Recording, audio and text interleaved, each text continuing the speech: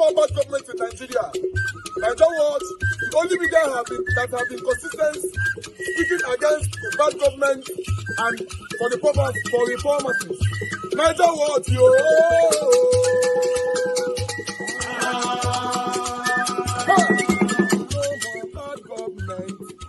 No more bad government. Niger what? No more bad government. Niger what? No more bad government. The only media that have been speaking. No more bad government. The voice of the voiceless. No more bad government.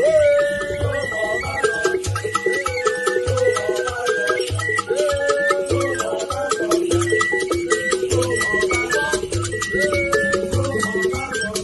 Niger what? No more bad government. For the poor. No more bad government. Niger what? No more bad government. Niger what media? No more bad government. No more bad government. No more bad government. In Nigeria. No more bad government. No more bad government. No more bad government. The only media. No more bad government. The number one media in Nigeria. No more bad government. That have been speaking against government. No more bad government. Niger what? No more bad government. Niger what you? The voice of the voiceless. The voice of the voiceless.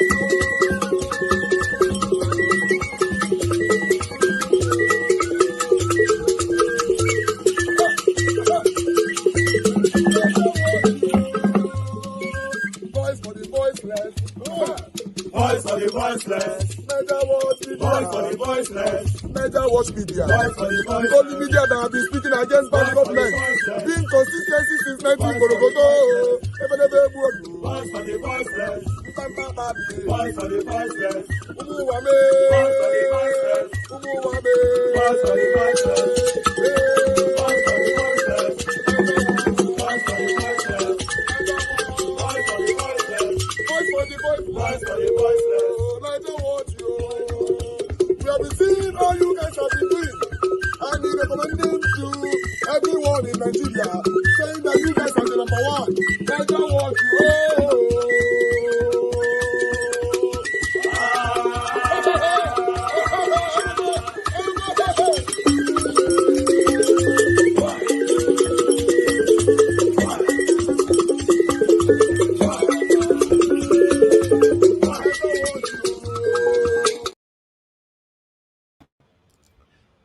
All right. Good morning, good afternoon, good evening to you, all my people. Yes, another day. Happy New Week to you all, my people. I appreciate you all. I also might acknowledge the people in the comment section because I'm not plenty. Because once we're not plenty like this, it's difficult for me to acknowledge everybody at the same time, consume time. Good morning, good afternoon, good evening to every one of you right there. Today's Monday, 29th of April, 2024. Mother of all, Mommy Diaspora, good evening to you, Mommy. Thank you very much for all you do. Thank you, Wisdom Lucky. It's good to see you right there. Thank you, Mr. Johnson Emmanuel. Good evening to every one of you right there. CXL, thanks for joining us. Marvis Morrissey, Patience Demudia, Bryce Strasser. God bless you all, my wonderful people. He's also said, I can see right there. Sabovo Konga, I love Manduke. Thank you very much. Manduka, thank you. I appreciate you all, my people. Good evening to you all. Abu Azi, good evening to you, sir. Thanks for all you do. I appreciate you always. Ben Osaon, it's good to see you right there. Good evening to you. Thank you very much. We have Ebuka, John Oga. Thank you very much. I appreciate you. Ray Abua is right there with us as well. Thank you, Nena Ogbona. Good evening to you. Good to hear from you. Thank you, my people. Biajulu right there with us. Thank you, my wonderful people. Press on the like button. Help us to share. Let our voices go far. We have Henry, Osea Henry. Thanks very, very much. Good evening to you. Thank you, Iselabo, Peter, Ola Adewale, Washington Marege. God bless you all. Ade Adobo, God bless every one of you, my wonderful people. Good evening, good morning, good afternoon, good evening to every one of you. I appreciate you all, my people. Please do your part, press on the like button, help us to share. As you all know that, yes, it's another day with different things to talk about in our country. Yes, Nigeria, every day that passes, there's a lot to talk about. As we speak right now, there's no light in Nigeria and there's no fuel in Nigeria. People are queuing for petrol right now as we speak. The price per liter has skyrocketed. Everything is terrible right now as we speak. I don't know where we're going to go from here. But meanwhile, I'd like us to listen to this video, then I'll come back to you guys for more analysis. And God bless you, my people. Government of Nigeria, Honorable Minister for Power, Chief Adebayo Adelabu Benkelemesa. You see this Nigeria battle of NEPA, this our battle where they fight for life. Since where they bomb me, and where they don't fight time before they even bomb me. One day we shall overcome. One day we will be overcomers. Honorable Minister for Power, sir, is it share this issue of NEPA? Is it now beyond control? Share now something where we say physical means can no longer solve it. Maybe you should speak up. Maybe national grid don't need prayers. Maybe need laying of hands. Maybe the national grid need maybe medical experts. Maybe engineers can no longer handle it. Maybe it is something, because I don't understand how a government go come into power claiming say want to pull people out of poverty, and you cannot draw the line between small medium scale enterprises and constant power, such that the national grid, as they go up, it collapse. As you wake up tomorrow, you go here say, for more than 3 days now in certain areas there have been no electricity. Sometimes now it be like say the NEPA case, it be like maybe NEPA officer they carry one small picking, go there where they use the button, they play like this thing. If they punch me on 5 minutes, he offer 10 minutes. If you on for now, he go say me fine, bro. And then that is, I don't know. Another week don't come when I go we are babariga and cap together when I say they go on a ministry, they go office for Abuja. My question to Nigerian politicians is, what exactly do you people discuss when you go to when you enter office? When una dey Federal Executive Council, when una dey meet, do you people really discuss the welfare of citizens in this country? Because as if to say the issue of NEPA and power not dey enough. Right now for Nigeria, there are some areas where people are buying a liter of fuel for up to 900, 1,000 naira. Some filling stations don't even lock up. Now the problem is not that, okay, whether the fuel cost or not. What exactly is the explanation for what is happening in the petroleum sector? Now President Gongon make himself petroleum minister. There is a minister for state petroleum, Honorable Henikin Lokopiri from Bayelsa. There is minister for state gas resources, Honorable Ekperikpepo. Nobody gives anybody any explanation. Nigeria runs on autopilot. It be like say everybody in Nigeria is put here for hunger games or for war games. So they go increase the pressure of sufferhead. Anybody will survive on this stage will move to the next stage, and you encounter even more sufferhead. Now, central bank, whether the calisthenics, where they do, they don't, I don't know how they don't do and reach. The dollar don't go back to 1,003. Even when the dollar come to 1,100, cost of food no go come down. So, you know, if it afford gas, there is no fuel, there is no power supply, so that if in case person even get electric cooker, you fit use them. So how ganga when I want say make Nigerians survive? Federal government of Nigeria, because the constitution of Nigeria says the welfare and security of the people will be the primary responsibility of government. Share the welfare of Nigerians is truly the primary responsibility of this government. Your Excellencies, honorable ministers, minister for power, minister for economic, minister for whatever that way they give you, make you minister. Monday go reach again when I go pack on yourself, go. But all this was not the effect on allowances, so whether you deliver or not. And the painful part is nobody is being held accountable for anything. You fit wake up tomorrow, they go tell you, say, make you the off freezer before you come out. Make you not even use electric iron. Make you not even on bulb. Make you not even on. That is the Nigerian situation. Meanwhile, Tanzania reported how many days ago, a country like Tanzania shut down 5 hydroelectric power this thing. Because there is too much of power generated into the national grid. They had to shut down. Tanzania, we've been getting similar problem for power. But Nigeria today, no fit even produce the kind of power that generates the amount of power that the national grid can carry. Yet the national grid don't turn epileptic patients. Every day, it collapse, it stand. Now, wow, federal government of Nigeria.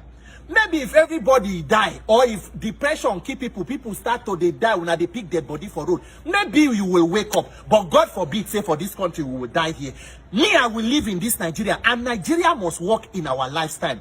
Please, Mr. President, Honorable Minister for Power, Honorable Minister for Petroleum, do the right thing. Nigerians are suffering. God bless you and God bless Nigeria. All right, that is the situation of Nigeria right now, my people. That is the reality on ground. You see, it's very sad to see that Nigerians are so quiet upon the hardship right now in the country. Everybody's quiet. You see, they are busy talking about rubbish on social media, talking about Davido versus Whiskey, talking about rubbish, how people do blah blah and all that, and all rubbish, irrelevant, inconsequential. These are what Nigerians discuss at this particular moment. I don't know what we want, though. To be honest, I don't know. It's just anyway. I'll keep that. People said I should stay positive. I'll continue to be positive. Let's listen to this one quickly. Keep the trend now. Check Tunde Ednot's page, over 30,000 comments. Check gossip page, check everywhere. Comment, pa. Whiskey talk. See the energy when they used to fight the video Whiskey than Burna Boy. The government told us that fuel, they share different prices of fuel for different states. They say some states go pay 500, some 600, some 660. As I'm talking to you now, that agreement have been breached. For Warri now, they buy for 800. For Abuja now, fuel this cast. Una no make sure see that one trend. People do not trend it. That's why the government will never take us serious. You dey drag for Davido, you dey drag for Whiskey, you dey drag for Burna Boy. Davido just buy car. Worth $700,000. He buy private jets. Whiskey get houses. Burna Boy get houses. During the election, these people don't even vote. You understand? These people don't even care. These people, you don't see them at the forefront to say, we no go agree, the people are suffering. No! If you don't Whiskey, Burna Boy, don't do it. But people will still come out and be fighting for you cannot fight for yourselves. The other day, they drive Chinese supermarkets. See the energy you put. Fuel don't increase. Your mama go to stop work. Your papa in business don't crumble. I like now that I have your attention. It's time to talk about the important things, yeah? Your papa business, they crumble. Important industries and companies are leaving Nigeria. You're not crying to your government. That's why they can't take you serious. Davido, Whiskey and Burna Boy, they bite you for body, but the one way concern you know they bite you. Exactly. Mumu. Some of them don't go work. See tariff for lights. See the lights tariff. It don't go up. DSTV money don't go up. For how much minimum wage? Hey, Chinese supermarket. Do you eat Chinese food? You people put the energy, the right energy to the wrong things. Misplaced priorities. They get it and Burna Boy. Yeah. How they don't take impact for your life financially? How they don't take impact for your life economically? I'm not saying don't be a fan, but this energy, I want it towards the right direction. Take the energy to the right direction, or you shut up. 30 bingo. Davido is the best. Whiskey, the Mumu children. This one. When I better get on a priority straight, the government will never take us serious with this kind of character. See what you are dragging online. This is what you people are dragging. Go check outside country. Chinese children now, they're innovative. Then they create AIs. They do different things. Grown up like you. Davido, Whiskey and Burna Boy. All right, that is the situation of our country right now. It's crazy. It's really crazy to see that Nigerians are complaining in their kitchen, their living room, inside their car, in their backyard and all that. But when they come to the frontage, they start talking about rubbish, things that doesn't mean anything to them. Absolutely meaningless issues. That's what they talk about. Go to social media and I may see the way that they insult me. Whenever I draw their attention back to the things that's affecting us in Nigeria, they go beat me where. They go insult me. Some of them go call me obedience, this. So it means that anybody that is complaining about the situation that is affecting us right now in Nigeria, now Peter Obi saying that Just imagine. Just look at that mentality, for Christ's sake. The situation right now in Nigeria is affecting everybody. Both you that supported Tinubu, both you that embrace ethnicism, both you that embrace whatever satanism, is affecting all of us equally. But when people like us complaining, you call us obedience. You say, now Peter Obi, now send them. What? I don't understand. My people, the hardship in Nigeria is critical. It's critical. People cannot eat right now. People can't eat. Now there's no light, no petrol, nothing, no security, nothing is working. The only people that things are working for right now in Nigeria are the government, because they have lots of security people surrounding them, protecting them. That's all. It's crazy. Like I said before, I'll continue to do my part, putting my voice out there to draw your attention to the things that's affecting us. That is the best I can do. That's the best I can do. But I wish, to be honest, I wish we have at least, because they say we'll be 200 million now, right? Both home and abroad, Nigerians all over the world. Let's say we'll be 200 million, or we are more than, or we are close.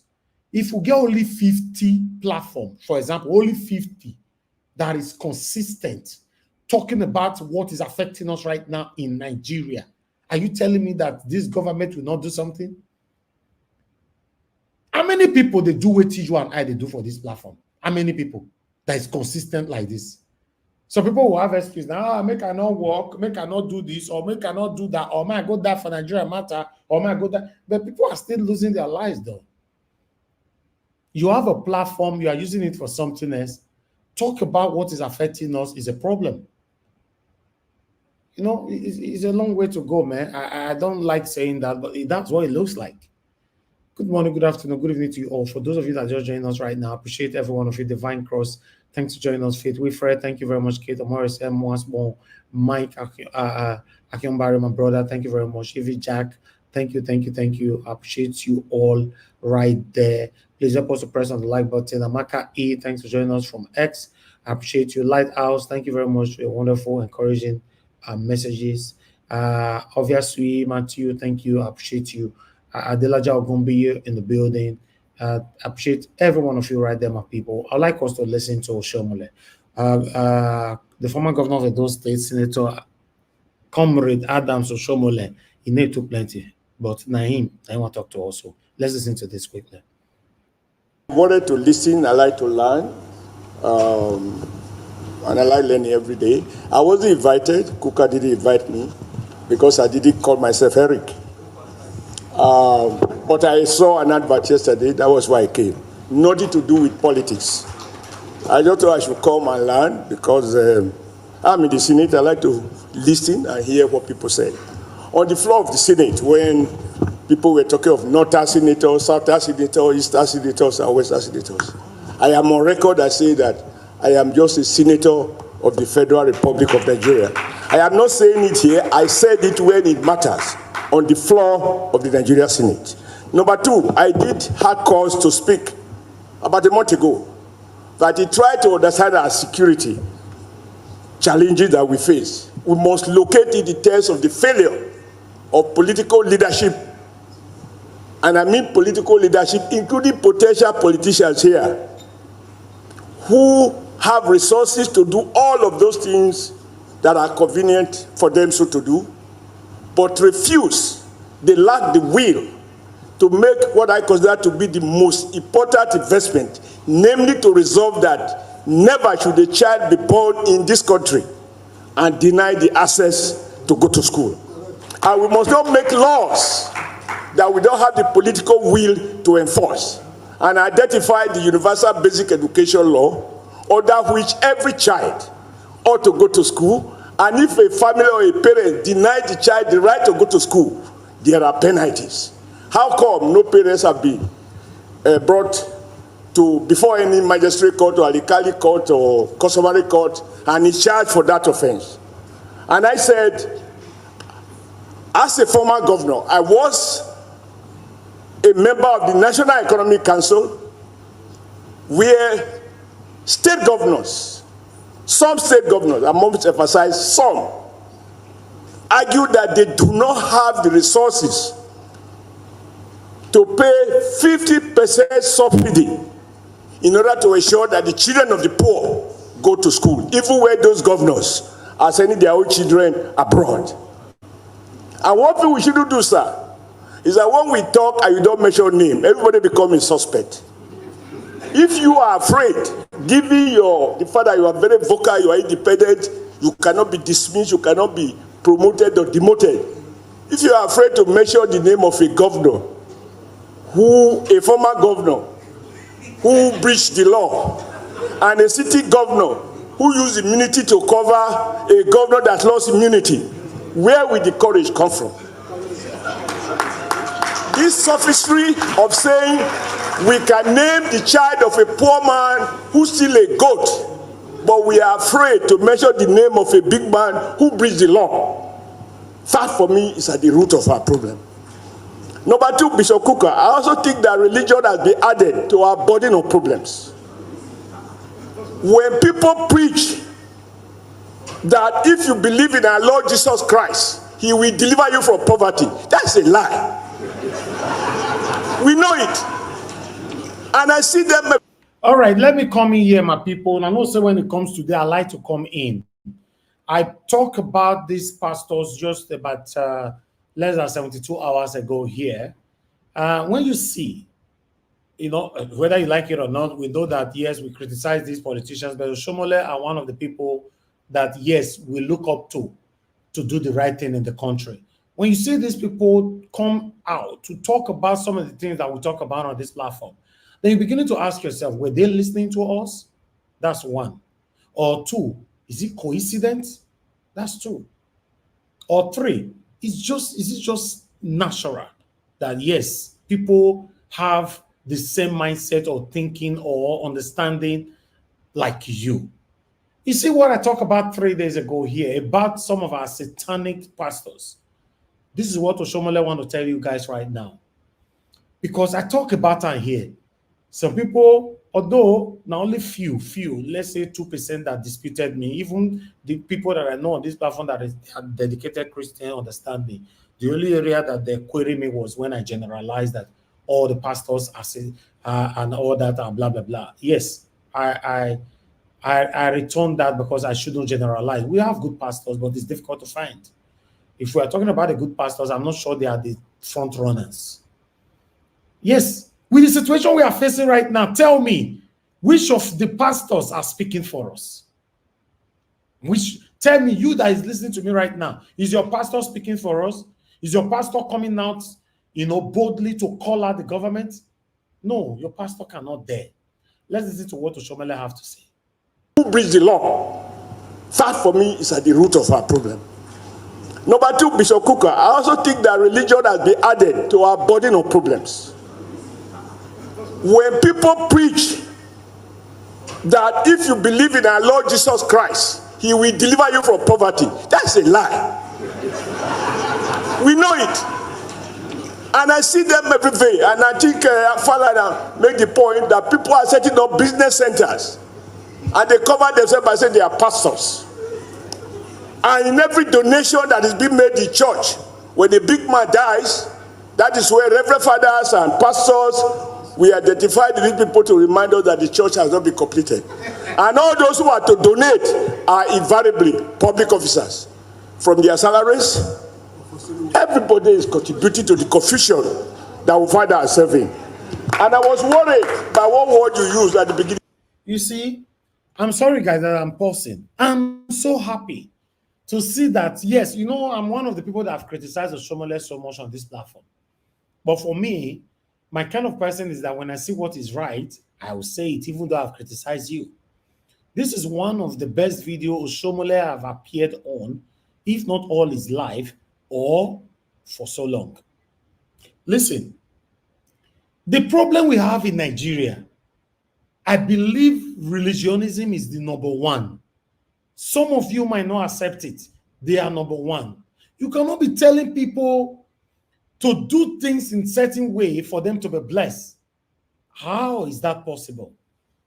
You see, I'm looking forward to where our voice is going to take us to positively. where our politicians will now start replicating, or rather acting according to our plights. Because nothing is working in Nigeria and everybody's contributed to it. Thank you. Nobody spoke on it. And I think you were trying to be internationally correct. You mustn't try to be. You should be correct within the context of Nigeria value system. Where you spoke to regardless of sexual orientation, no. That is fashionable in the West. In Nigeria, sexual orientation matters. A man should not sleep with a man. And a woman should not sleep with a woman. If they do, it must not be acknowledged by the Nigeria state. We must discourage the young ones, because if you begin to use that regardless, it matters. I will not. I'm sorry for any people, those who have subscribed to Western values. I would employ any man or a woman, or support, or vote for, or vote because of his sexual orientation. I need to know it. So that there are core values to Nigeria that we must defend. Number two, when people talk about this restructuring, local government elections and so on. Unfortunately, truth be told, there is no local government election.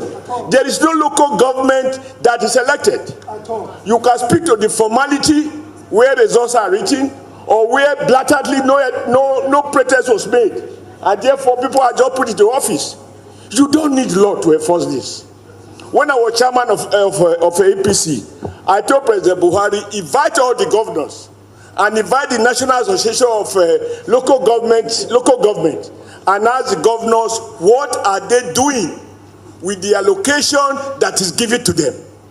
Gentlemen, the law can never capture everything. What we need to reform is not the Constitution. What we need to reform is our value system, our commitment to strong ethics, that this is not fair. If you ask me, my background is to be suspicious about laws because they represent the thinking of the aggregate views of the ruling elite. They do not necessarily translate to fairness and justice. And I see contradiction from your explanations. You refer to a Supreme Court or judicial system that declares somebody officially elected because of internal charges of the party, and some other people who also went through the same system and they were free. If courts are oppressed like that, I also give it the responsibility to appoint INEC. Will the bias that we see in their pronouncement, will they be free from not negotiating at night before they break, and then they appoint somebody? At the heart of our problem, if you ask me, sir, I have been an observer, I've been a player, and I'm seeing the system, is the issue of corruption.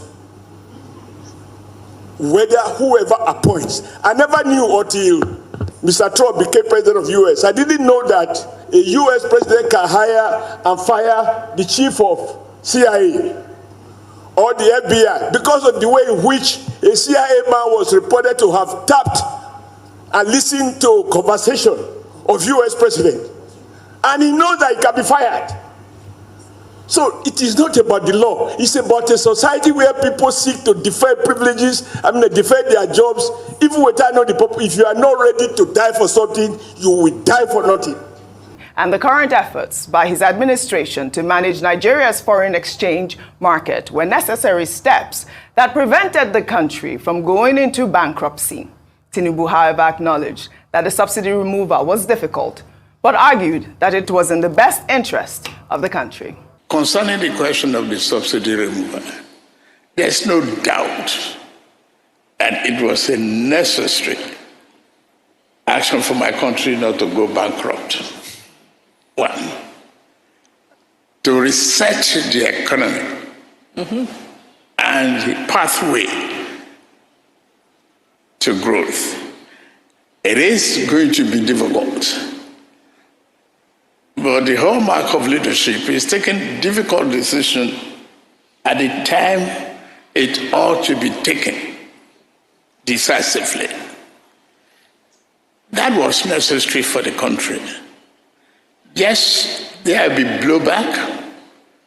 There is expectation that the difficulty in it will be felt by a greater number of the people. But once, I believe it was their interest That is the focus of the government. All right. Rufai Ayo, Tinubu's speech here at the World Economic Forum has been praised. Of course, subsidy removal was necessary to reset the economy. He sounded all the right notes there. But of course, there are arguments by economists and, of course, Nigerians. Let me take a tweet from Rita, who wrote, "Normal rhetoric, but we don't see the benefits in other sectors of the economy. A wise government should plow back this money into the betterment of the country. But we see the price of goods rising daily. Fuel keeps hiking, and Naira keeps crumbling. In all these, there is no sign of cutting down the cost of governance by the federal government, so unwise." While Badmus wrote, "Buhari government, most especially MFLA, emptied Nigeria's account before Tinubu took over. But Tinubu used his strategy to get Nigeria back on track with fuel subsidy. And now our foreign reserve is also reducing due to Naira gaining strength. If you can't praise him, don't insult him." Now, the argument, Rufai Ayo, is the fact that is fuel subsidy back or not? Yes, that's the biggest argument. Before I come to you. You remember? Yeah. I think it was last month or earlier this month. I want to play that where the former governor of Kaduna State earlier this month said that the federal government is spending more for fuel subsidy than before, amounting to about 8 trillion naira. Let's look at that quickly. Announced withdrawal of fuel subsidy on 29th. Believe it or not, fuel subsidy is back. Because we're spending more on subsidy now, about 8 trillion, than before 29th. Because we realize that, you cannot withdraw fuel subsidy if your exchange rate is not stable. You just have hyperinflation, so they have to reverse. So no policy has been installed. It's not just the production. If you start implementing and there are problems, modify it, drop it, reverse it. Well, El Rufai here is saying that the federal government has spent about 8 trillion naira in full subsidy. Rufai, earlier I heard you talk about the price differential. Obviously it appears that there is, subsidy is back, even though the federal government and NNPC, who is the sole importer of PMS, has debunked the fact that Nigeria is paying for full subsidy. But in the meantime, I spoke with the former president, Society of Petroleum Engineers, Joe Uwakwe, who said that the landing cost of PMS is about $950 per ton, which will require Nigerians to pay about 925 naira at the pump. But we're paying about 600 naira. Well, let's take a listen to that. Well, the numbers don't lie. Mm-hmm. So if you look at the current price, the pump price today is probably 600 average.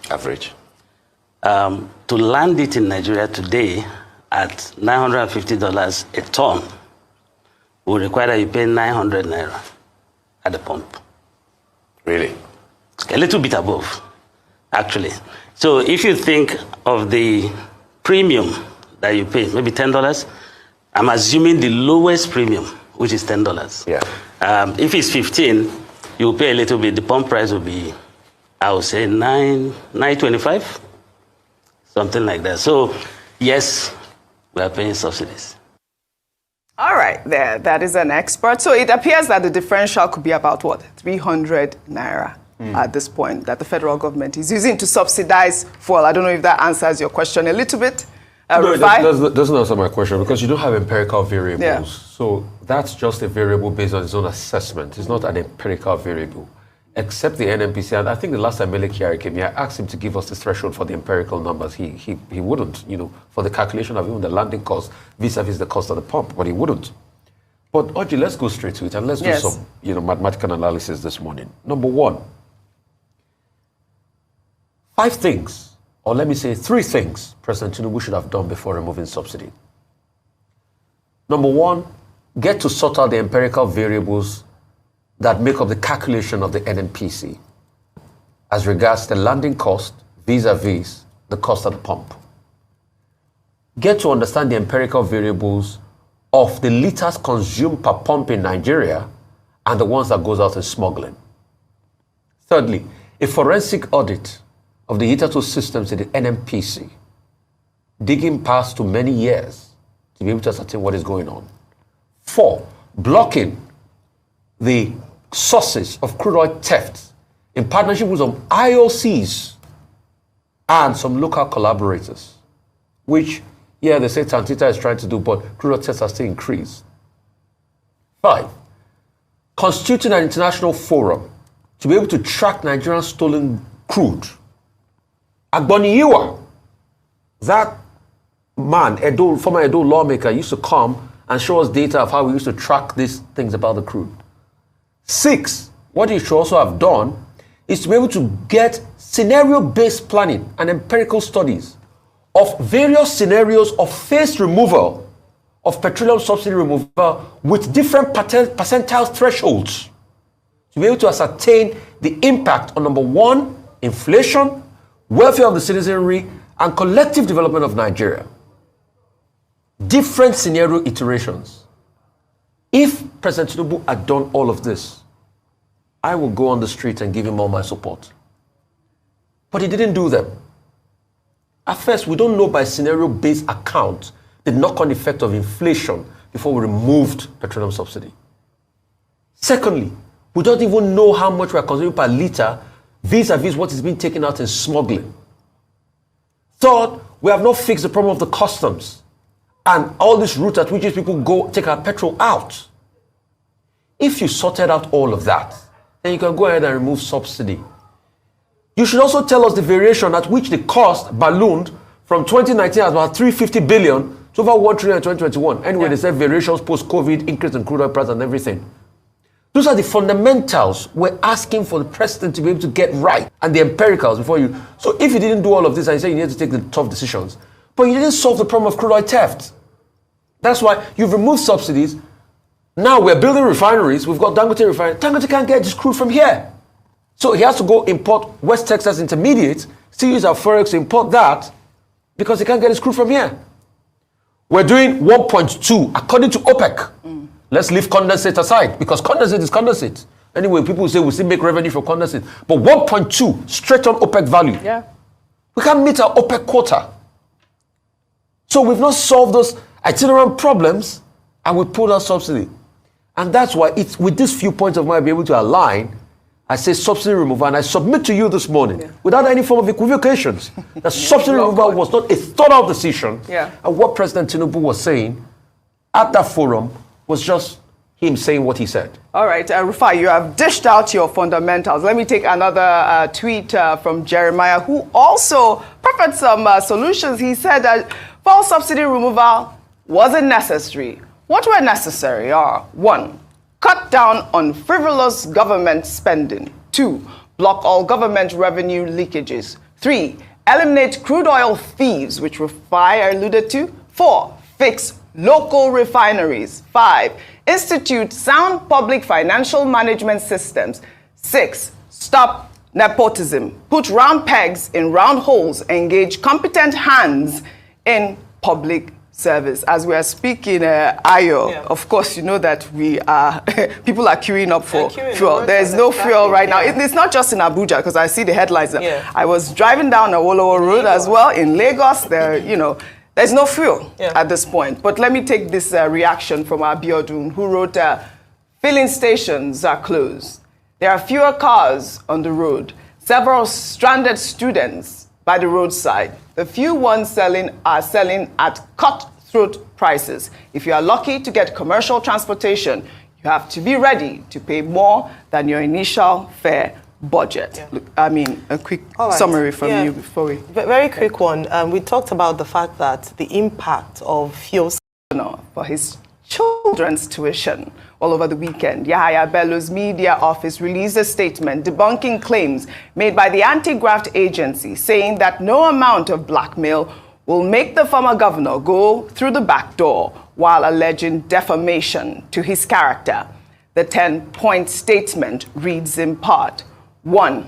His Excellency Yahaya Bello's children have attended the American International School, Abuja, well before he became governor, and he has paid fees for his children as and when due and without fail.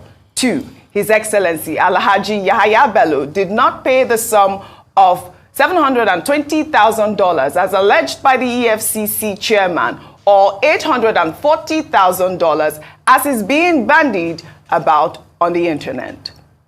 3. The payment of the fees was not effected at about the time His Excellency was to leave office, as claimed by Mr. Olukoyede, but same commenced in 2021.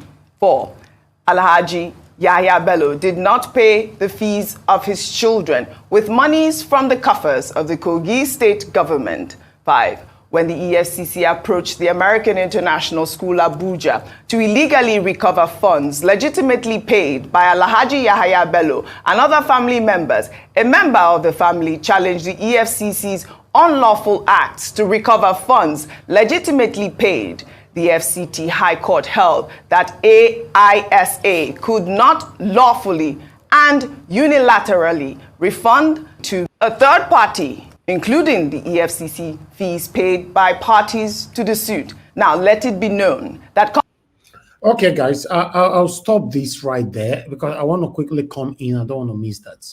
You see this satanic set of people, you know, in like, let me say, be specific, Yahaya Bello, coming out now to say, or whoever that is speaking for him, saying that the 720,000 to 800 or something $1,000, which is about 1.something billion naira, you know, alleged to his name, they are trying to deny this now. Okay, now let's go this. You see that name there, Alhaji, you know, what is it called? What's the younger brother? Where's the younger brother's name again? Yeah, it was there just now that they assumed or they claimed that paid the money, which is the one that paid the money. Now, I want to ask, a younger brother paid about almost 1.something billion naira for someone's children, and this younger brother is not into anything at all. So who are you trying to deceive? That's what we are saying. It's just like these politicians, as you already know, when they buy a house in the UK, for example, they use their wife, their neighbor, their children, their mechanic or whatever to buy houses. They don't use their direct names to buy houses. This is something that happened now. Using your younger brother's name to pay school fees, to at least there's no trace to your name. Believing that, oh, I can deny this anytime it backfires. That's what they are doing now. But EFCC, they know what they do now. If they really want to do this, this is just too obvious. It's too obvious. Contrary to misleading narratives by the EFCC, all the documents published online, i.e. receipts and letters that the EFCC has released online in furtherance of its unrelenting persecution of the former governor, are documents filed by lawyers in the suit instituted on behalf of Alhaji Yahaya Bello and others who paid fees for their wards under the advance fee payment agreement with AISA. Those documents having been filed by his lawyers are thus public documents, which shows that His Excellency Yahaya Bello has nothing to hide with regards to the payment of advance fees for his children. This unending harassment and persecution, even while in office, were among key reasons he sought to enforce his fundamental human rights. I mean, allegations upon allegations. I know you want to speak quickly. So that's Yahaya Bello's own point of view as regards the matter. Number one, his media team said they've always been paying school fees. Tuition, yeah. But the question we'd like to ask his media team is, did at any point in time before he became governor, did he have to pay a lump sum in advance to cover about a 10-year cycle? You should answer that question. Secondly, as regards going to court, yes, they went to court because he took the school to court, but the school, on the side of the implications, still refunded that money to the EFCC. So him saying that he didn't pay that money, but he also contradicted himself in the report by saying he took the school to court because the school had said they were going to pay EFCC that amount. The total sum was about 8-something, but it was removed because the school took some for educational fees and left the remaining there. So this is a clear testament to the allegations of the EFCC that actually money was paid. So another thing we should now do is to be able to investigate this.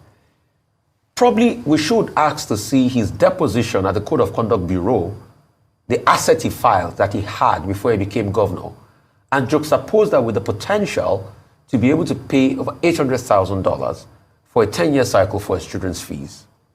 So if his asset obviously shows that he has the capacity to be able to pay, then his argument is valid. But secondly, as regards this back and forth, I got some more legal insight, and kudos to Auntie Onipeko Braithwaite. This will be coming out on the papers tomorrow in her position. At first, she said that you don't even need to be invited, as long as there's a criminal charge against you, that you should go face the case. That's what the laws of the land say. Secondly, the fact that before Yahaya Bello went to the Kogi High Court to say his rights might be tampered with, do not forget that the case was already in court. It was already filed in the Federal High Court. So what Yahaya Bello was doing was forum shopping. And don't forget that the accomplice in the case had been indicted long ago, but the reason the EFCC couldn't come after him all this while was because he was still a governor and he had some level of immunity. And that's why, to a large extent, I feel, honestly, if we want this country to move forward, we should remove the immunity from public office holders. Because a lot of them get away with a lot of shenanigans.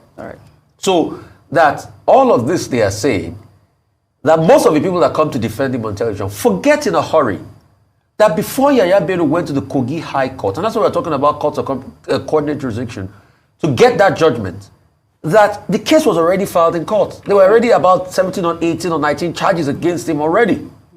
And those are the arguments in the story. So, I mean, the matter is sub judice, right? I mean, I think that this is, like we've said earlier, this is a trial by media because the EFCC should not have come out in the first place to bring out those documents. But, you know, like we've said, the matter is in court and it's public documents. You guys can actually go out and file for those documents and get, you know, those documents. But, you know, it's good that Yahaya Bello and his team has come out to, you know, say their own side of the story, and we'll get to hear the end of the matter. You see, our media is supposed to be the one putting these people under pressure, but our media, they will be talking in a way they don't want to put themselves in trouble. They will be very, very careful how they give their submissions. God. I mean, Kushomole talked just now and said the problem of Nigeria is all of us. Yes, so, Anyway, good morning, good afternoon, good evening to every one of you. In terms of videos, we are done. I'm just going to take these articles quickly so that we can start talking. I've posted a link for those of you that want to join us. Click on the link and come to the panel. Let's hear from you. Tell us, you know, your take on what is affecting us right now in Nigeria. So, but let me quickly take these articles right here. Then we take it from here. Guys, help us to press on the like button, help us to share as well. Let our voices go far. It's very, very important. We do this, as you all know, what we are currently facing in our country. It's so baffling. It's something else to see that we are in this situation, a whole Nigeria, country that's supposed to be giant of Africa before.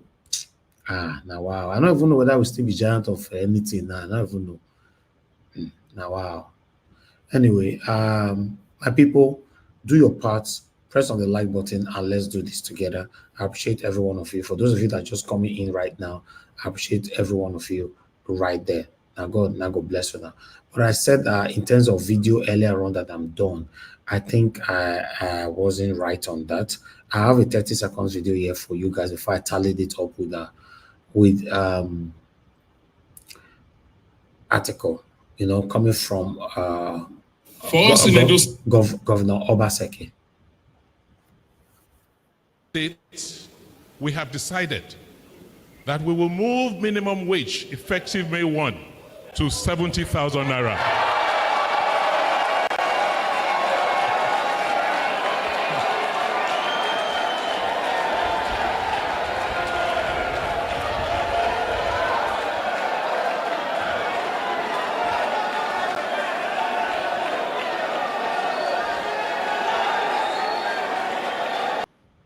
Okay, that is Governor Godwin Enogegase Obaseki, the governor of those states. You know, have increased the minimum wage to 70,000 naira for the Edo indigenes, those that reside over there. Remember, the Governor Obaseki was also the first person to increase the 30,000 naira minimum wage to, I think that was 40,000 naira. I'm not too sure, but I know he was the first governor that did it as well in Nigeria. So it's also the first now, increasing it in the whole Nigeria to all the way to 70,000 naira. So we are looking forward to seeing other governors replicating that as well. But with the situation that is currently going on in Nigeria right now, even the 70,000 naira, would that be enough for the people? That's a question that we all need to talk about later on. Let's take this article quickly. Governor Obaseki announces 70,000 naira new minimum wage. The governor of Edo State, Godwin Obaseki, has approved a new minimum wage of 70,000 naira for civil servants in the state. The governor revealed this while commissioning the new labor house in Edo State on Monday. According to him, the new wage comes into effect on May 1st, 2024. Yes, as you all know, that even when he was commissioning the labor house in Edo State, I was surprised that the governor of Edo State, Governor Obaseki, named the labor house after Oshomole. I was surprised. See that. I was really, really surprised. Adams Oshomole labor house. I was like, wow. So for some of us that is fighting these people, for example, Obaseki better pass Oshomole better pass Obaseki and all that, then we end up insulting ourselves and all that. This is what we get. This is what we get. Oshomole is still alive. Can Obaseki explain to Edo State people why he named this house Adams Oshomole Labor House? Why? To the best of my knowledge, my own submission, Obaseki did this to please Oshomole, to tell him thank you for bringing me into power. That's all. This whole thing doesn't have any positive impact on Edo people. These guys are doing whatever they are doing for their selfish interest. They are doing it for themselves. Like I've said so many times, these guys are recycling themselves to rule over the people, not just in Edo State, across Nigeria. Except somebody will come into this panel today and explain better to me why Obaseki named this house Adams Oshomole's labor house. He just want to use it to gain friendship back. He's leaving office soon, just to tell us, the people, to go to hell and burn to ashes. This is sickening. This is something else. Why did it Obaseki name this house in respect of the people that have lost their lives throughout his tenure? Or is that not possible? Do you know how many people that have lost their lives in Edo State through Fulani herdsmen? Do you know how many people that have lost their life through hardship? Why is this satanic set of elites are only pleasing themselves without not caring, or they are not interested for the people? I wish Oshomole can do the right thing and reject it, disgrace him, and just say, oh, that's my wish though. I just see Oshomole just come out to say, please go and cancel that name out of there. I'm not interested. I'll be the happiest person on earth. Because this is satanism. It is disgraceful. I'm sorry. This is absolutely disheartening. Naming the labor house Adams Oshomole. This is a situation between Keto and Port, or rather Keto and Chako. Tell me what impact Oshomole and Obaseki have done in Edo State that we all can look forward to, or rather reference to tomorrow in terms of footprints. Tell me. Why would Obaseki name a labor house after Oshomole? Why? I just want to know. Why, for Christ's sake? How long are we going to continue like this? Oshomole don't die. Even though he died, he should rot in hell. He doesn't deserve to be named anything. If he died today, he should rot in hell. He doesn't deserve it. If Obaseki died today, he should rot in hell. None of them deserve to be named anything in Edo State. None of them. It's saddening because we have lots of youth in Edo State that is saying, my leader, my leader, my leader. Many of them are hungry. They see the truth. They don't want to talk about it. Many of our front Edo State youth are disgraceful with all the education they have acquired for themselves. Many of them are disgraceful. They can't speak truth to power. Because they know if they speak truth to power, food will be taken away from them. What a shame.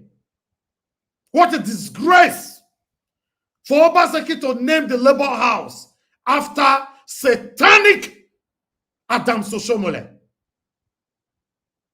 This is not for us.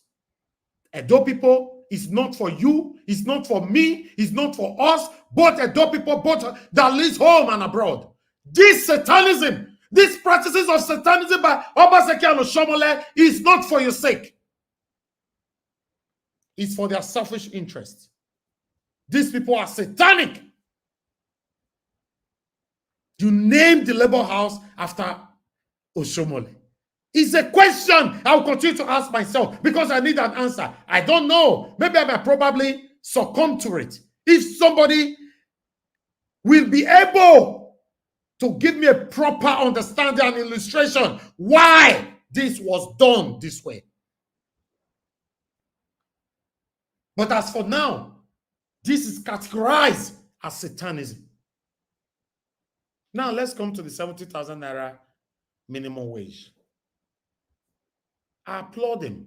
Like I said before, he was the first governor that did it in Edo State, and he's doing it for the second time. No other governor have beat him on that. But the question is this realism or because of the upcoming Edo State governorship election? That's a question that I would also like to hear from people. I'm not going to criticize him on this because I like this. Whether you like it or not is a plus. I like this. It's a plus. And I expect other governors to emulate this. They should replicate it in their various states. I'd like us to take on other articles quickly. I appreciate you all, my people. Good morning, good afternoon, good evening to you all. Let me take this one because I have other pathetic article here. Meanwhile, Tinubu, although we've played the video already, Tinubu, best thing to happen to Northern Nigeria, Ariwa Group, don't talk about this. The Ariwa Development Initiative, ADI, has assured President Bola Tinubu of support of the North in the future election. They don't put food for table for all this one. They don't change their mouth. This one not the same why we can't criticize Tinubu that time. We will still report for you. Hi, what? Hey, God, this country. Oh my God. Unamata don't tire me, man. Unamata don't tire me. All right, I'm proud of Nigerian youth. It is Nigerians' time to become what it ought to be. How? I don't know what Tinubu means by that. The president also said he's proud of Nigerian youth, adding that they encourage his administration to push ahead with its reforms. How? Which of the youth is encouraging you, sir? A powerful now. Which of the youth? If you guys are talking, be specific. We want to know when you're saying Nigerian youth are encouraging you and all that. We want to know because, as far as I'm concerned, majority of Nigerian youth, 90% statistically, are grumbling. They are angry right now. They are suffering. They are languishing away in poverty. So, which of the Nigerian youth are currently encouraging you, Epa? Let us know. We want to know. Be specific. Which area?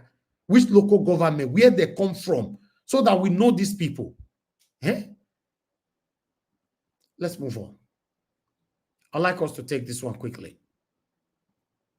I still have about 2 to go. Please bear with us. This is another pathetic. That's what I'm saying. Which of the Nigerian youth? As you can see, they abducted George Beck kidnappers for his life. Kidnappers don't kidnap one George. You know, they say they want buy him, even when ransom and everything, blah, blah, blah. But he's begging, please don't take my life and all that. For me, I'm not going to want to talk for this particular issue, but still, insecurity must be worked out. Let me take this one quickly. Guys, just do your part because I'm doing my part right now. Press on the like button. God bless you all. We can't suffer any longer. Nigerian student NANS plan mass action over fuel scarcity. I talk on your stand now. The association Senate President Babatunde Akinteye, in a statement on Monday, lamented that the fuel scarcity has left many citizens, including students, frustrated and helpless. The National Association of Nigerian Youths and Nigerian Students, NANS, has vowed to mobilize its members and embark on a mass action if the Nigerian government fails to take immediate steps to address the current fuel scarcity in the country. Who be the head? As you say, I beneath the talk and say, they all give this one a bag of rice just now with the complaint. So say one occupy street. You're going to say like and with the current NLC and CU whatever CU waiting. When somebody correct me, as those people come make vowed, they boasted and everything. They don't take the entire back. NLC and TUC. TUC, my brother, God bless you. They all castrate. They all take the entire back door and say, hey, shut up there, worry yourself. You don't see the credit alert. You say, sorry, I don't see him. Me don't credit you since now. Say, oh yeah, go back to Arise, go change that matter. Now. Say, okay, sir, we'll do that. They come back to them and say, hey, we have canceled the protest. What a country. My people, let me take this one quickly, man. Now, wow. Anyway, let's go back to Yahaya Bello. Somebody that is defending the satanism, his criminality, is still hiding. Now, Governor Ortom, the former governor, don't tell him now, say, come out from hiding, surrender to yourself to EFCC. Ortom tells Yahaya Bello, you cannot be hiding somewhere inside the hole, like rabbits. And you are from there saying that now so you pay or you not pay. What a country. Anyway, I would like us to move on. Let me move out of Nigeria. Let me quickly go to America. Let me just quickly take brief of this. As you all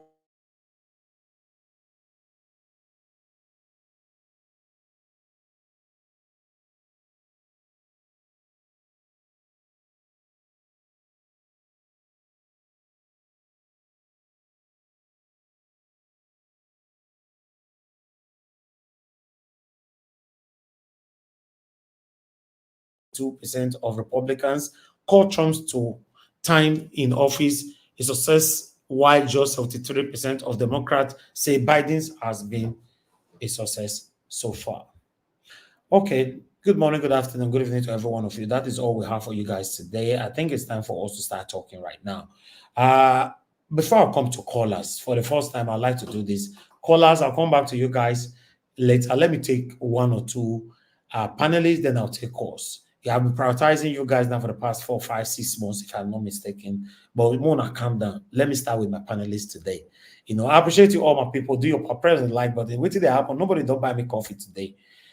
When I buy me coffee, don't tell why they talk since now. Click on that dollar sign. Encourage what we do here. Now God bless you, our people. If you're just coming in now, and God will bless every one of you right there. The first person we'll have on the panel is Honorable Sam. Honorable Sam, thank you very much, sir, for joining us, and thanks for your consistency. Like many people have said, that maybe after election, we're not going to see you anymore. So should we believe those people, or should we believe your own disputation?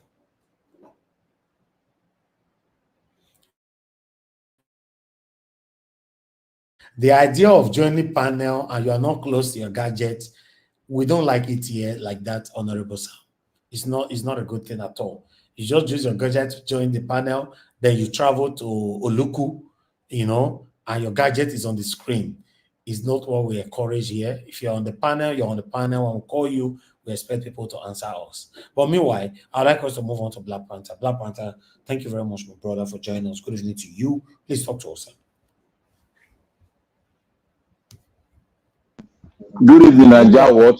Can you hear me? I think you say not today there. I not be politician, no. Okay, hold on. Let's see whether Honorable Sam is available now because he just rejoined again. Honorable Sam, can you hear me? Yes, please. I've been with you. It's just that I was watching with my TV, so I have to quickly just turn so that I can speak. Okay, Sorry but about can you that. speak now, sir? Thank you very much. Good evening to you, sir. Thank you. Good evening, viewers. Good evening, panelists. It's like my phone is hacking. Good evening, panelists. We can hear you. Please, can somebody hear me? Okay. Yes, we can hear you, sir. Okay. Yeah, thank you very much. Let me put off my, okay. I want to appreciate every one of us here, and most especially Nigeria Watch for what you are doing. I'll keep appreciating you. Like you said, I remember Olumide was asked the same question. Will you be frequent? He said yes. I was laughing when he said yes. The truth is this: it is difficult for some of us to be frequent. I don't. I say it the way it is. Yes, I'm here. You said I'm here because of the election. Yes, election is very, very, very, very important in Edo State. So it's good we educate our people to let people know what it is. But if I'm not showing at the panel, that does not mean I'm not with Nigeria Watch. I always follow Nigeria Watch activity, but it's becoming more interesting every day. Like I was telling somebody, I said Nigeria Watch is very, very educative. There are a lot of things you learn. There are a lot of things you hear from people you won't have heard ordinarily. You know, look at the analysis you were bringing. Since to me, it's a good development. It's something I will encourage every one of us, every person listening to us to always hook up, because information, they say, is power. Yes, even if after the election, even if I'm unable to come every day, I want to assure you, personally, I love it. I love appearance. It's interesting. I've said that a lot of things. It's like we have a lot of discussion to talk about today. The heading or the breaking news all over Edo State now is the increment of the minimum wage. When I heard it directly. I was, to be frank, I was amazed.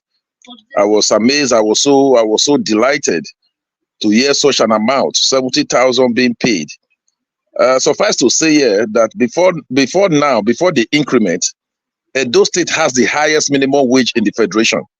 Edo State was the first to increase minimum wage. Even when he said some governors started querying, how are you going to pay it? He said, I announced I will be able to pay. I think that was 2022. I think it was the Labor Day when he announced that the minimum wage at Edo State is going to be 40,000. You know, I think some months later or a year later, the Lagos State now increased theirs to 35,000, which they are still paying. Lagos State to date is still 35,000.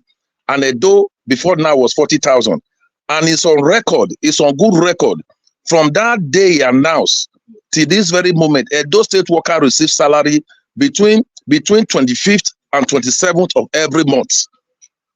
And he has been very, very consistent. It's not owing any Edo State worker, it's not owing any pensioner. To me, that is remarkable.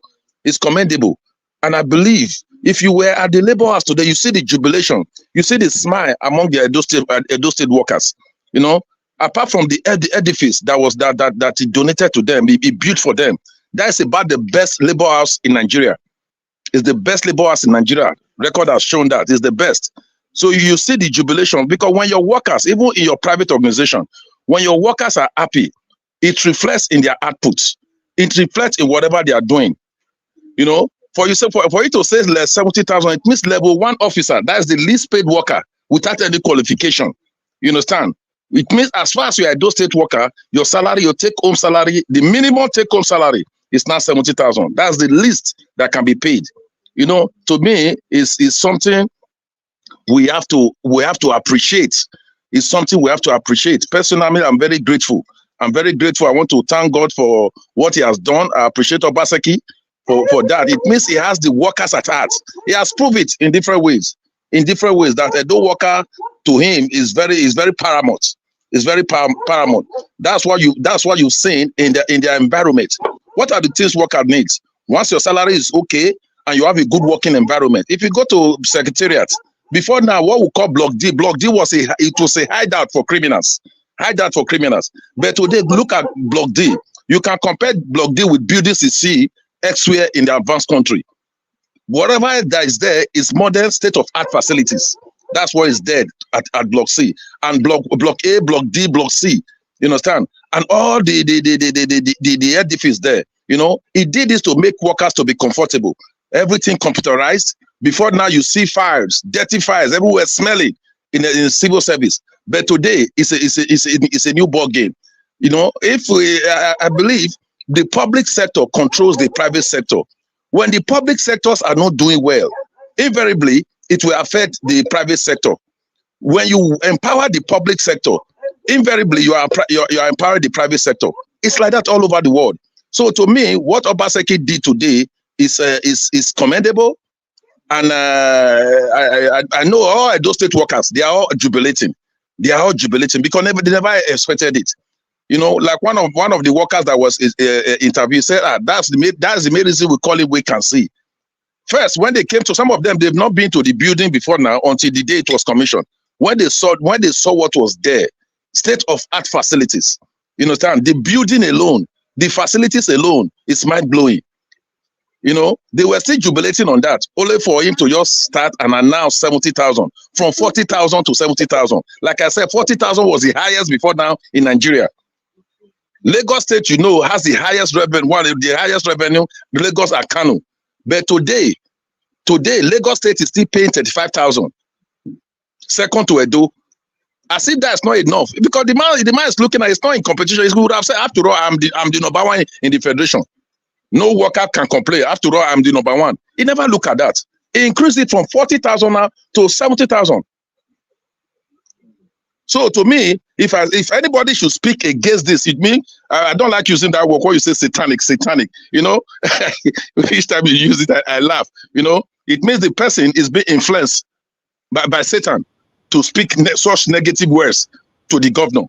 For why increasing it now? Because there are lots of comments. You'll be flogging this now. That's fine. Even me, I'll applaud then, for this.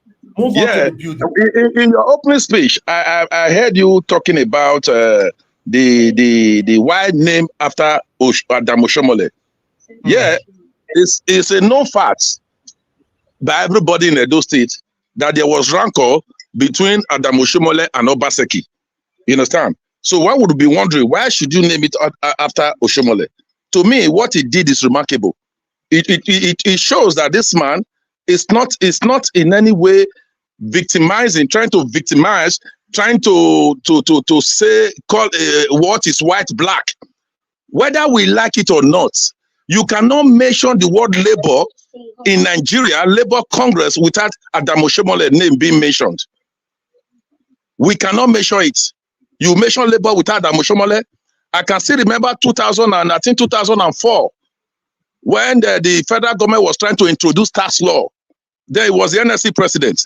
He mobilized Nigerian Labour Congress. That was when we talk about Nigeria Progress, Nigerian Labour Congress. That's when you really know that Labour has power. Labour Congress has power during Oshomole's regime. He fought federal government to ensure that decision is reversed. Even when the federal government went to court, it is still fresh, man. When the federal government went to court to try to stop him from embarking on strike, he still came out and he embarked on strike. We all know the story. He was arrested. He was detained. He was humiliated. He was even beaten. But the day he was released, he went back to the streets. So we shouldn't just forget. Sometimes he said the labor of our hero past shall not be in vain. The man is a labor man. He has fought for labor. He has made Nigerian people to really understand the power of labor today. So to me, if that house is named after, because when you talk about Nigeria Labour Congress, who is that man that you are going to mention in Nigeria? Apart from there's another man, I think Pascal Bafiao, something Bafiao. You understand? Those are the two names you can hear when talking about Nigeria Labour Congress. So to me, it's a good step in the right direction. It's not only when somebody is dead you begin to praise him. Sometimes praise him when he's alive, so that those that are still alive will take suit to say, it is good to appreciate those if you are good in an area. If you are still bad in an area, you can still tell him to his face. In this area, sir, you are not doing well. We tell him that is good. Let us be sincere and appreciate what he has done for the labor union. Like I said, you cannot mention labor union in Nigeria without the name Madam Oshomole appearing. Without that name appearing. So to me, it's a very good step in the right direction, and it's highly commendable. It's highly commendable. Every Edo State indigenous now, they are all happy. They are all happy. The workers are happy. Invariably, the market women will be happy because the workers did not have good pay. They don't have good pay. They can take to the market to buy goods and services. So to me, I applaud the governor. I applaud the governor. I read in the comment section, why now? Why now? Anything begins in a day. It begins in a moment. You understand? He says election case, election strategy. Good. If because of election, all the roads in Edo State is being tarred. Good. Credit to Obaseki. You understand? Credit to Obaseki. If because of election, workers are not taking home 80,000, credit to Obaseki. But one thing is certain. He still has about 6 months from May. We have May, June, July, August, September, October. About 6 months to still pay this salary before leaving. Like I said yesterday, because of the system, the reform tax system he brought now, we now have liquid. We now have enough to pay workers in Edo State. All former governors, you see them lamenting, no money to pay. But he has taken workers' salary as a priority. He has taken the environment of workers as a priority. So to me, it is highly commendable. Thank you very much. Thank you, Honorable Sam. I'm trying to understand or digest the reason why your reason why Obaseki named the Labour House after Oshomole, but your reason still did not convince me. I'll use that word. I would like to hear from others before I will, pass my other submission on this. But let me call on other people. Guys, press on the like button. I'd like to quickly appreciate you. Thank you very much, Stella Maseredo, for this support earlier on. God bless you, Vero. God bless you. I really do appreciate you. Thank you. All right, let me call on the next person, which is Mr. Jonathan Kisley. Thank you very much, sir, for joining us. Good evening to you. Please unmute yourself. Talk to us, sir. Now, maybe second now. Okay. I think so you don't go. Sorry. This man, well, if I say he won't suspend me, just Kukuma do it now. Say sometimes, me or the deliberate, I offer pass you first. Yakubu. Mr. Black Panther. Mr. Black Panther, it's because you always come through the back door. First you come today now. Which back door? There was no back door. Today you came through the front door. Today, I open. I never open the door, finish. You just jump at the house. That's so now. Now because I love Nigeria now. Talk to me, my brother. God bless you. Thank you. Oh, good day, everyone. Good day, Nigeria. God bless you, sir. God bless you. You continue to excel and live long for us. In Jesus' mighty name. All the panelists, all the panelists that have spoken, I want to thank you all. And the more that many of them are still coming, they're on their way. They might be driving, they're on their way. I know they'll come. So I want to thank you all in advance. You all are, except the politicians, you all are patriots of your fatherland. The reason why I'm separating the politicians is because they don't think like patriots. They always have one thing to take, but not to give. That is what you have been having. Today, they will never change now. Wait, you could hear that. Today is like I was laughing. I laughed when I was the noise is interfering. I laughed and I was just jumping. I expected it, and we are going to expect more because this is the tactics of the Nigerian politicians. Like I told you all, they will never change. They are pushing us. They are pushing they are pushing the Nigerians. They started with Ebola. They are pushing. It's a commendable thing to raise minimum wage. Another thing is that minimum wage is it going to take the people far? Is it a living wage? That's a question. Is it a living wage where you have gas is being sold for 1,000 or 900 to 1,000 per liter, and they are not even bending down to solve what is going on in the economy. They are not ready to solve it, but they go around gallivanting and talking. You see, the Nigerian politicians have become, they are like some Christians that say the word of God, but they don't walk by faith. They don't do the word of God. They say it, but they don't do it. You see, the road shenanigans happening in Nigeria, and I'm taking Edo State as a point of contact, it's like this. You now see the reason why they are making Nigeria poorer. They want to make us poorer so that they will have the political point to bring out, to give us to eat. So that, oh, this one don't try you. And Bado will still do his own. When he's getting to the tail end of his tenure, he will do his own. He will increase it to 100,000 naira. Mark my word, 100,000 naira per minimum wage. He will increase it. Just to do what? To buy everybody. If you want to increase minimum wage, there must be a build-up towards that.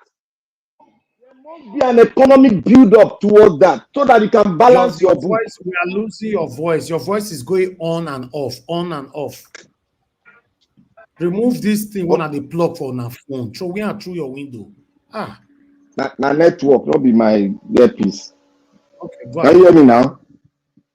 The problem we are having now is that they are going to they starve us, and when it is time, they bring in money. They call it minimum wage. They will bring other things. They call minimum. Okay, I want to ask them, when there was COVID during that time, what happened to all these politicians? They hid all the COVID things that even the foreign EU brought to Nigeria. They hid all of them. They started doing what? They wanted to use it to politic to us. That's here. If no Nigeria understand the Nigerian politician, especially the Edo State as a point of contact, that Nigeria they must have starved him to a point whereby he doesn't have hope but to take what they give to him. They have made Nigerians not to have hope. But when they throw, Nigeria is like a fowl now. Throw the corn on the floor. The fowl will start eating the corn until you do what? Until you catch the fowl. That is how they see all Nigerians. That is how they see Edo light. You are living. You have not built it up. You did not build that thing that you want to do now. Oh, I want to raise minimum wage. The last time they asked you about minimum wage, what did you say? Now, what if you can go and research on it. The last time they asked the Edo State governor about minimum wage, go and hear what he said. Just opposite what he's doing now. You see, our honorable came here to say if he increase minimum wage now, it's not a good thing. It's a good thing to you because he has given you a template to be able to preach to the Edo, like, oh, you don't increase minimum wage, who don't increase that? You forgot that Lagos State have more staff, more civil service staff than Edo State, even triple Edo State civil service staff. You don't use that as a yardstick. You look at what is coming in and look at the amount of people on ground, and now you make your division. You find out the minimum wage you can pay, the limit you can go on minimum wage. How many staff do Edo State have in terms of the government employing? How many? So you don't compare things. You don't compare it to Lagos State. Lagos State is big. It's a country of its own. And they have a lot of things that they are doing. They borrow money more than Edo State. Go and look at the money they are owing. It's in trillion. Edo State is in billion. Theirs is in trillion. Okay, can we now start comparing both of them? So what he's doing is putting corn on the mouth of the Edo like to eat, so that they will vote for him. And what happened? Suffer continue. And I want to go to the entire PDP as a whole. The Edo State governor and all the people that are following him, they came from APC to join PDP. And when they joined PDP, they took over PDP. And the leader of PDP said he's not going to campaign for this governorship aspirant of PDP. He said it. I watch it. The leader of PDP said he's not going to campaign for the aspirant of this PDP candidate. So what are we having? Is that not godfatherism? That is the leader does not even have a say in even what they did. That means a division in their house. People that came from APC took over PDP in Edo State. That is what is happening. Most of the people that are vying for him, they are all APC people. All of them, they are all APC. They came from APC, they joined PDP, and now they now wear the umbrella that they are now APC. Look at what they are doing. That is why you can be able to give up. You can be able to give what is his name, the former governor, after fighting the man, after disgracing him, embarrassing him in public. Yes. Are you saying that they are APC? They are all APC people, including the honorable talking here. He's an APC person. Including Sam, is also PDAPC. He's an APC man. He's an APC man. All of them came from APC. No, that's why they are supporting Obaseki, because APC. Honorable is a PDP man now. Why are you giving him? He's a PDP man. Why is this elder? Why is this elder in his party not campaigning for this governorship aspirant? Why? I just found that when I was trying to research on PDP. We should call a spade a spade. If Obaseki perform very well, nobody will. If he even build that road, just road, give Edo State road, that road may complete and do well to the satisfaction of the Edo Life. Nobody will query with him because Edo State have limited resources. But look at what he's doing. And something done well is beneficial to the Edo Life than when you do it halfway. There are some things we commend you. That's why we say we give you so percentage because you did not get 0. We still gave you a mark. But there are some key areas you didn't perform. And you brought a governorship aspirant and push it in the throat of a PDP. Telling your own deputy not to contest because of one thing, what they call it, they divide them turn by turn. What is the difference between those Satan now and Agbado group, Milocon? What is different? Are we going to continue with a Milocon in Nigeria? What is affecting Nigeria now will affect us. We cannot hide from it. Like I said, I am not, even if PDP win, I am ready to continue to be in the struggle until the emancipation of the entire Edo State. If any Edo State person go ahead to vote PDP, and PDP has got us to this extent in the entire country, they looted the treasury from $60-something billion in our treasury. They looted it down now. What we have? We have nothing less in Nigeria account. And here they are campaigning. Campaigning to do what? Where you people led us to is where we are now. So what else do you have in you? Like what people say, a man cannot give what he doesn't have. You have reached your limitation. Edolite, they have reached their limitation. They can't give you what they don't have. They are all analog. They are all analog. PDP have gone through PDP. They said that in their constitution, social welfare for the people, make sure that people are empowered. Have they done that to the Edolite? No. Did they give us road? No. Did they give us good pipe and water? No. Did they give you good hospital?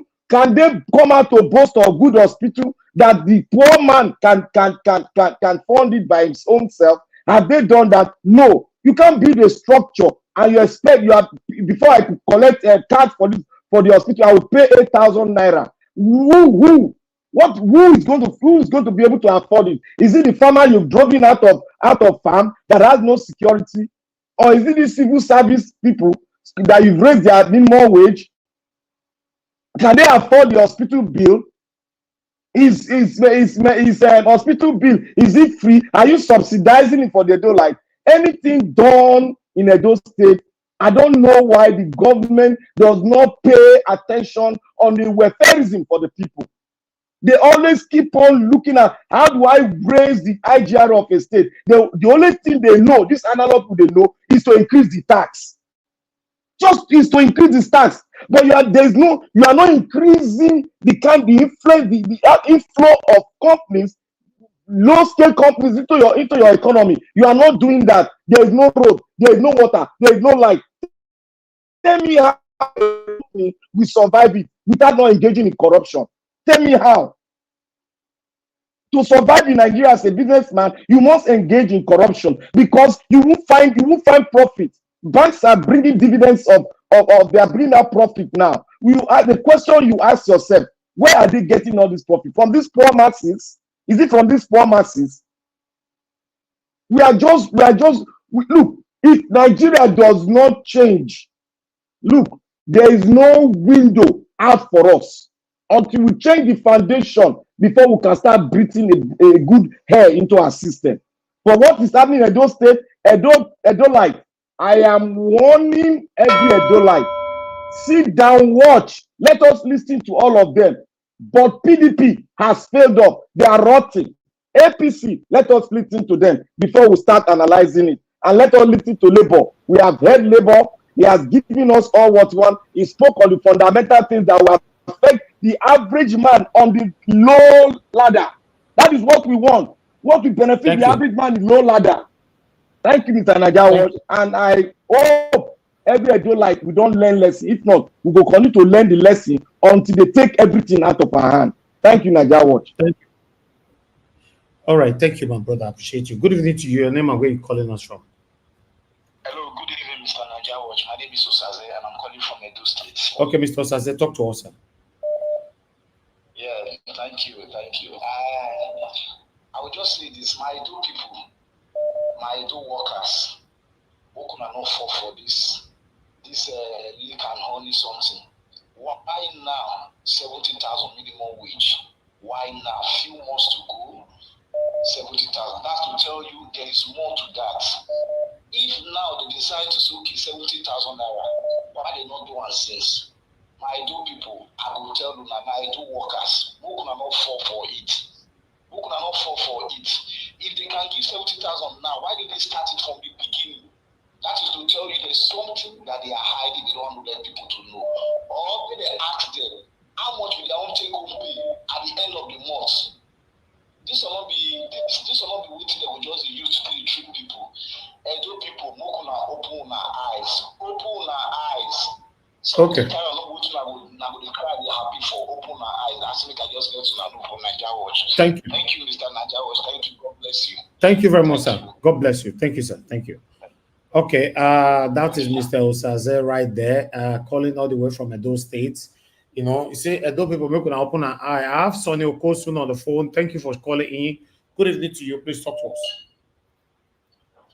Good evening. Is that Mr. Elvis on Naija Watch? Yes, sir. Yes, sir. You are live. Please talk to us. Okay. Thank you very much. I've been trying to call you all this while, so I thank God I was able to get through today. Thank you, sir. Yeah. So sorry. As regarding the minimum wage increase of Governor Obaseki, my question is why is it now that he just had a few months to go that he has to increase that minimum wage? I know they just have a few months to be there, and then if he's in my opinion, he should have just raised it to 100,000. So that the whoever comes in after him, they know that they will just start from there. And you see, I am supporting the Labour Party, but I'm not sure. I don't know if they are going to allow Labour Party to win the election in Edo State. I'm totally in support of Labour Party. I'm an Ishaman. I know they are talking about fairness and all that stuff. Yeah. If you look at all the governors that rule Edo State, apart from Ambrosali and Oshomole from okay, yeah. Edo North, Ambrosali from Eastern Central. Yeah. I think Ambrosali was from this.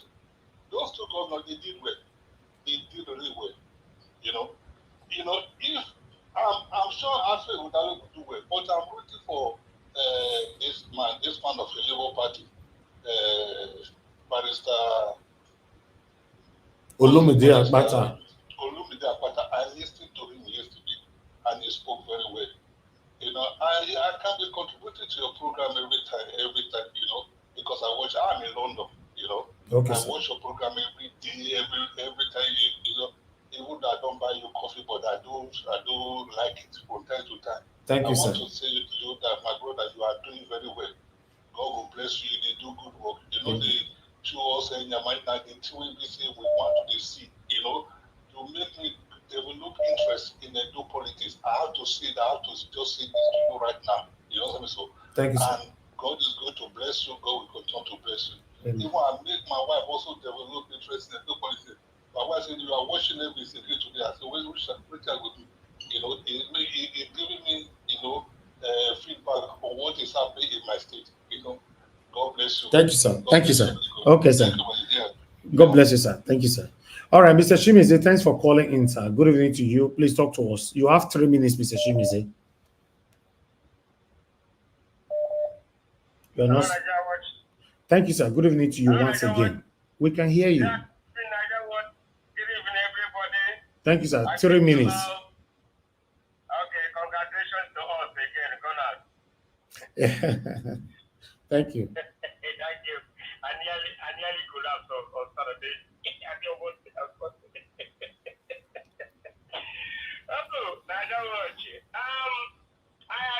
with Honorable.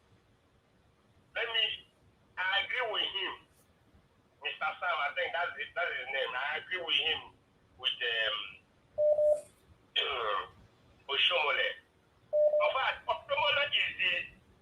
I know where I don't like Osh. I will tell you where I don't like Oshomole. Oshomole is the best Labour chairman or president ever in Nigerian history. He fought Nigeria.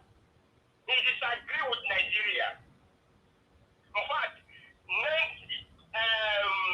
Obaseki naming that house after him is fine and good. Because I don't think we're going to have that somebody like that fight government the way Oshomole fight Nigerian government. Anywhere they coming, he would disagree with them. Say no, he won't do it that way. I liked Oshomole then, but when Oshomole become governor, I dislike him. In fact, it's like when good people, when you're good, then you enter politics. Then, in fact, it's like politics of Nigeria is a society, it's a secret society. Why I dislike Oshomole then is what he did to a widow. And somewhere in the ethnicity, he threw the widow stuff, the person that was hawking, you know. He threw the.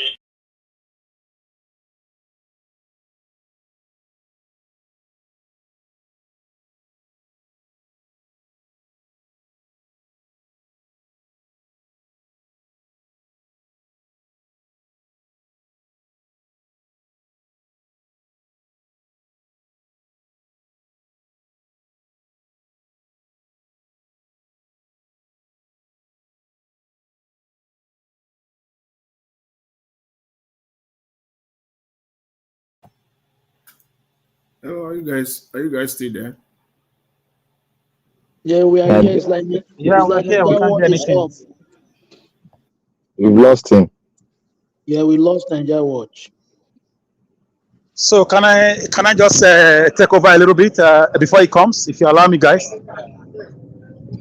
Let the next person talk now. Anybody that want to talk, okay. Let the next person. I think it's Jonathan. Okay. Mr. Jonathan is should be next. All right.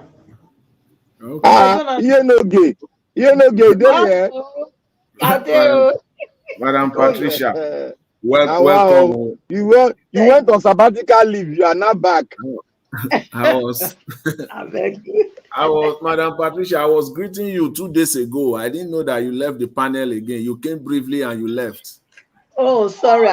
Yes, I did. Welcome. Thank you. Sorry about that. She went on a boat cruising. Nigeria Watch is back. Yes. Make them happy, and I applaud him for that. So maybe why did he start it now? Why did he not start it before? Everything.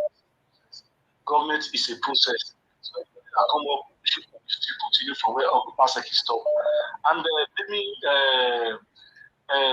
Labour House after Oshomole, I think is a welcome development because Oshomole really tried in Edo State. He really tried when it was a federal, even as a senator. I know Oshomole is part of the elite we are fighting against, but see his antecedents and everything, I think he really deserves it. And Obaseki, if for me, I went to Edo State and I saw everything with myself. If anything, if anybody, if Obaseki or that's what you know, do people refuse to put money, we should be waiting for the biggest angle let us our mother. That is my point. Thank you, sir. All right. Thank you very much, sir. God bless you. Thank you so much. All right. Let me take another call quickly here. Hello. Oh, we missed that call. Okay. We have Mother Deborah. Mother Deborah, thanks for calling in, man. Good evening to you. You have 3 minutes. Please talk to us. Hello. Thank you. Yeah, now we can hear you. Go ahead, man. 3 minutes. Thank you.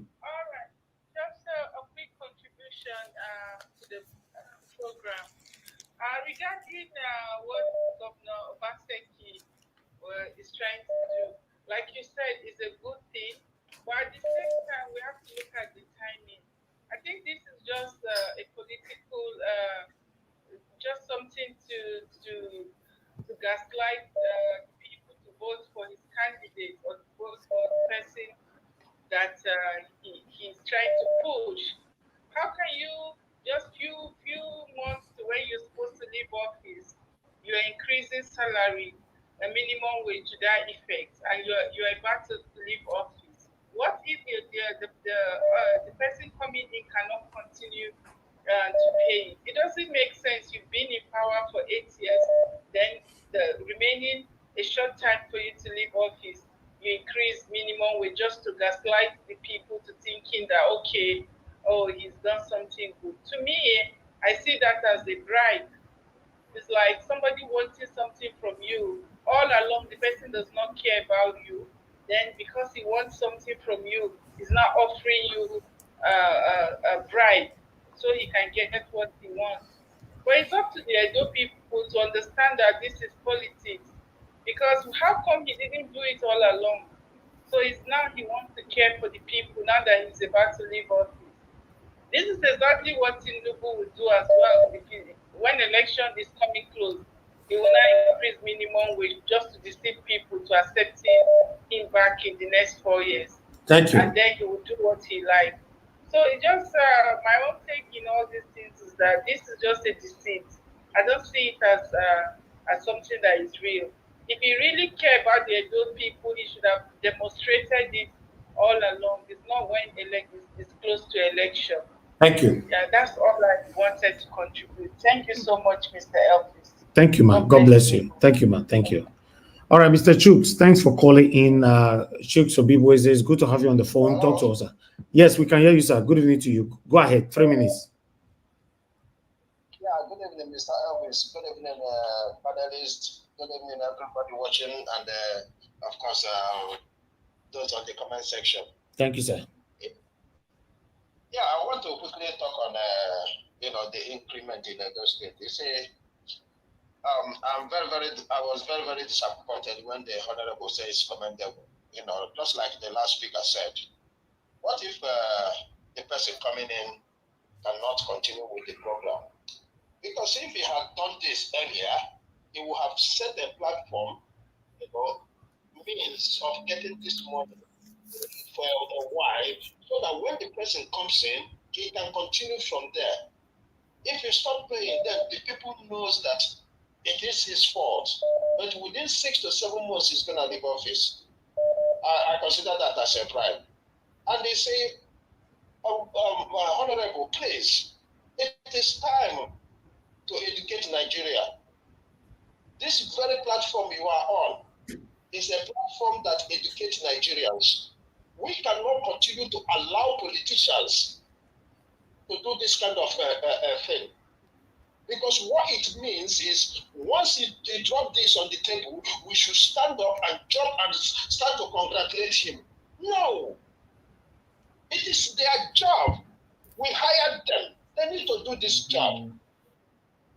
For 8 years, only for you to have 7 months to go, and you say we should commend him. Hell no. Somebody like him, I was boiling since morning when I heard that news. Because that is not how it should be. And this is why we are in this situation. This is why Nigerians are in this situation. A governor or a president will come and build road and we start jumping up. Come on, man. How can we start jumping up when they come to do common roads? That is normal in human life. Putting water in our homes is normal. We shouldn't be jumping up. Where we jump up is things like they put a program whereby any child that gets up, go there and eat. Make sure that child eats. Make sure that child goes to school. Nobody is left behind. Those are the kind of things if they do, we should stand up and they say they have done well. Not if they come and build roads. Before human being, roads has been existing. We're only maintaining it. So please, Pedalites, shine your eyes, because I consider this as a bribe, and that is a bad bribe, a really bad one. Thank you, Mr. Elvis. Okay, thank you, sir. Thank you very much. I'll take another last call. Hello, good evening to you. Your name, are we calling us from? Yes, sir. Yeah, God bless you. Thank you so much for the opportunity. Thank you, sir. For what you are doing, first of all, I want to appreciate you. I mean, I watch you almost daily, and I know that what you are doing, only God will reward you. Thank you. Nobody holding political position will reward you but God. So that I will say very clearly. Having said that, whenever I have opportunity to talk about policies or politics like this, I try to be objective. Yeah, seeing what is happening in Edo State, I'm calling for United States, and I'm not from Edo. I'm from Delta State. I mean, Edo is my sister state, but I want to say that Obaseki is occupying a political office in Edo State. Yes, you see, when these people do good things, I appreciate it. But of course, when they do bad, like they always do, we criticize them. We condemn all the evil they do. And look at somebody like Tinubu now. I don't think Tinubu can win my heart for the next 4 years. He won't. That's what he do. So what I'm saying that Obaseki increasing the minimum wage is a good step in the right direction. I know we may fault the timing. Yes, of course, it's politics. Do you know there are many governors who occupy office and they leave without doing nothing? And you are not going to do anything to them. They feel like you will do nothing to them. And then this one, I think before leaving office and is offering you this thing, I know it may not be the best that he could offer, but for what we can see, let us even appreciate so that more will come. And yet, that's what I'll say about that minimum wage. It's appreciable. It's something we should pay him for.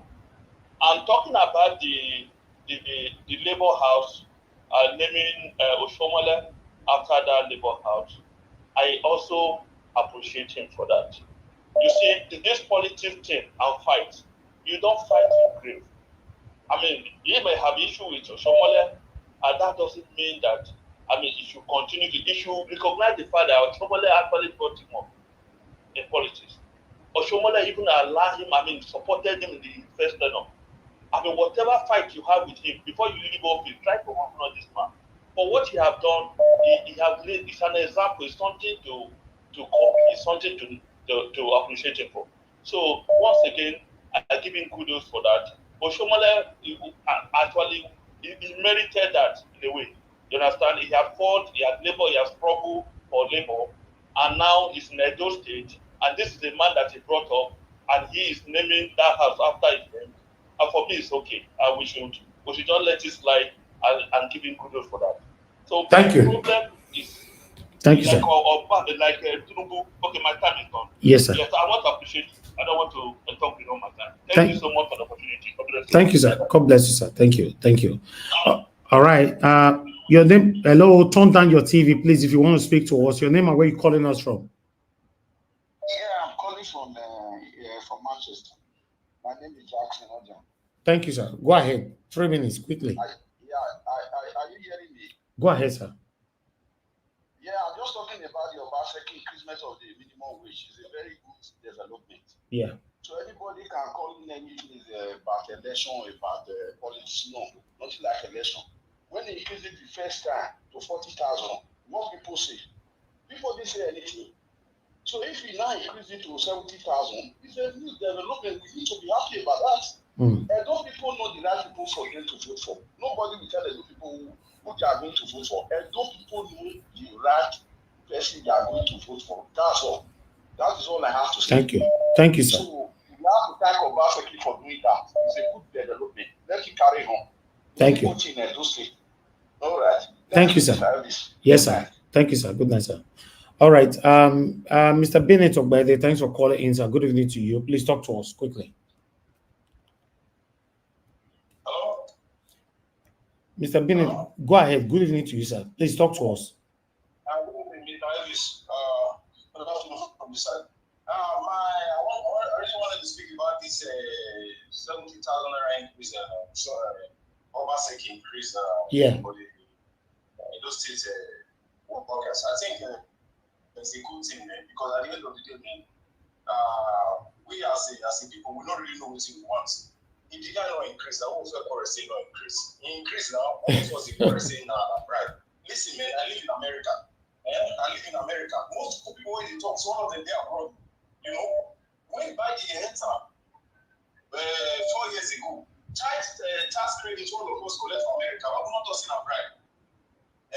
And those where they live for England, all this daycare money where they collect, where they say they collect, but not all say prime minister is out of bribe. Come on, man, let Obaseki do it for people, make things increase their money. We cannot downplay all these things. You know, whether it want a day to election or a week to election, 2 years to election, let him do it or not. Everything is strategy. Everybody gets strategy to win his own, to buy people. You know, at the end of the day, who knows say the team, who knows say don't like the team, make it no for Obaseki.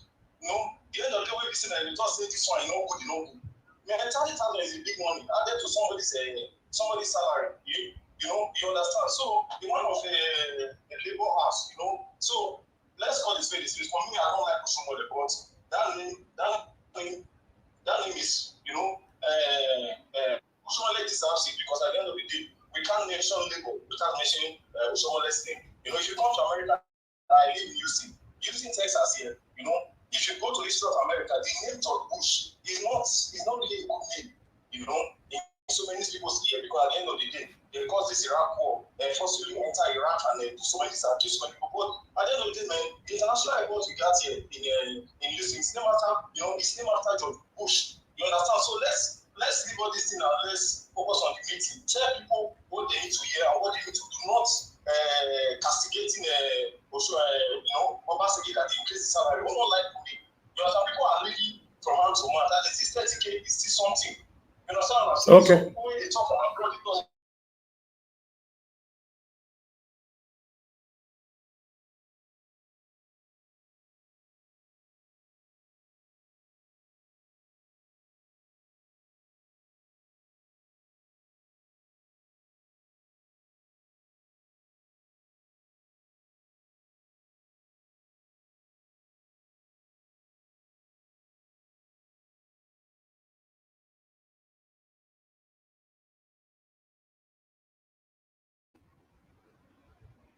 Nobody is answering me even from the panel. That means We can hear you, sir. We can hear you. Go ahead, sir. We can hear you, sir. We can hear you. Can anybody hear me? We can hear you. We can hear you. Elvis, can you hear me? Okay, now I can hear you. Thank you. Thank you. Okay. Thank you very much. Were you guys hearing our caller? Definitely. Yes, we have the callers. We have them. Yes. Okay, thank you. Thank you, my people. God bless you all. Thank you. Okay, callers, please. No, who's playing music now? Who is this? Who is this? Mute yourself, please. You can't mute yourself or got Chris, and things are playing on your background now. You are not new on the platform, sir. Please. We don't want anything happening on your background. We are not interested on the panel. Anything going on in your background. You know, all we are interested is just your voice. Anybody that's joining this panel. If now spoon they fall from table, we are not interested. Please, let's get this right. Mr. Gingerbread Man, returning your call. You called so many times. Please, quickly pick your call. Speak to us. Gingerbread Man. Okay, thank you, Gingerbread Man. Yeah, thank you, sir. Please talk to us. Good evening to you. Thank you. I greet you for what you are doing. Let me quickly dive into the matter. You see, with regards to this honorable will come this platform now on the campaign. If to be saying that watch is a very good guy, person like me now, but don't send them away because he's coming here to deceive people, to confuse people, but they are enlightening people here. Obaseki increasing the minimum wage at this time, you know, it's a good thing, but it could have been done earlier. It's so unfortunate that the money he has stolen in the past 8 years, just like the way they keep palliative, you don't keep them with the plan say towards 6 months to the election, you will increase minimum wage for certain people or number of state workers as a form of bribery. But I know that Edolites are wiser than that.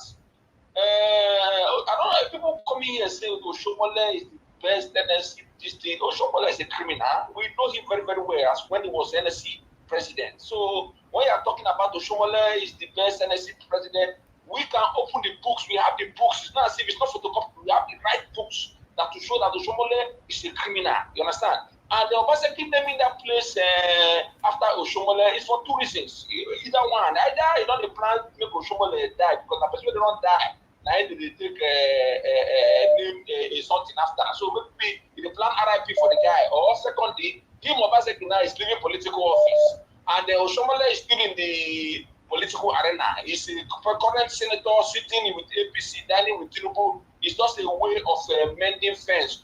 It's all for personal gain. So nobody should be deceived that it's a good step in the right direction. It's a good step in nowhere. Finally, yesterday, Akpata spoke very, very well. I tried to call him, but Niger Watch did not give me the privilege, even though he said it happened at 2,000 calls. But even after he said that I don't cough, I don't pick off, he still answered Mr. Alex, which I appreciate. He still answered Mr. Alex. But the truth of the matter is that they don't like people that shine in our eye. Akpata did not answer one question to my satisfaction yesterday, and that question is, how are you going to battle this power away from INEC? Is it INEC that is going to conduct the election of Mr. Niger Watch? If it's Mr. Niger Watch, I will sit down and be eating popcorn and ice cream because I know that it will go fine. But then INEC will conduct the election, I beg. I don't ask for that paper. Thank you very much. This is my brother. A body can hurt. All right, thank you very much, my brother. The last call on today. I picked so many calls today, not be small. Thank you for calling in, whoever behind there. Your name and where you're calling us from. Yes, sir. Your name and where you're calling from. Okay, I'm calling from Italy. Good evening, sir. Talk to us. Brother. Yes, sir. Yeah. My brother Obaseki is one of the best as for me. For increasing this one to 70,000. Why did you unmute yourself now, Mr. Jonathan? Please, can you just explain to us why you unmuted yourself? Somebody is talking. Go ahead, sir. Because there are many governors who could not even pay that 40,000 naira. Now the man is paying 70,000 naira. He left before he's going to leave office. And it's good. We should also appreciate him for that. Though nobody can score 100 over 100 when you are even Niger Watch, when you be in school, you cannot even score 100 over 100. Nobody can, human being is insatiable. Nobody can satisfy everybody. The little one you do, let us appreciate him for that. He didn't though people want him to come. Okay, they vote for him. But for all he has done now, I appreciate him. I thank you for that. My brother, may God bless you, my brother. Sir, you didn't speak on the house, the labor house that he named after Oshomole. Do you think he also did well? That labor house, my brother, you know, these politicians, they be wish or wizard. Because, you know, you have a problem with Oshomole before. They want to reconcile. Okay. You want to bring Oshomole close to himself so that when they now name office now, they can see big party. That is the reason don't name after it. Okay. And the other caller said it's only person that is late you name a person after. It's not only person that is late. It's not somebody be a job of the street. You can. It doesn't mean that a late person name after the structure. No, it's good, but you want to reconcile to Oshomole. That is just the reason. It's also a good step, my brother. Thank you. Thank you, sir. Yes, sir. God bless you, sir. Thank you very much. God bless you. Yeah. Thank you, sir. Yeah. Okay. Callers, please, I have to stop there. A lot of people calling in. I can't pick no more call because let me also pick like 3 people on the panel. We're already 2 hours away. I will have lots of people that need to speak to us. Mr. Jonathan, please, before I come back to you, please let me quickly prioritize Mr. Alex. Then I'll come back to you, sir. Please bear with us. Mr. Alex, if you are there, good evening to you. Please talk to us. Good evening. Yes, can you hear me? Mr. Najawas, thank you. Hold on, Mr. Alex. Madam Patricia, please talk to us. Yeah, but Mr. Alex, has he gone back to Amagba? I don't know. Because with the Thank you for the priority. I'm grateful. People should not take what. Don't cheat.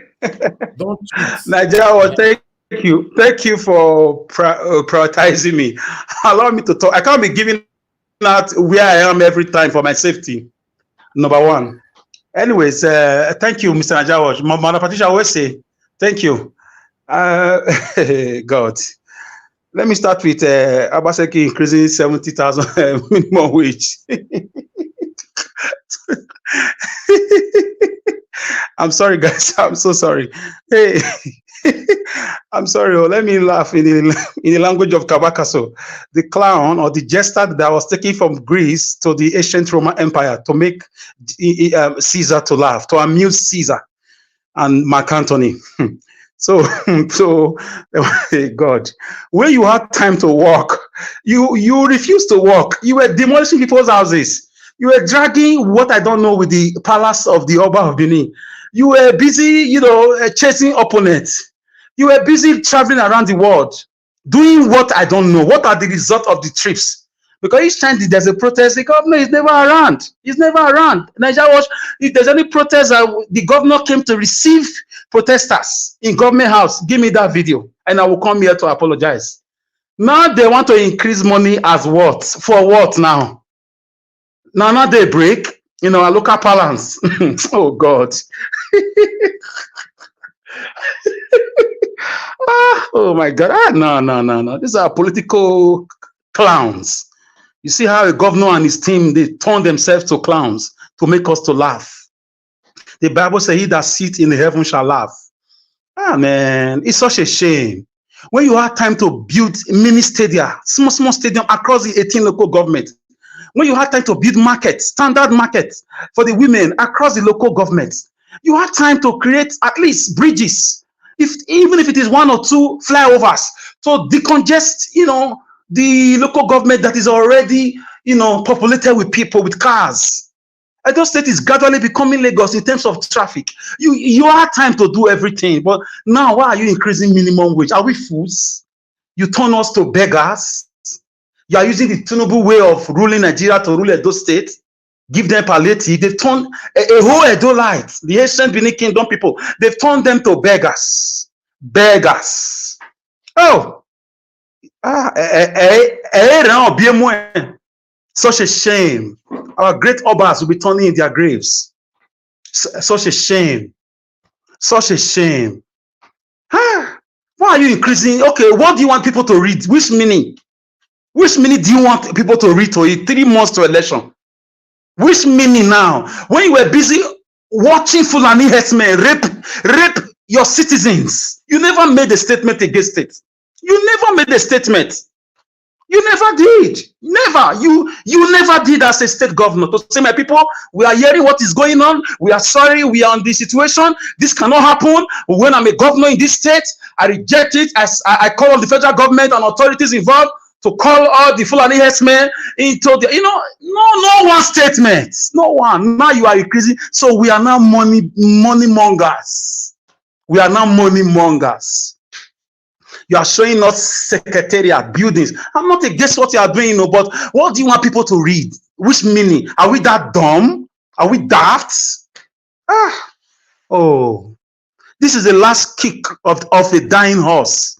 We were busy, splitting the chiefs of the palace, interfering on what is not your business. You didn't know that time will come for election and you will present somebody. Was this how you were presented in 2016? What gave you a leverage? What gave Oshiomhole a leverage is because Oshiomhole at the time was the darling of the people. Let's be honest. Even if at the time when he was living, monies were missing, but he did a lot to capture everybody's heart. That's why people kept quiet for him to able present you. He drove away Mami Water from Ego. He did a lot of gigantic projects that benefited the poor, bus drivers, market women, Red Roof Revolution. I'm not a fan of Oshiomhole. I'm not a fan. But I have to say what I saw. What can we boast of in this government that the poor is benefiting from? The market woman, the bus driver. You met Tuke as a governor. You are leaving Tuke. You can't make a difference to change the narrative of transportation, to do something different with all the billions and trillions that flowed into Edo State. And you want us to be quiet, to clap for you, that you are increasing money that we don't know how long it will last.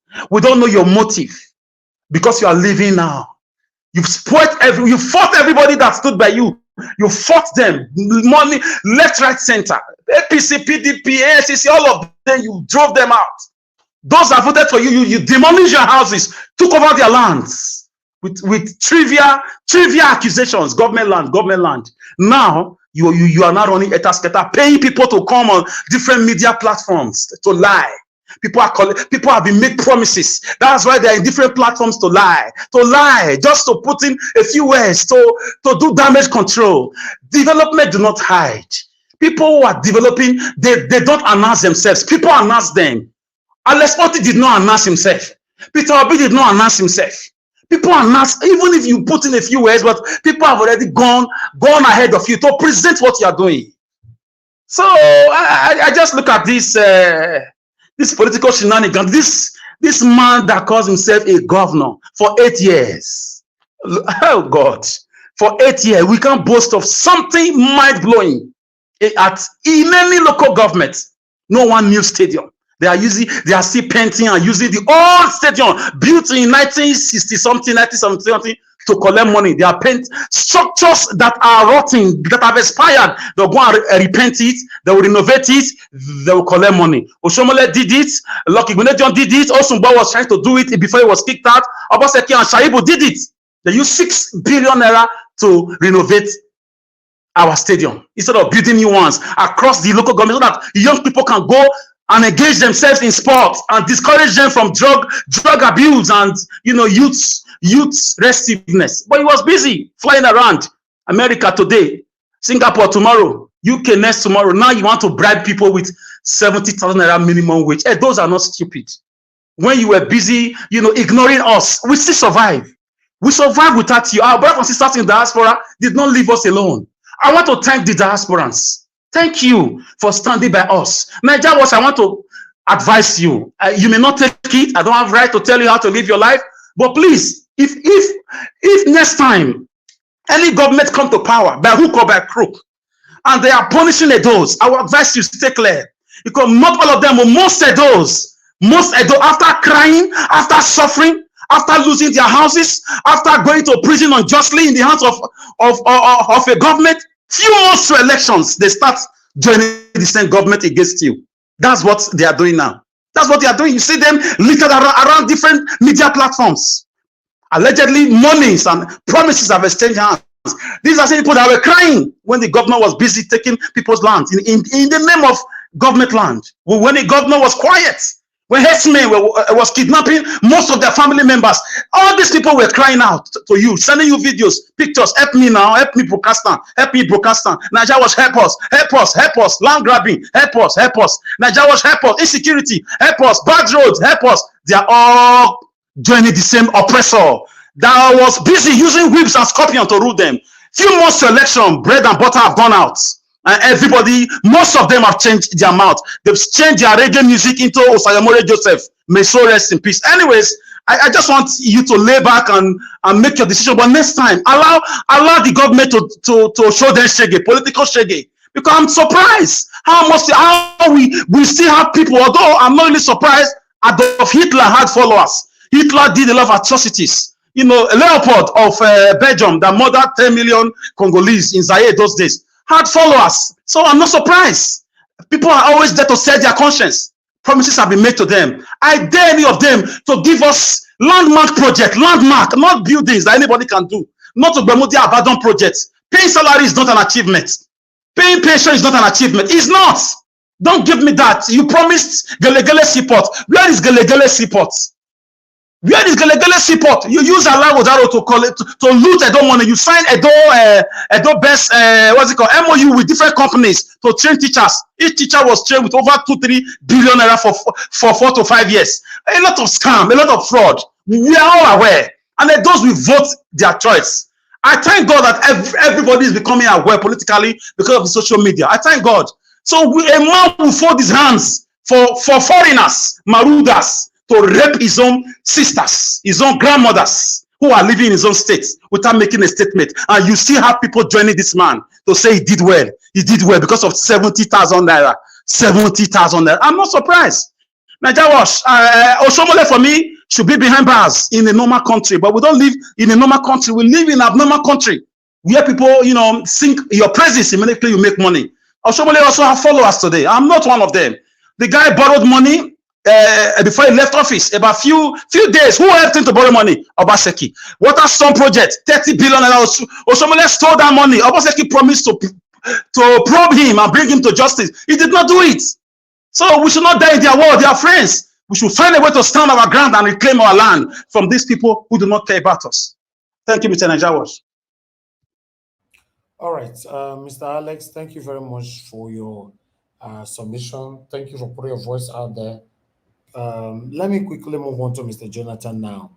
Mr. Jonathan, thank you very much. Okay, Mr. Jonathan, just go ahead. Don't call you so many times. I wanted to pick a call. Call, I'll come back to you. Mr. Jonathan, please go ahead, sir. Talk to us. Good evening to you. Okay, Mr. Elvis, thank you very much. Thanks to all the panelists, those that have spoken, all the other panelists on the broadcast today, and all those on the comment section. I greet everyone. Welcome. I just want to, on this Edo State thing, I'm not going to really dwell on it because I'm going to tie it together with what is happening at the federal level. It's all the same. But I will start by saying this. I see no reason why people should be rejoicing about salary increase in the present day, Nigeria, with the present economic situation of Nigeria. It shows the short-sightedness of our people. It shows the lack of understanding of our people. And that's exactly what the politician wants. They want it to remain so that they can continue to take advantage. Salary increase with high inflation rate is a toxic combination. In fact, you should run away from it. The people of Edo State should say, stop it. Salary increase with high rate of inflation is a toxic combination. What is awaiting the people? The awaiting outcome is disaster, economic disaster. Reduced standard of living. That's what you are going to get. Just know that ab initio from today. It's not a cause. It's just what it is. Your standard of living is going to drop. In other words, the ultimate result will be colossal. First, the way to deal with it is first to fight inflation, reduce it to highly manageable level, and then you can now increase wages and salaries. And you have to do it systematically. You cannot just increase wages by 90%, as it happens today, between 85 and 90%. You don't do that. Simple economic 101, period. Please tell me,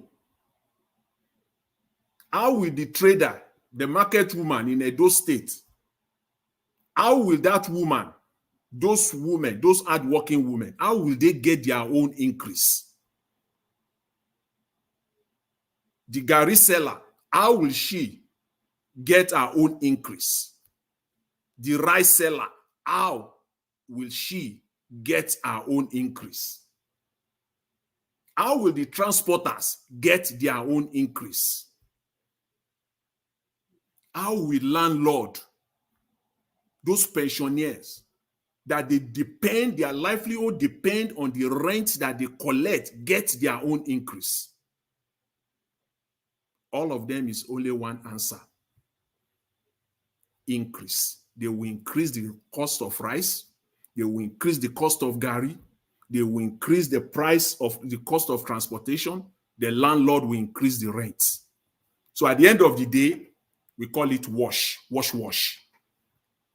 So you increase it by 7%, by 80, 90%, every other thing goes up. And it will go up more than that 80, 90%. So it is the same process where the subsidy removal that was not well thought of before they came about it, and the outcome was pain. It brought pain to Nigeria, even though on the face value, removal of subsidy is a good economic step, is the normal thing to do. We need it. But the way and manner at which it was done, the resultant effect was pain. It brought pain. So this salary increase will not differ. It will brought pain to the people. Because, as I said earlier, everybody is going to increase their own. So at the end of the day, your 70,000 is a wash. It will mean nothing. Simple. So don't let us waste our time on that. Just get it straight and let it be on record today, because that's what you are going to see. You can't help it, because everybody is going to increase their own prices too accordingly. School fees, those private schools, that man, that woman that is running what they call in Nigeria crèche, or what they call it, they are going to increase also. So if you are enjoying it today, that you are a civil servant and you are paying 20,000 or whatever to drop off your 3-year-old every morning before you go to your office, don't be worried. Don't worry. By next month, you will get the memo, because that school is going to increase it as well. They're going to increase their price as well. These are the facts. That's how economic works. You can't just wake up one morning and increase salary by 100% when inflation is massively high. You can only do that and go away with it if inflation is normal, a normal inflationary rate. You can't do that here. And I believe they know that. That is why it is more of politics than more of reality to help the people, to sustain the economy. So it is more of politics. So let's get that straight. So they care less about the people. And I've said it's on record on this platform. In the last 1 month or two, I've been saying it, that they will start increasing salary in Nigeria. They will start it. And I did mention my own take is that they should please stop. Don't do it. Please don't do it. You got to fight the inflation first of all. Fight it head on before you go ahead with this salary increase. So that brings me to this, and we saw what is happening now, the cost of fuel all over the country. That's all I care about in Nigeria. I care about the economy, because at the end of the day, that's what matters most. It is what is in the pocket of every Nigerian. What they have in their pocket is what matters at the end of the day. We can play politics up and down, but at the end of the day, it is what is in the pocket of the average Nigerian that matters. So the president, all this one they are doing all over the place. Look at the president, Mr. Tinubu. He is so bold. The country is a country of lie, and he's still so bold to sit at a world conference, still lying to them with his full face that subsidy is no more in Nigeria, when there is still subsidy, even much more. I don't know how they just love to lie so much. I don't know why we love lies in that country. The world is watching. You said subsidy is gone and there is fuel scarcity. You think the world is not watching? They are seeing what is going on in Nigeria. They are watching it. They are taking note of it.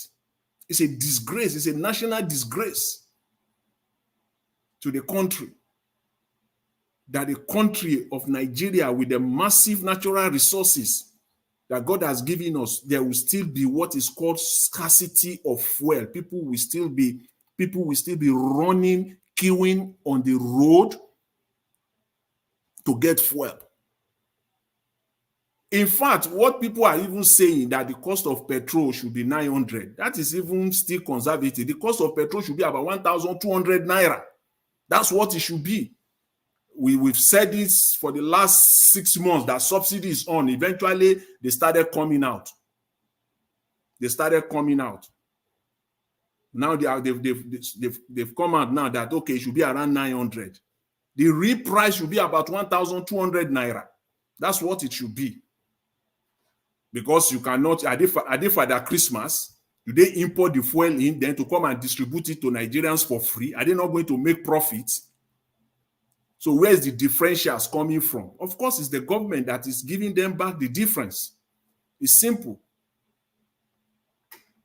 So that is the situation that we have in Nigeria. Don't let us be deceived. The subsidy is on, it's intact, it's even higher than what it was before the subsidy is gone statement.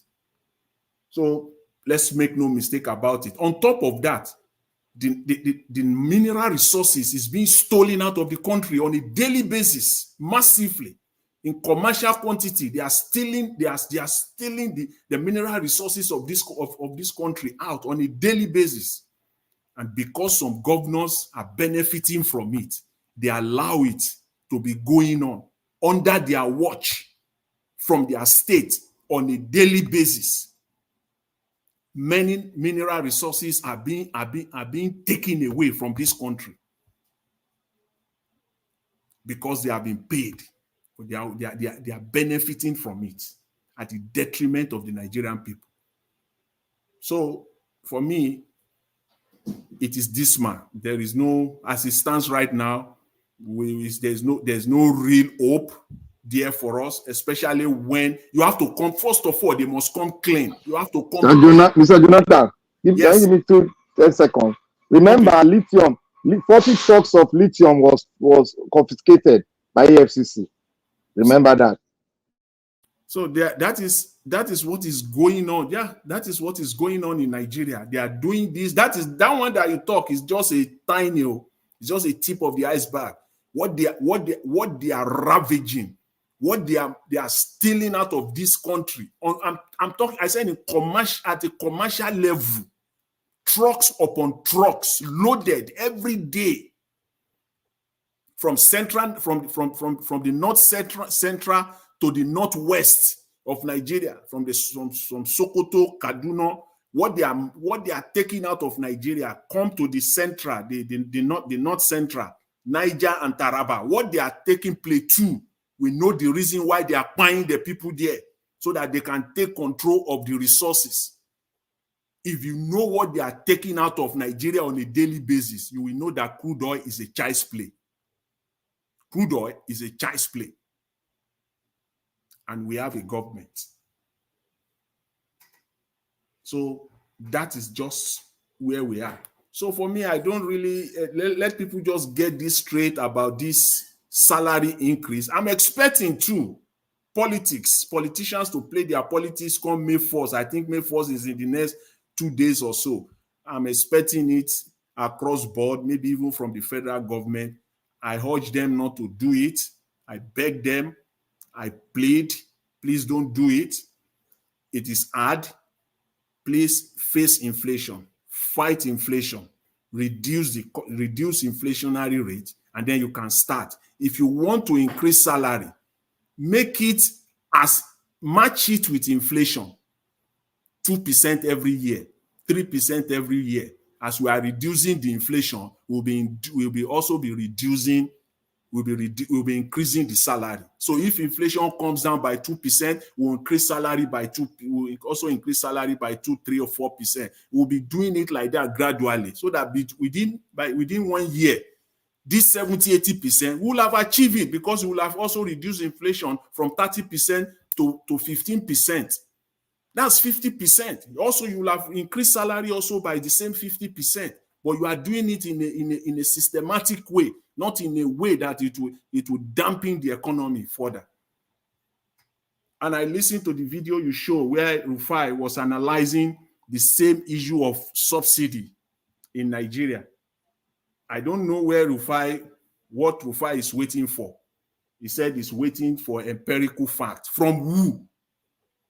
From who? Who will give you the facts? From NNPC, who provide the facts to the Nigerian government? Even if Nigerian government comes up with the fact, are you going to believe it? So it's a long shot. It's a long road for us until the government comes clean. They got to come clean. First of all, putting the right people in the right places before this country will start moving forward. Mr. Elvis, that's all I want to say for now. With respect to Edo State, please, I want to ask the people of Edo State, please, this is not good news. Please, this salary increase is not good news at all. We are going to be here in the coming days and weeks. It's not going to be far at all. In fact, this one is not going to be far. In the next week, 2-3 weeks, you will be seeing it, how the prices of stuff, the same people that are jumping for their 70,000 is a wash. It's a piece of paper that you are getting. And the money the state is claiming, in fact, this governor is setting up his successor to fail. The incoming governor, Obaseki, is setting up the incoming governor to fail. This is set up for failure for the incoming governor, and I pity whoever that will eventually emerge as the next governor of Edo State, because you have been set up to fail. Because how you will continue to pay this 70,000, time will tell. The money that you think is there, by the time you start paying this 70,000, you will know that the money is not there at all. So the incoming governor, you are being set up to fail, just the way Buhari set up Tinubu to fail. And he did it perfectly well. That's why he was bold to say, you will miss me. After I might have gone, you will miss me. Yes, today, Nigeria already comparing Buhari with Tinubu. Can you imagine that? That today, Nigeria already saying that, oh, we prefer Buhari than Tinubu. It's the same thing we are seeing playing out now. The next governor that will come in, people will be saying Obaseki was a saint by the time the next governor comes in, because he's being set up to fail. One, by this salary increase. Mr. Elvis, I will leave it at that for now. I want to thank everyone. Thanks. Appreciate it.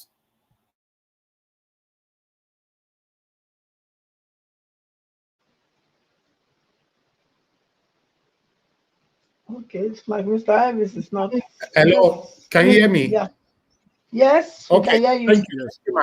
Thank you. Thank you very much, Madam Patricia. Thank you very much. Oga Jonathan, God bless you, sir. Thank you so much. Okay, let me pick a call right now from Madam Origin. Madam Origin, thank you very much, ma'am, for calling in. Good evening to you. Please talk to us. You have 3 minutes. Hello, everyone. My people, Mr. Niger Watch, thank you for yesterday. Thank you for all you do. Thank you for amazing opportunity you have given to Nigerians. We are here for the people. We are here for the people. That is what you stand for, and that's why I come here every day. Anyway, Someone I was thinking, okay, other honorable. I'll call you 3 times. Other honorable. How many times did I call you? You see, it would be nice if you come straight as PDP. You see, this Esau Hand and Jacob voice, you know they like Adiel. Please stay in one lane so that we know where you belong, sir. You know I said I like you. Oh, please. You look like you're still deciding where you want to belong. God bless you. So, let me go to Mr. Obaseki. Mr. Obaseki, 7 years of no clear achievements. 7 years of no clear human capital development. 7 years of no production. Plus last minute increase in minimum wage. Aga Obaseki, this thing now voodoo. Now voodoo you they play. It look like, you see, what I'm seeing is that this guy is up for, he's gonna have a second, third tenure anyhow. Either by cooking up books and making sure that he goes up higher so as to get those immunity they get when they steal, and also setting this in man up, because even this in boy no grip in go fight him, or if he grip na slave for life. So that man is already in jeopardy. I go to Edo people. Please, Edo people hear me. You see, I'm trying to summarize what your vote is going to look like, what is going to come out. You see, who you vote or who you allow to steal this governorship position is going to leave you with, let's say if it is PDP, APC. For APC, you will be under siege times 8 years. No choice for open grazing or even ranching. Both of them you're going to have both open grazing and ranching. Okay. You don't have a choice. And also, PDP also have a baggage. All this godfather, godmother, all the baggage. And when you have a man with clean slate, it is better for you. So let me leave there. Mr. Niger Watch, I know my time is short. God bless you. That's why I didn't do protocol. So God bless you. Thank you, man. God bless you so much. Thank you. Thank you. Okay, guys, allow me to pick just one more call. I'm going to return a call, Mrs. Igini. I can see you called us twice. I'm returning your call. If you are listening to us, please pick on time so that you can speak to us. Guys, press on the like button, help us to share. Thank you very much, man. Good evening to you. I got your missed call. Please, I'd like you to talk to us. Thank you very much for all you do. Thank you for calling back. It's so difficult to get you. The line's so busy. So sometimes I just try and, and then just stop and listen to everybody, So, Mr. Thank you for everything that you do. So, and thank you for yesterday. It was awesome. It was a very, very good interaction yesterday. Yeah. I really, I tried calling in, but it was, very, very busy. So I just sat and enjoyed the whole thing. Thank you, And I want to talk to Edo people. Edo people, let's change this thing now. Mr. Alex said it, we're not fools. You guys are not fools. Don't let them wiggle some Thatcher money in front of you and you think that they're doing you a big deal. It's not a big deal. The money is yours anyway. If we had good government, this money is yours. You don't need to beg for it.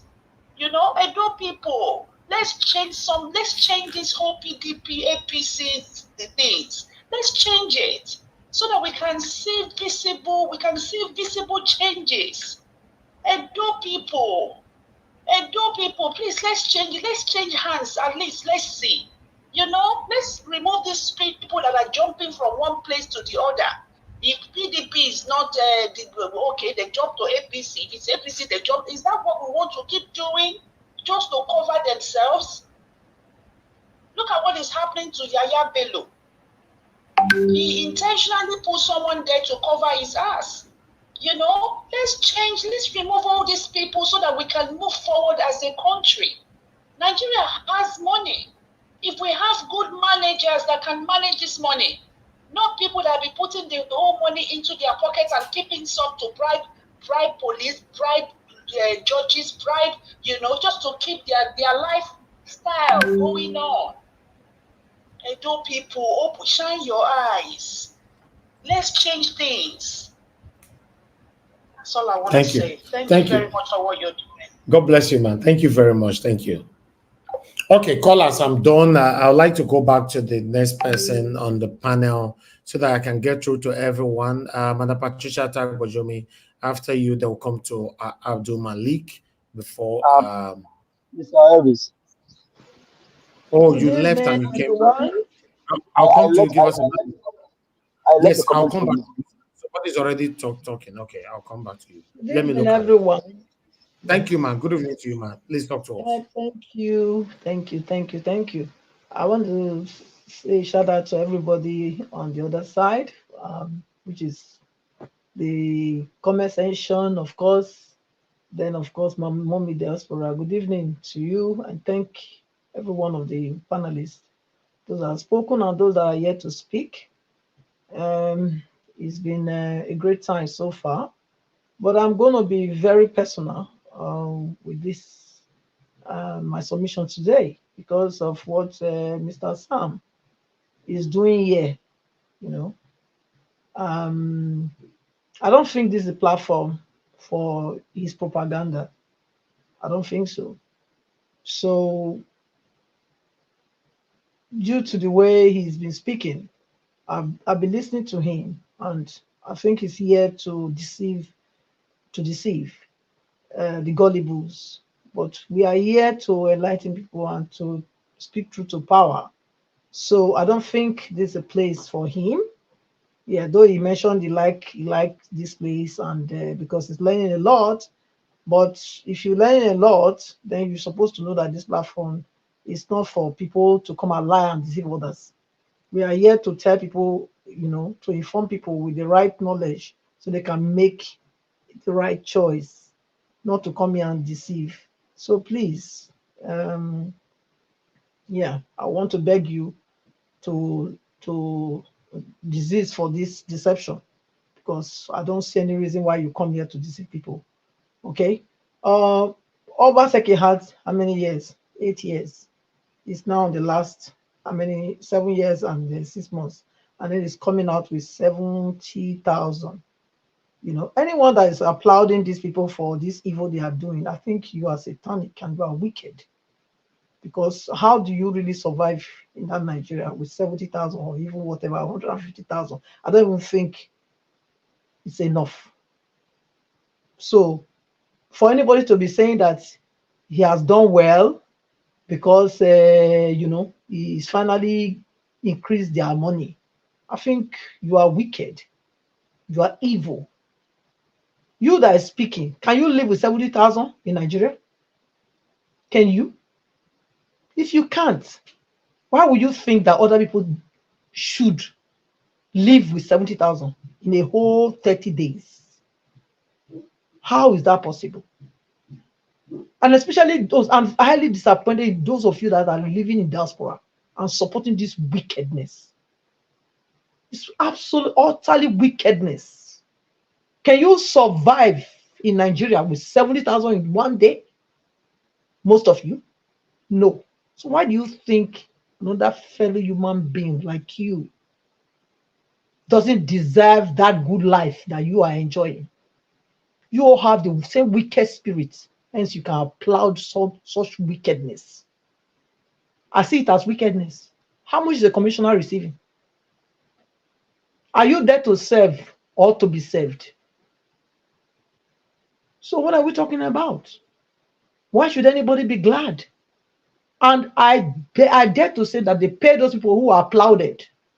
I dare to say that. We should go and find out. We find out that it's not really the labor people that are applauding.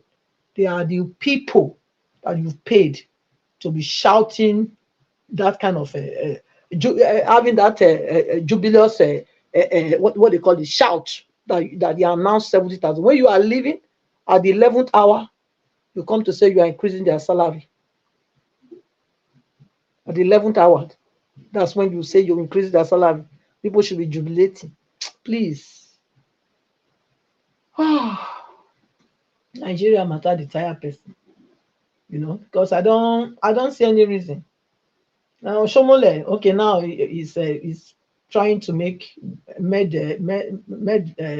it med bridges or what? Build bridges again with Shomole. That's what he's doing, because I don't see any reason why he should name the Labour House to Shomole's name.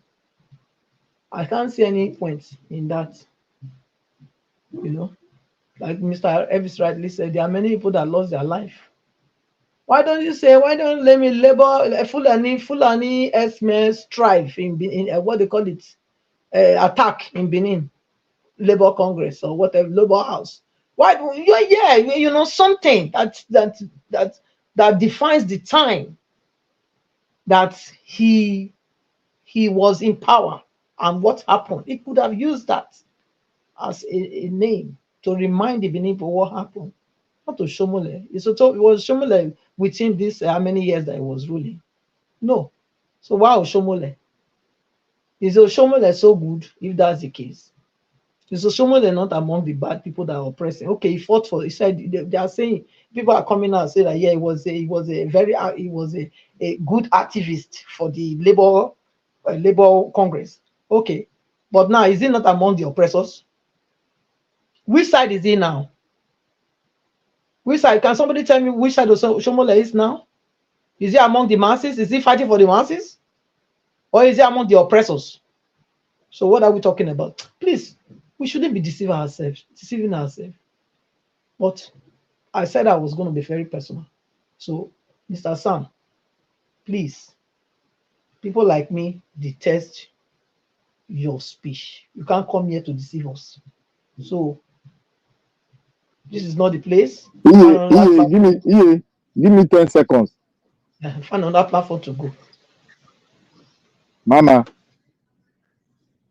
Go ahead. Thank you. Yeah. I just want to put it so that you can just say it alongside. If they name the Labour House after Adams Oshomole, that they have done a lot of things, then let us name one airport, because Festus Keyamo was with Adams Oshomole during that struggle. Let us name one airport after Festus Keyamo. Let us name it Keyamo Airport in Edo State or Delta. If that's the case of struggling, if that's the purpose of struggling, after struggling you come and steal the money, they will not give you a monument. Let us name Keyamo Airport in Edo State or Delta State, anywhere you want to do it.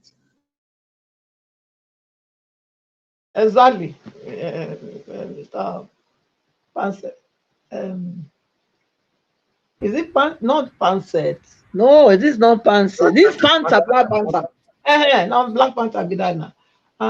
So exactly. So we commend the people for being, the worst criminal is the one that we are celebrating. That's what it is, and that's what we need to stop.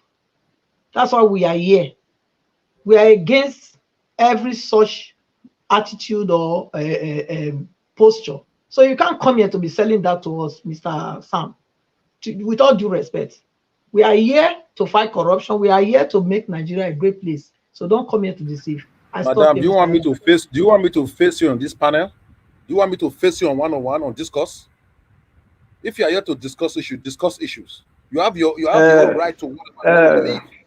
Mind the way you talk. Oga Sam, don't come and end respect here. Edo citizens. You are not a king. You are not a king. We are talking about what is affecting Edo citizens, our market women. You have the right to whatever you want to say. The same way we are struggling for the soul of Edo people. We are struggling. We will not accept life. We are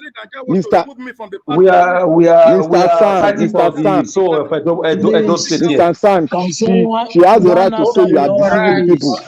She has the right. One after the other. It's not abusing you. We are not kids here, one after the other. How can you come on there and be insulting people that nobody insulted anybody?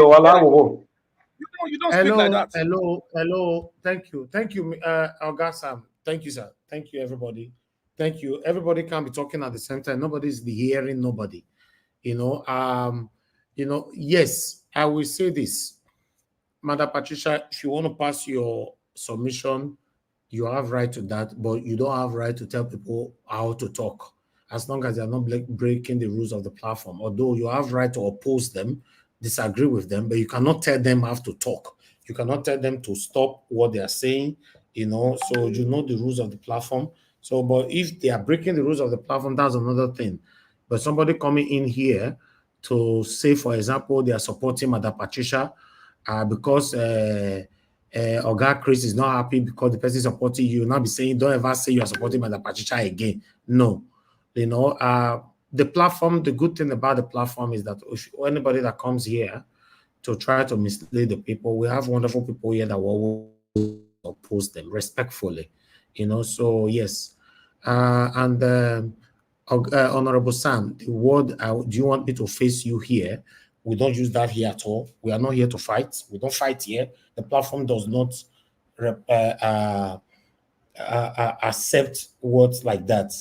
You can just agree or disagree. That is fine. We are not here to face anybody. Anybody that try to face anybody here, we put them on the backstage. That's what we do because we don't condone things like that at all. Please, I want everybody on this panel or prospectively to respect people's views. Respect people's views. Respect people's stand. If you don't like it, oppose them. If you don't like it, object it. But don't tell them how to talk.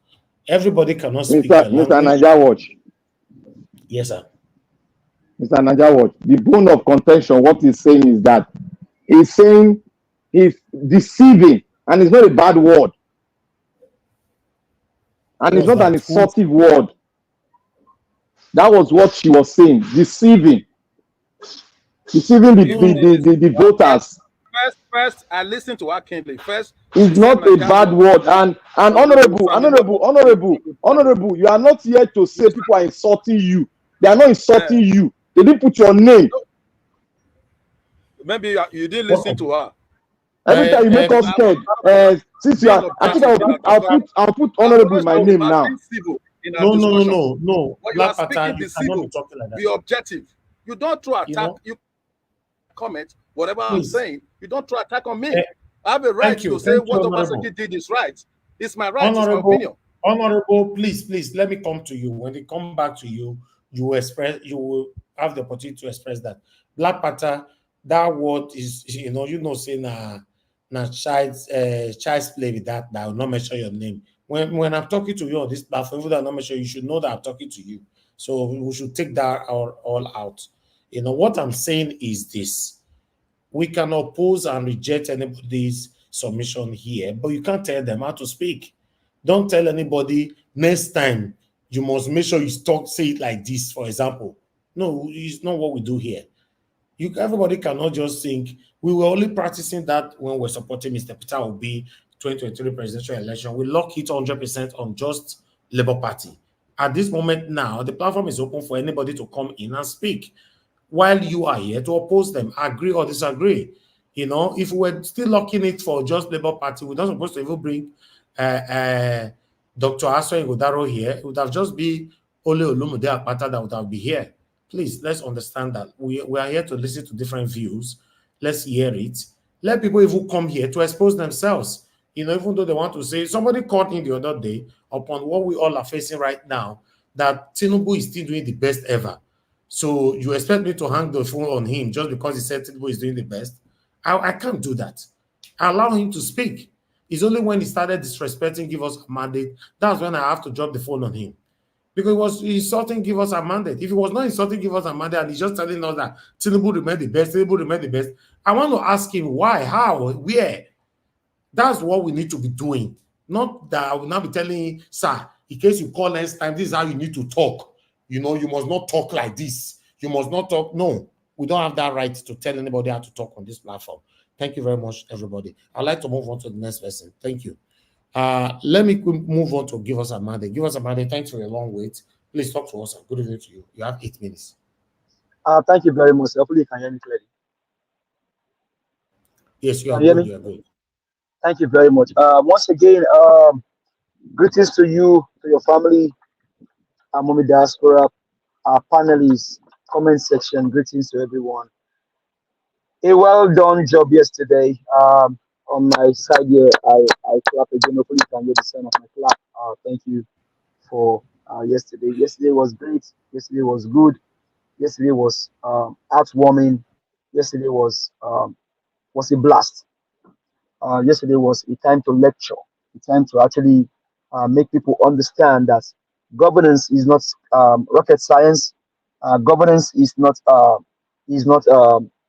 it's not difficult. Governance is just and I think Barrister Rumi Yapata, you'll be listening to me again tonight. Thank you very much. You actually laid down in your introduction. You said you cannot govern your people if you don't one love them, care for them. If you don't have compassion, if you don't have empathy, you cannot govern the people. If you don't have love for humanity, you cannot govern the people. If you don't have empathy and compassion, you cannot govern the people. And so we have seen it play out and continue to play out all the time here when people come to speak. But the question you want to ask yourself is, are these people truly Nigerians? If they are Nigerians, are they Edolites? If they are Edolites, if they are not Edolites, are they co-guys? Are they people from Oyo State? Are they people from Lagos and things like that? Are they truly Nigerians?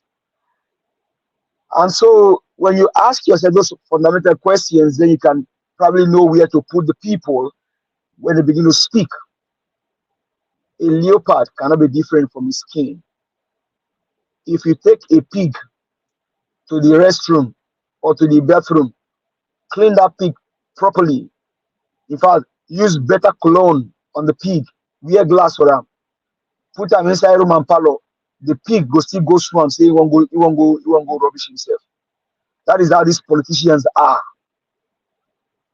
Pay attention, Nigerians. That is how these politicians are.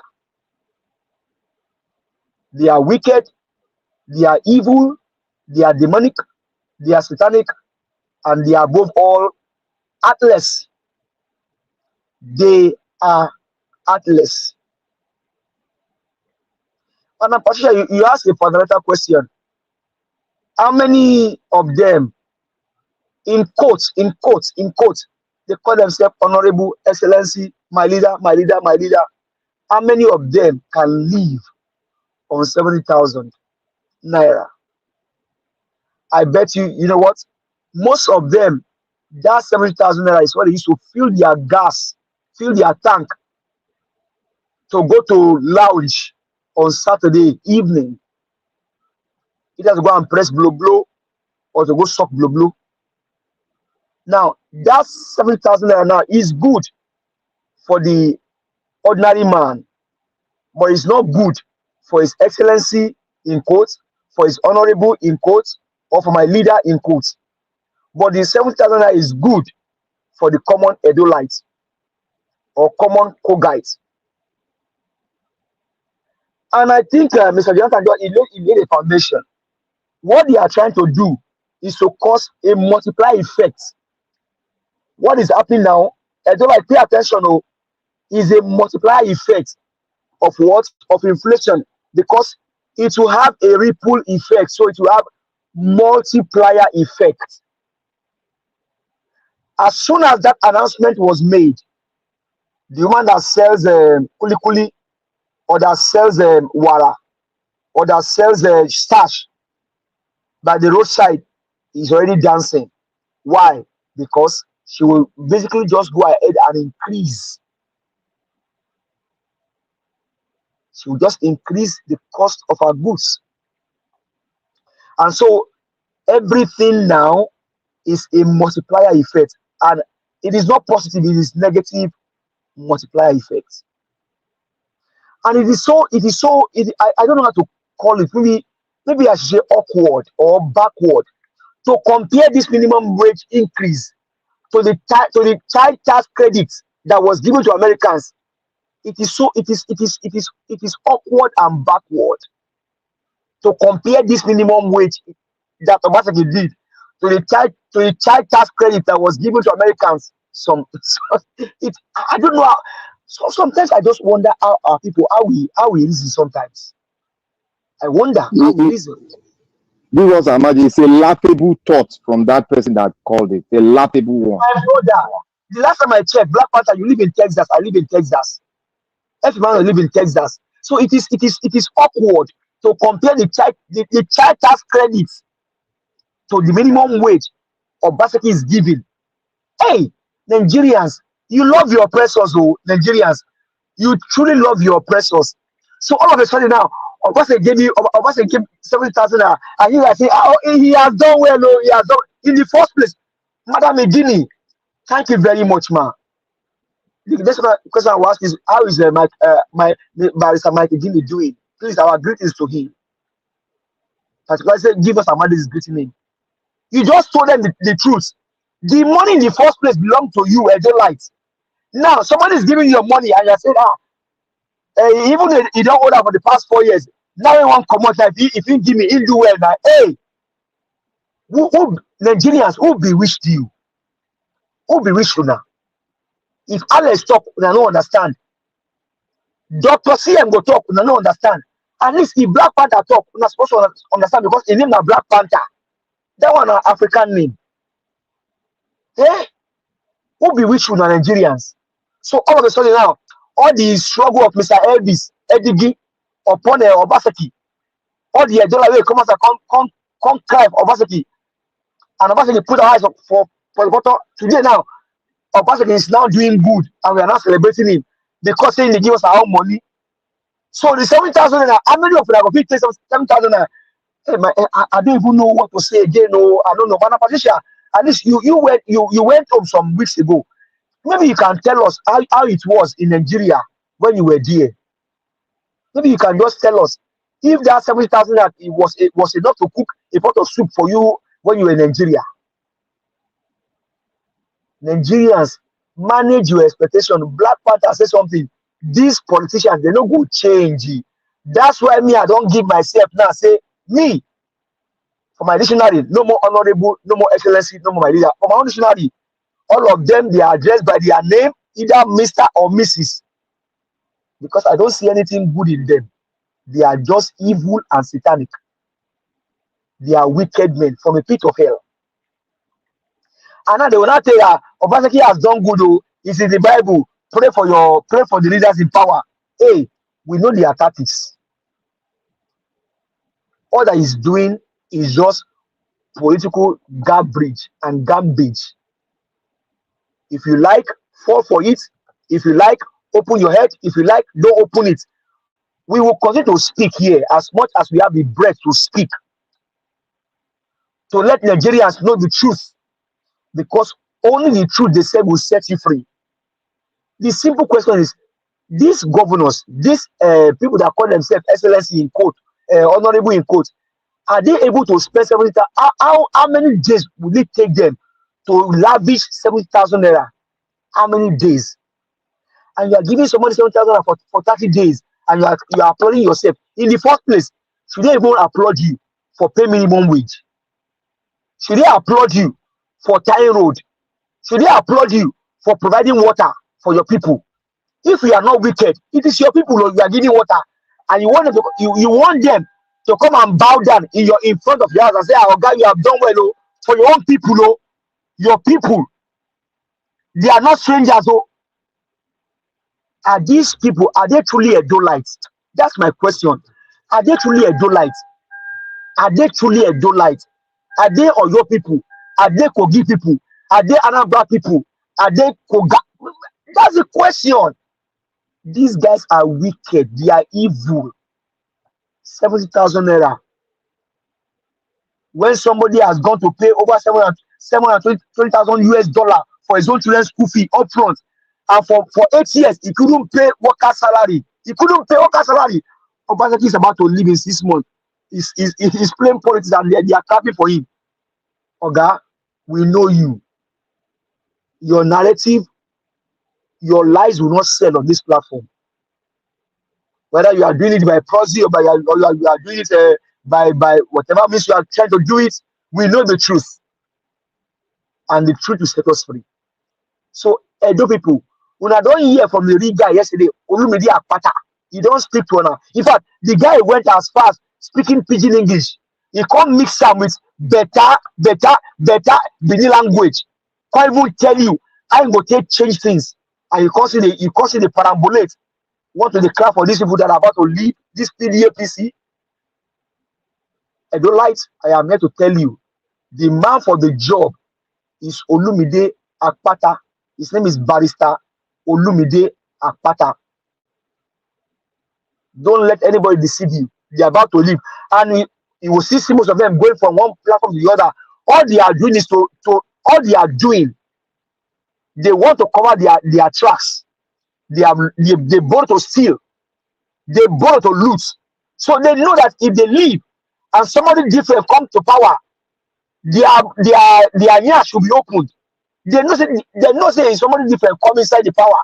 They go open their ears. So they're going to go everywhere to go speak. Say, now this person, that person, hey, the real man for the job, now Olumide Akpata. You don't tell us how I'm going to do am.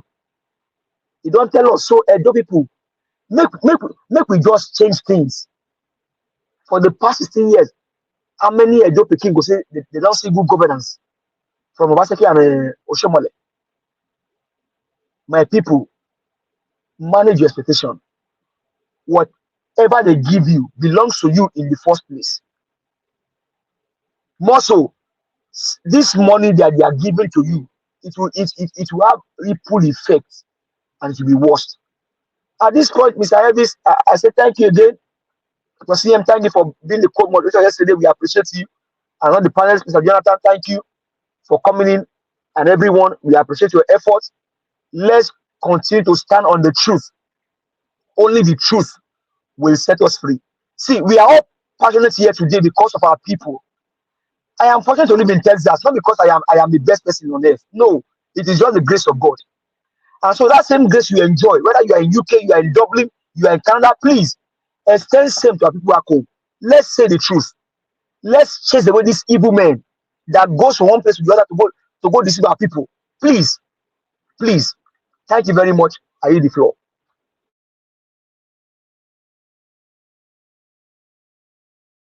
Who's next? All right. Give us a mandate. Thank you very much. God bless you. Thanks for your submission. Anyway, I see everybody they vest, don't be small thing, but let's hear from someone else so that we can quickly move on. Abdul Malik, are you there with us? Sorry, sir. You know it's to best. You know it's to best. You need to best now. Okay. That's fine. Thank you, sir. Thank you. Okay, let me take this call quickly. I have Mr. Hakim on the phone. Mr. Hakim, thanks for calling in, sir. Please talk to us. Good evening to you. Oh, thank you very much, my brother. Good evening to you, and good evening to all your panelists. Good evening to Moda, Diaspora, and to all those viewers out there. Mr. Naija Washington, I've been watching the show and said let me quickly make a contribution. So I'm going to start first of all with some certain presentation that has been made regarding the minimum wage and how it ties to inflation. So you first of all understand that there was a time when the minimum wage was 18,000 naira, and at that time a bag of rice was 6,000 naira. So your minimum wage could get you 3 bags of rice. So if you adjust to inflation as of today, a bag of rice is on average was 60,000 naira for a bag of rice. So that's 600. That is about what 600% increment. So minimum wage is at 30,000 naira, which is barely 40% increment.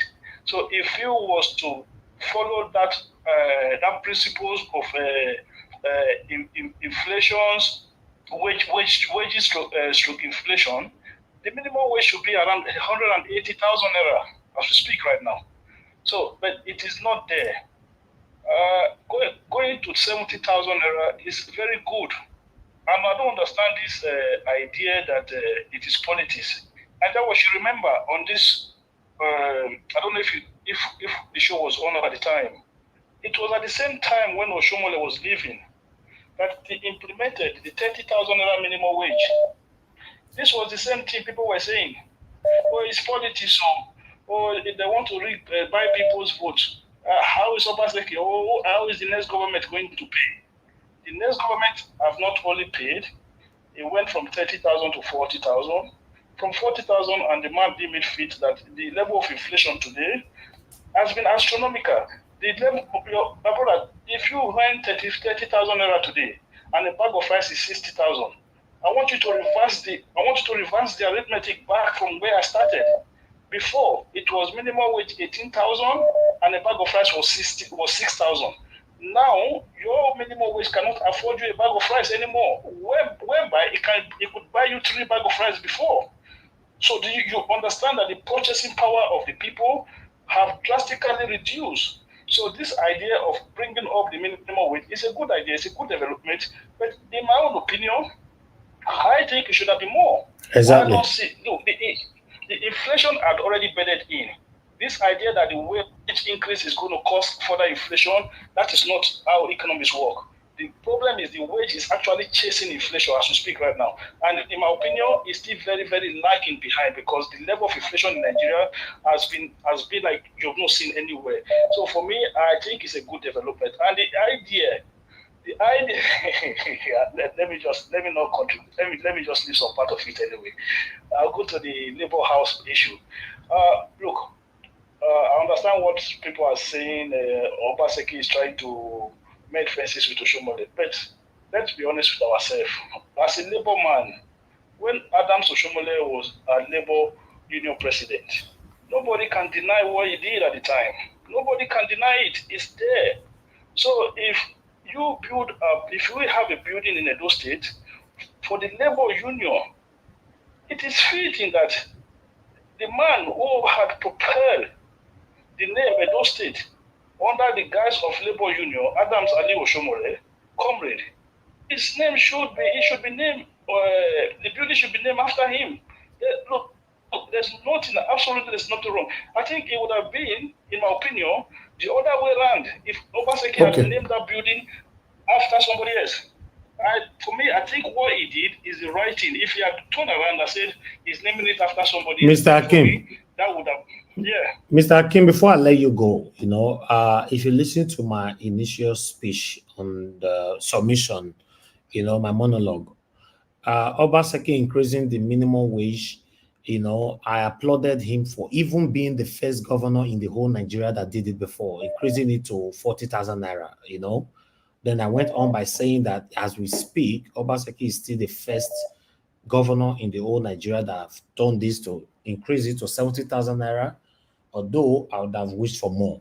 But when it comes to you justifying naming satanic Adams Oshomole after the labor house, come on now, my brother. Sometimes I don't know what we are saying.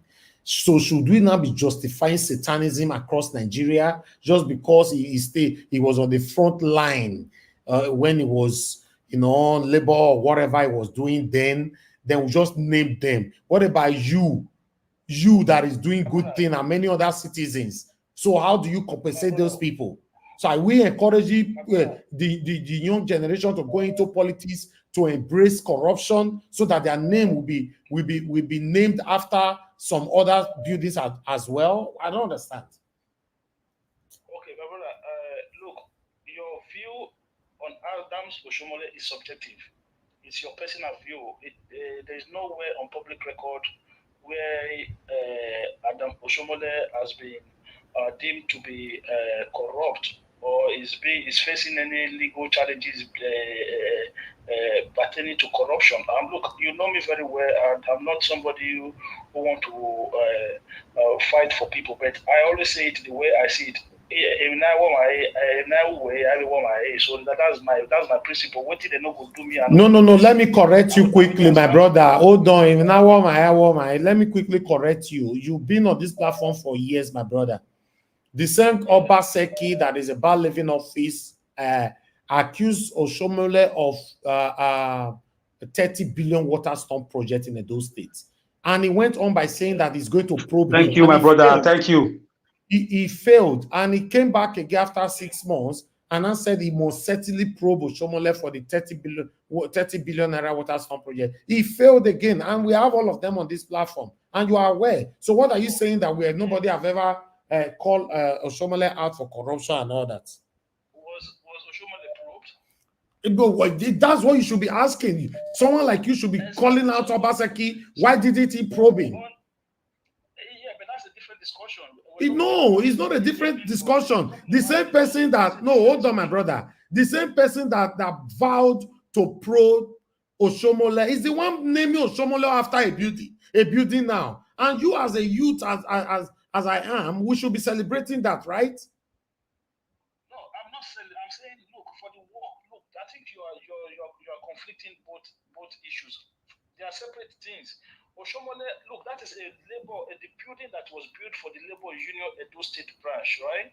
And Oshomole is been named after that building is been named after Oshomole, based on the work that Oshomole did as a Labor Union president.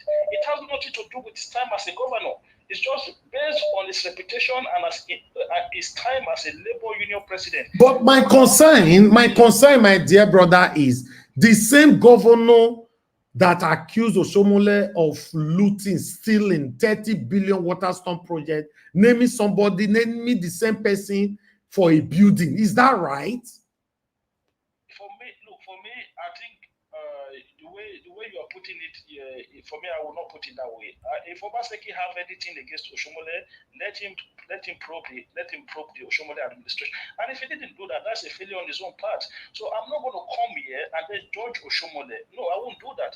I will let if Obaseki feel like there's anything he has that he can use to probe Oshomole government, he should do that. If he didn't do that, we hold Obaseki should be then hold responsible why he did not probe Oshomole if he feel like he have something. But as that is not done, anyway, they come out and say Oshomole is corrupt. If you want I can't do that. That is no, because Obaseki told us he's corrupt. Obaseki is the one that told us that he stole 30 billion Waterstone project. Yeah, that is what I'm saying. So I have it on this platform, and you are aware. You contributed to it then. He said it's Ojubole that he stole 30 billion. I beg. Thank you, my brother. Akim, Naija watch. Hold up, let it finish, please. Yes. Round up, 30 seconds. Yeah, 30 seconds. Please. Look, guys. We should have it in us to tolerate everybody's views, everybody's opinion, this idea that people are accused of being paid by politicians to come and present themselves in the platform. I think it is very disrespectful. This idea that somebody cannot come to Naija Watch to present himself or his own case or his own candidate, he has to take it somewhere or is deceiving the people. Those are very disrespectful way of. And it's not allowed here. That is not allowed here. Yeah, so people look, talk your own, I talk my own. Exactly. Fight, and so you reach. Yes. That's it. Thank you very much. Thank you, Mr. Akin. Thank you. Let me take Mr. Ogatun. I can see you try to hold on, sir. Please. I'm still taking calls. Ogatun, I can see that you tried coming in. The platform is full. Thank you, sir. Good evening to you. Talk to us. Yeah, Elvis, you see this man, the likes of this man that just spoke. These are very dangerous that they need to be quiet. No. You can't use that kind of word now. Is he not entitled to his opinion? No, it's not opinion. It's very see. We keep saying everybody's entitled to their opinion. Everybody is spoiled everything. Hey. Speak broken. It's spoiled and rotting every day. Yes, I agree, but still, is entitled to. That's why you see we are where we are today in Nigeria. When we speak, we don't have freedom of expression in Nigeria. To come and defend clear corruption that even the dullest of the person knows that Oshomole is very, very corrupt and what he's done to those states. And we say we should respect some people, and some people will be inserting like give us a mandate this earlier. People will still have the shame. They are so shameless that they still be inserting honorable. What is honorable about this? Everything about them is dishonorable, rotten. Okay. I don't know whether you heard Tinubu is demolish, going to Europe and all these places and all that, asking for people to come and invest. But yet, a Nigerian that took over $1 million, nearly $2 million, and come and invested, not even in his village, in Lagos State and all that, he decided to demolish that business and other houses they are going to go. Is it what we need at Tibet? People are hungry. You're not investing in agriculture. You're not investing to see how industry will start rolling so that we'll have a true growth. I mean, what are we doing? See, I'm just tired of all this talk. And yet people will come out and be defending Yahaya Bello. We are in trouble. We are in trouble. We are, see, no, it's not nothing. We're in trouble. I know. I'm not, it's not a joke. We are in serious trouble. And anybody, let me just say here, anybody that thinks that having another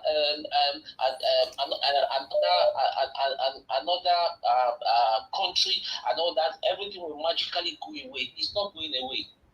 We need to come together and kick away and get rid of all these criminals. Thank you. And tell them enough is enough.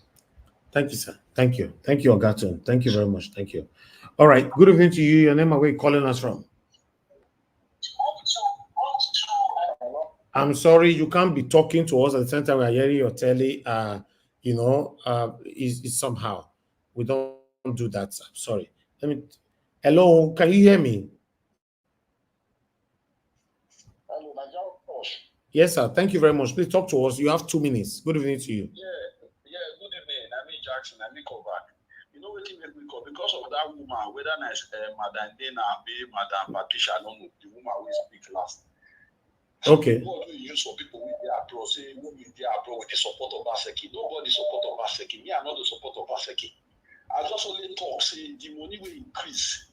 That minimum wage is one. We will increase, I will do anything. Okay. The money where they collect for salary, thank you. Our governments, the money where they collect for salary, with the hold they put. Thank you, my brother. Everything where you know to with you now. Okay. So if they give us no one for this, I was the collector. So you know, people say they pay us or we don't know what they do with the abroad. All right. How many years? Can you abroad the compare Africa?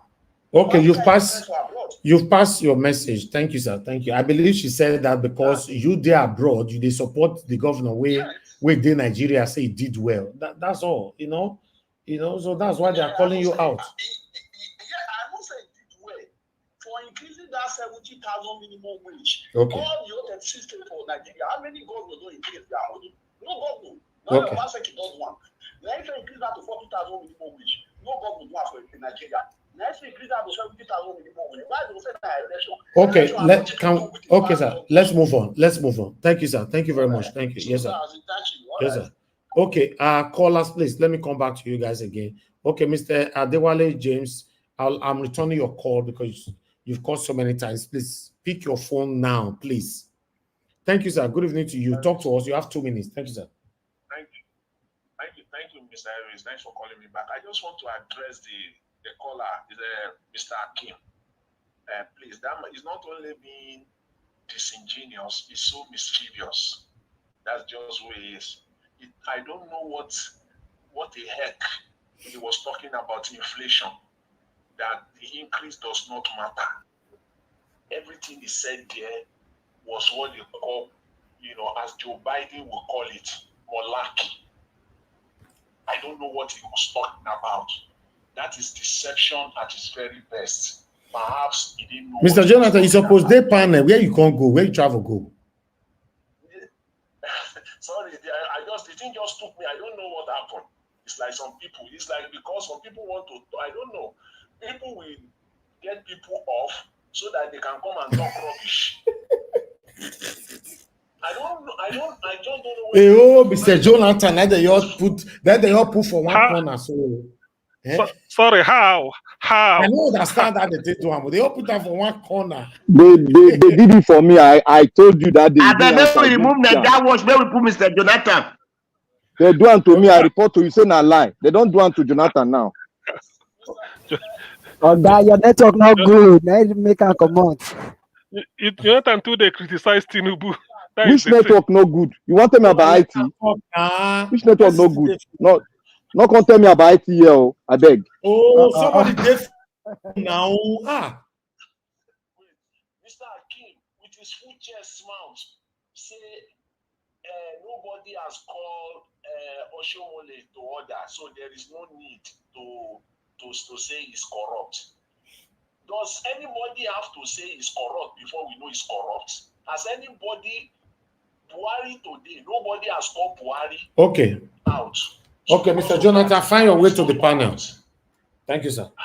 I don't know how people, thank you, Mr. Find your way. Go and start train with the corner, Jawas, quickly. Thank you, sir.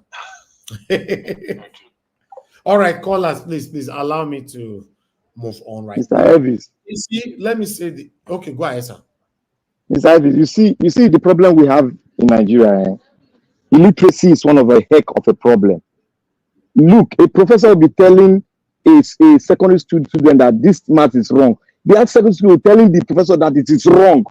Have you ever heard, okay, what Mr. Jonathan ever postulated here, has he ever gone wrong? Have you not seen it? What is this man saying from wherever Europe is saying about inflation? Does he know what is called inflation? Okay. When you get to your time, you talk about it properly. But let me say this, my people. Mr. Hakim said Oshomola is not corrupt. The beautiful thing about it is that now Obaseki will name Oshomola now according to the building or whatever, a labor house building. Now the same Obaseki told us that Oshomola is Ojibole.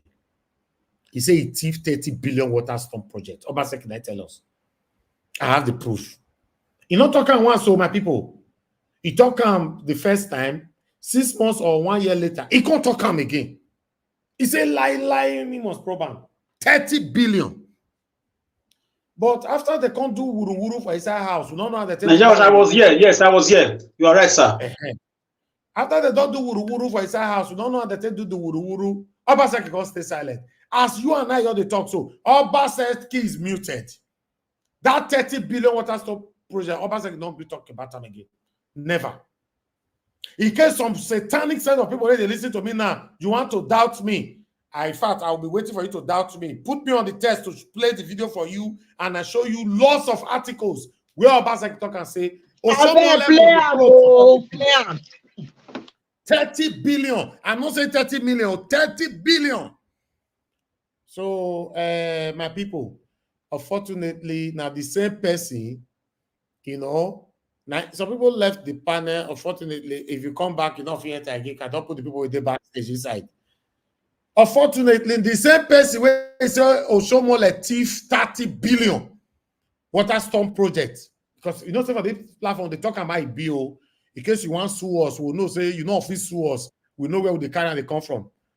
The same man where he say accused Oshomola, now you go name man after Labor House. Now you don't see life. You don't see me and you that they now that they take as mumu. Oh, now wow. And some people will still they fight for them. Say there's no court of law that proven and Nigeria was 30 billion then, right now it could be up to 100 billion. Exactly. 30 billion then. Right now it's bigger than what Yahaya Bello thief. What they are doing now, is it not annoying? What they are doing now, they are supporting the man that told us that he would do this, and it's now bringing that person that thief computer for monument. Is that not annoying? And people tell me to tell me about respect. Respect who? No, my brother. If you don't want to respect somebody, I'm not. Look, what I'm saying, I'm going to call them by their name. I'm not going to insult them. You know, you see that your street way past the corner of your house for our Texas. Like that watch. I am not saying I'm going to insult them. I'm not saying they are going to insult them, but I will not give them the ultimate respect by calling them honorable anymore. No, they should deserve it. But if it's the title, are you going to remove the person's title? I am going to remove it with my own voice. No, but that God gave me. So are you going to change somebody's name and title because you are angry? I am going to call him his name. The natural name is Father JD. I'm going to. If I bring Tinubu here today, now you're going to say, when it's your time to ask your question, you say, Tinubu, what will you do for a I am going to call him Pa Tinubu, or call him a nickname. I'm not going to call him one honorable, not me. He cannot put me to jail by saying that. My brother, people's title remain their title. You know, if I have chief and I know he's a confirmed chief, if he's on this platform, you must address the person according to their title. Once you don't do that, then you're respecting the person. Mr. Naija Watch, in Ukraine, all the honorable they put inside dustbin. I can give you the video. They put all of them inside dustbin. And we are waiting for that time first. Because Nigerians are so lenient, they put all of them inside dustbin. Let's wait for the better leader that will help us to do that, to put them not only dustbin, put them in the grinding machine. You know, they will grind all of them together. We are looking for that, but we'll never get leader. We go do that one. You know, some people say Tinubu fit still do one for us. We don't know. You know, but the way things they go now, me not sure say none of them can treat themselves wrongly. Because all of them are the same people. They are only recycling themselves. But meanwhile, let's move on. We have people that are still speaking, and we're already almost 4 hours. Please let me get to everybody. According to the panel now, people who don't talk, Mr. Alex don't talk. Okay, the next person that needs to speak to us is Abdul Malik. Are you there with us, sir? Yeah, I'm here. Thank you, sir. Thank you, sir. Please, you have 8 minutes. Abdul Maliki. Yeah, good evening, Naija Watch. Thank you, sir. Good evening, everybody in the panel. I'm privileged to be here today. I want to comment on this labor house, the name after Adas Oshomore. For my view aspect of it is not right. It should be named as Edo State Labor House. It's not by somebody's name because it's not like airport or museum or park. It's a labor symbol something, understand? You should not name with somebody's name. Oshomore is from my place. It's from Mesako West Local Government, from that place. For me, I don't support it. From the other side of it, it's not good for me, for my view. I don't know for other people. For the other increment of the civil supper in Edo State, I look it like it's like political game plan because you're supposed to do it before now. It's not now you're supposed to do it. Like how many months now to go out from the office? You don't supposed to do it now. You're supposed to do it before now. It's not, for me, it's good for the labor people there, for the increment, but for me, it's not good for the Edo State people because that 70,000 is not buying, is not enough to buy anything. It's not enough. It's your money. It's not his money. It's your money. You need to fight for your right. Look at what they are doing in Europe. School, from primary school to secondary school is free.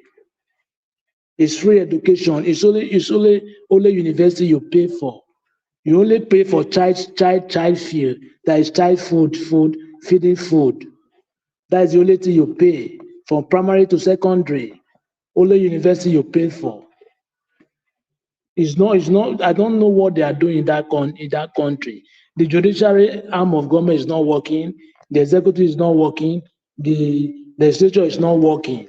Now, what can you do? It's for the people there to enter street peacefully.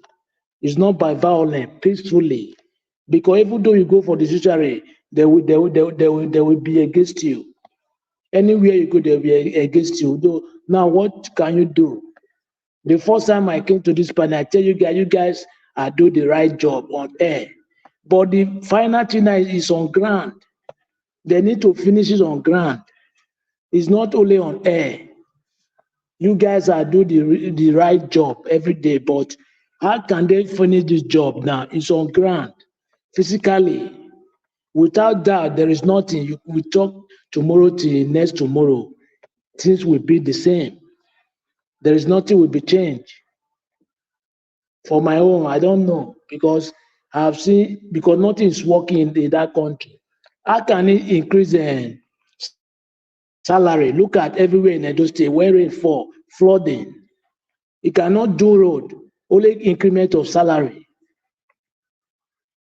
just because of few months to go. Political playing game like they are playing people like ball, because those people, they don't know anything there. They are not wise. This money they increase, your money is not their money. It's not his father's money or his family's money. It's Edo State money. You are right to the money. You are right to it. It's just because of you don't know your right. That's why. When you know you are right, you know what to do. The only thing I will say is that the next governor that we came to position in Edo State, please, yesterday I was not opportunity to be in the panel. If he can be able to, if he can be able to, like, free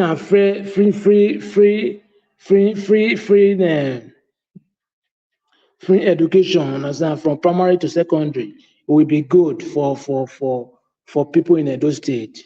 Because long time there is nothing like free education in Edo State, because it's only Oyegu when I was in primary 5, which is 1990, 1991, something like that. We had that last in Edo State.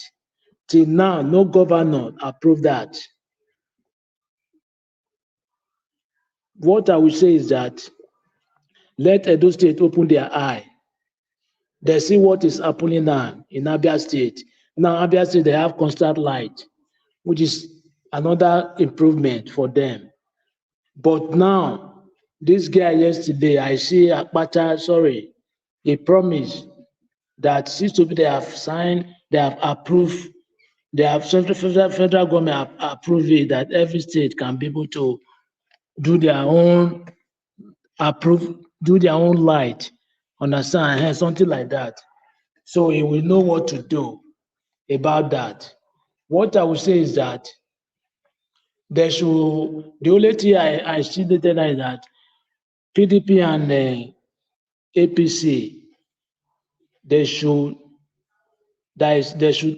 security, the day of vote, the day of voting, because I know they are planning to ring the election.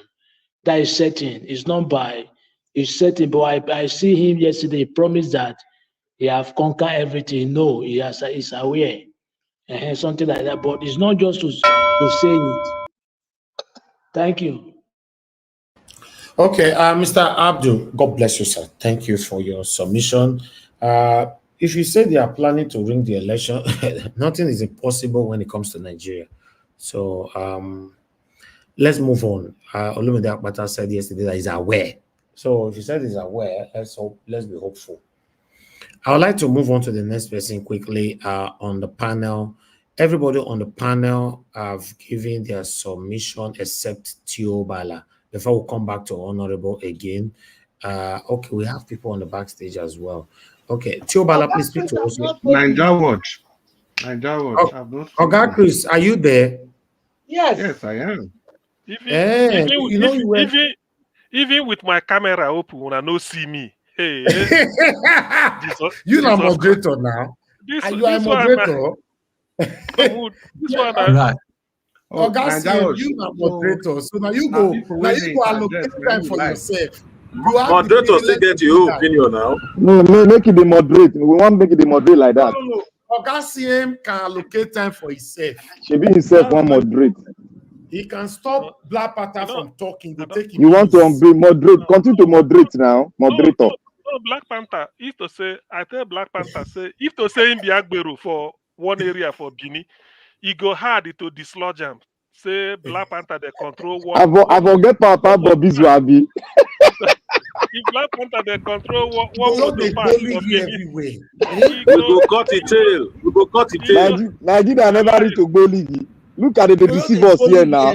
They deceive you and me every day. This one thief, thief. Now good boy tomorrow. What do they give us? You know they tire. Okay, what will happen now?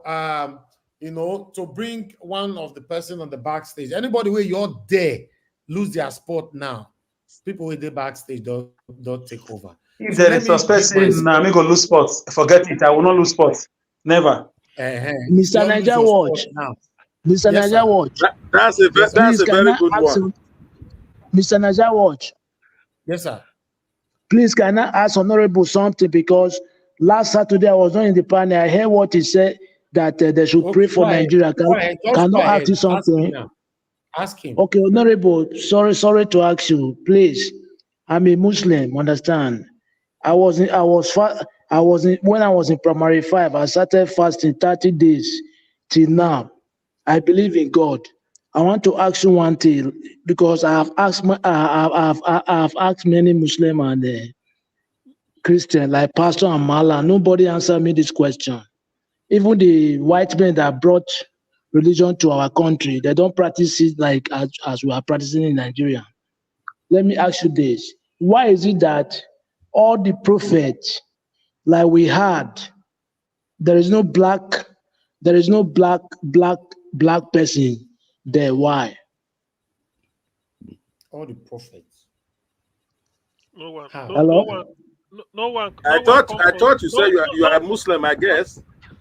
Yes. You are a Muslim, I guess. Yes. I think it's on good record that Prophet Muhammad is a black man. I don't know how far is that true. No. It's not black. It's not black man. It's from Medina, Arab. It's not black. We look Yes. into it. Anyway. I want to ask you it. because I've answer asked that many. kind of question because He's not a pastor. I cannot answer that question.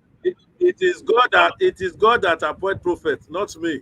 So No, I'm you know not why? position You to know answer why I asked him? You know why I asked him? Because he said that they should pray for Nigerian. He's not the only person where they're talking now. The only answer we give you is that he will tell you that it's only God that appoints prophets. That's the only answer they can get. Even Tinubu, where the Muslims say make we dey pray for Nigeria. I mean, we don't know. You can't put it to honorable now. He's not the owner of that. Everybody says it. Everybody.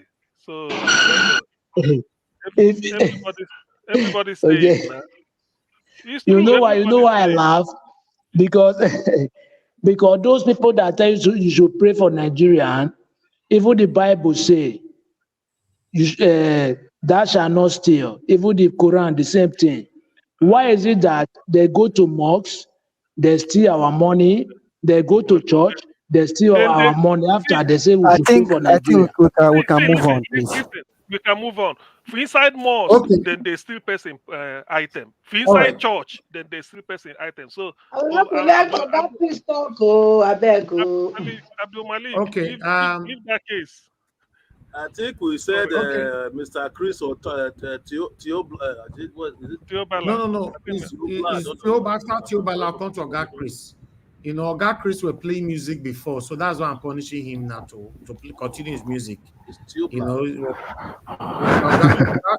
Oga Chris, continue to enjoy your music. Okay, we'll come back to you. Today, now my turn for punishment. No wahala. I did.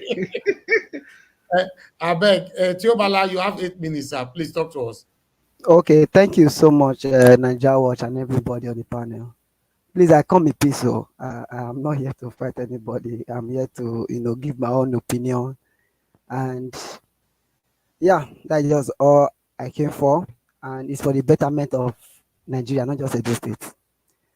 Yes, regarding the main topic of the day, talking about the increment of salary and the naming of house after Shomole as well as Yahaya Bello, submit himself. Most important, let me start with the increment of salary. I think it's better for us to know that every workers or whatever whoever work is expected to earn the wages or be paid for what he worked for. I think no government also should take credit for that. But increment of how will I put it, of salary, I think is a very good step in the right direction, especially considering the condition of the country at the moment, where many citizens cannot afford food, where many citizens cannot afford, to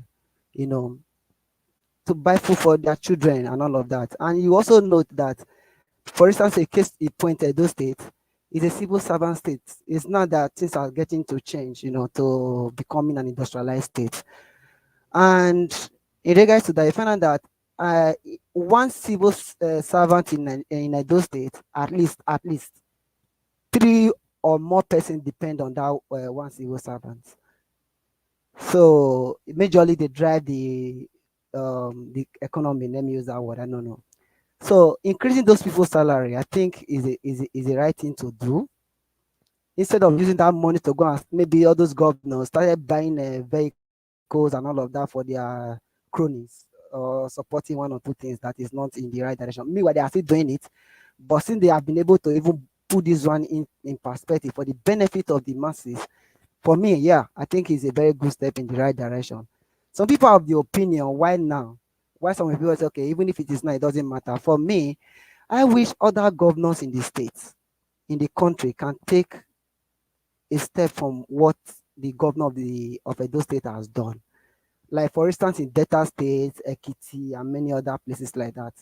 If they can take a step from this, let them use it politically, for instance. Let them do it politically, whatever they want to call it. Let them increase the salary of their workers in the states. It would be nice, because you see persons after 8 years or whatever, they started, amassing wealth for their generation, all of that. This money should be enough to pay civil servant salary, and not just paying of salary, increasing their wages.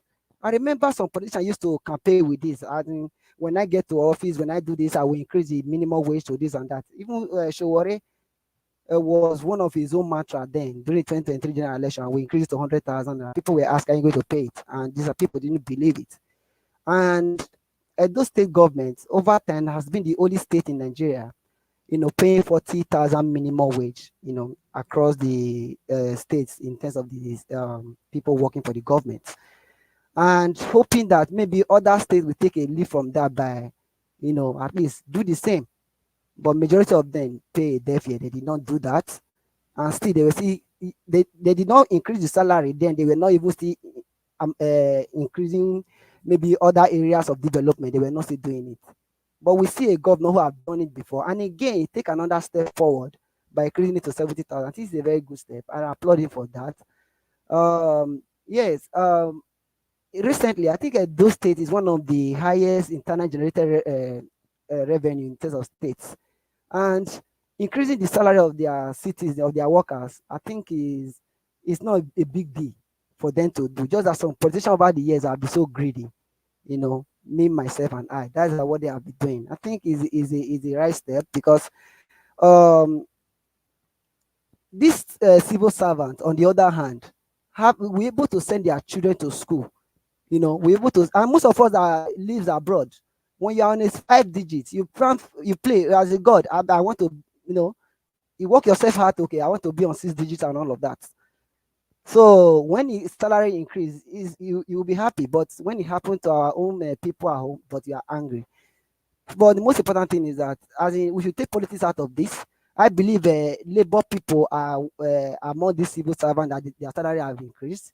APC are also a member of these civil servants in Edo State whose salaries have also increased. It's not just a PDP member alone.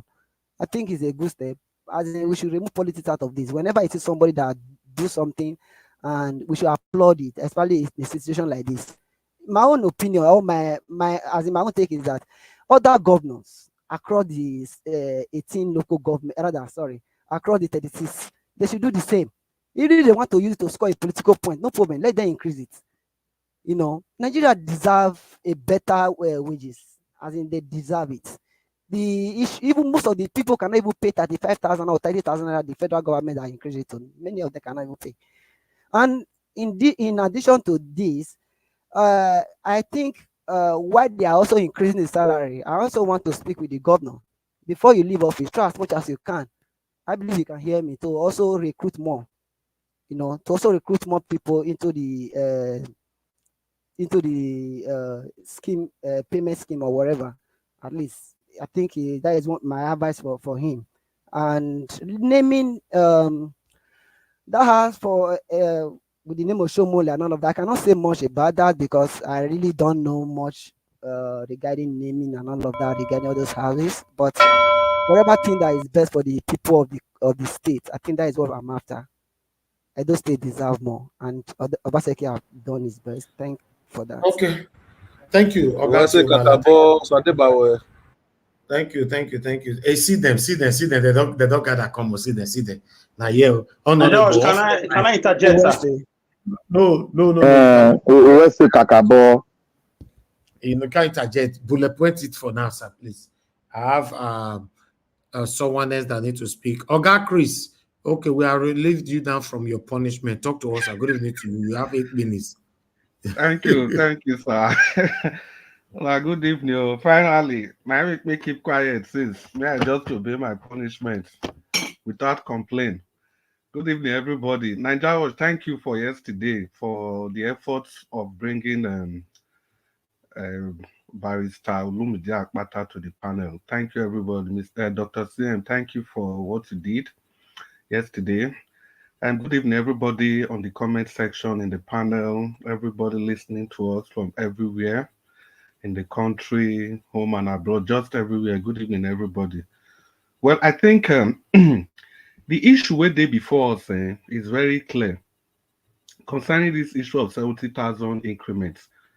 For me, technically, if that fund is available, if actually Obaseki will improve the welfare of the people in the state, he could have channeled that fund to other means. Because I know just one say I'm saying just increment. I want to say I'm saying, okay, maybe he was actually trying to better the lot of the people in the state. But there are better ways he could have done that. Because this 70,000 naira, whatever, now is like an albatross. It's an economic mistake that he has made. If, for example, we have 100,000 strength workforce of civil servants in the state, multiply by the 30,000 extra, that's 3 billion naira. If you take 250 million, so it means that if every senatorial district get 1 billion naira, so it means if you spend 250 million in 4 schools in every senatorial district every month, that's like 12 schools in the states, you can raise those schools to a very high standard so that people that are paying exorbitant fee in private school will not have the option of either choosing to bring their children back to government-owned schools. Because a large chunk of the finances of people in the state are geared towards giving their children the best of education. And this 70,000 is just like a cesspit of corruption.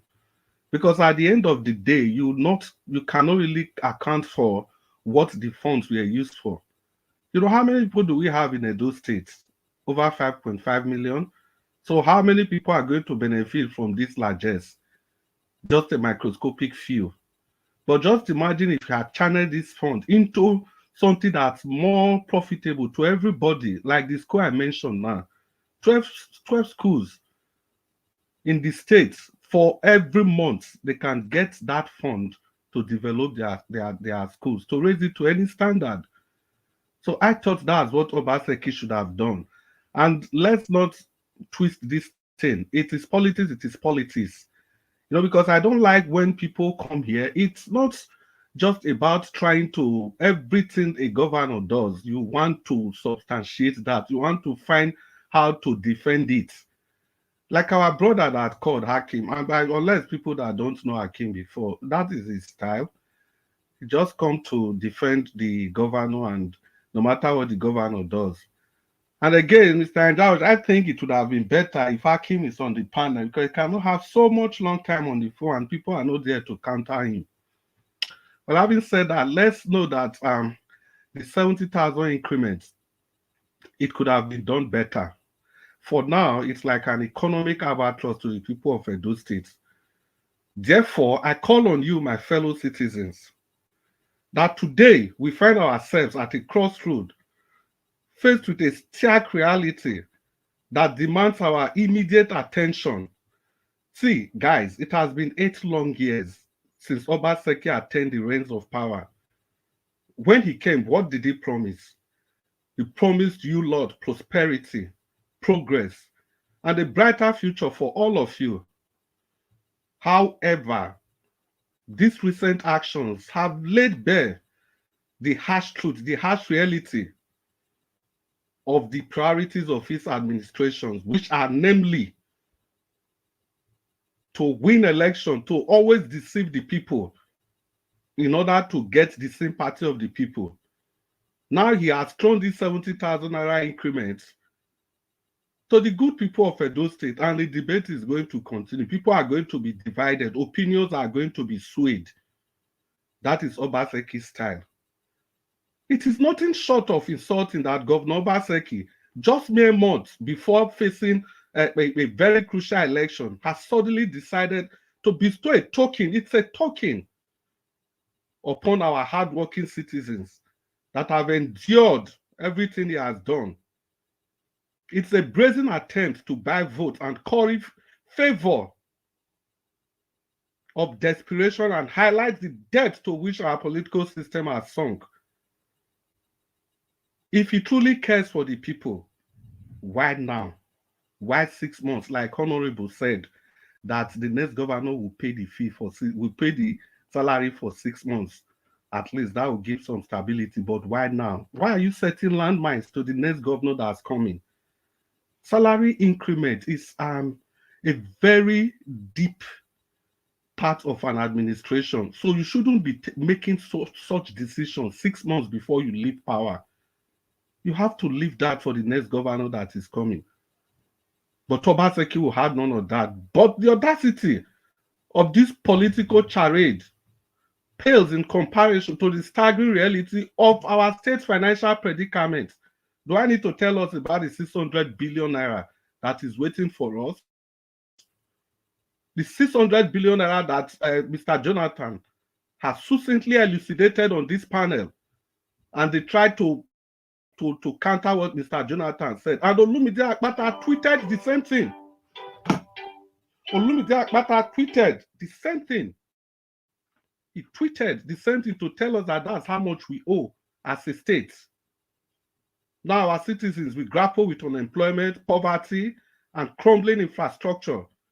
Governor Obaseki has filtered away our resources on what? You can all see them on frivolities, pepper souping, ishewulizing, and deceiving the people with crumbs. His administration's legacy will be one of debt, decay, and despair, a testament to the utter failure of leadership and governance. But we, the people of Labour Party, we the obedience, we that are supporting change, we that are against PDP, APC, we that are for Olumide Akpata, we refuse to be complicit in this betrayal of our trust and our future. We refuse to be swayed by empty rhetorics and hollow promises. These are gestures, innuendos, truths, half-truths, and lies.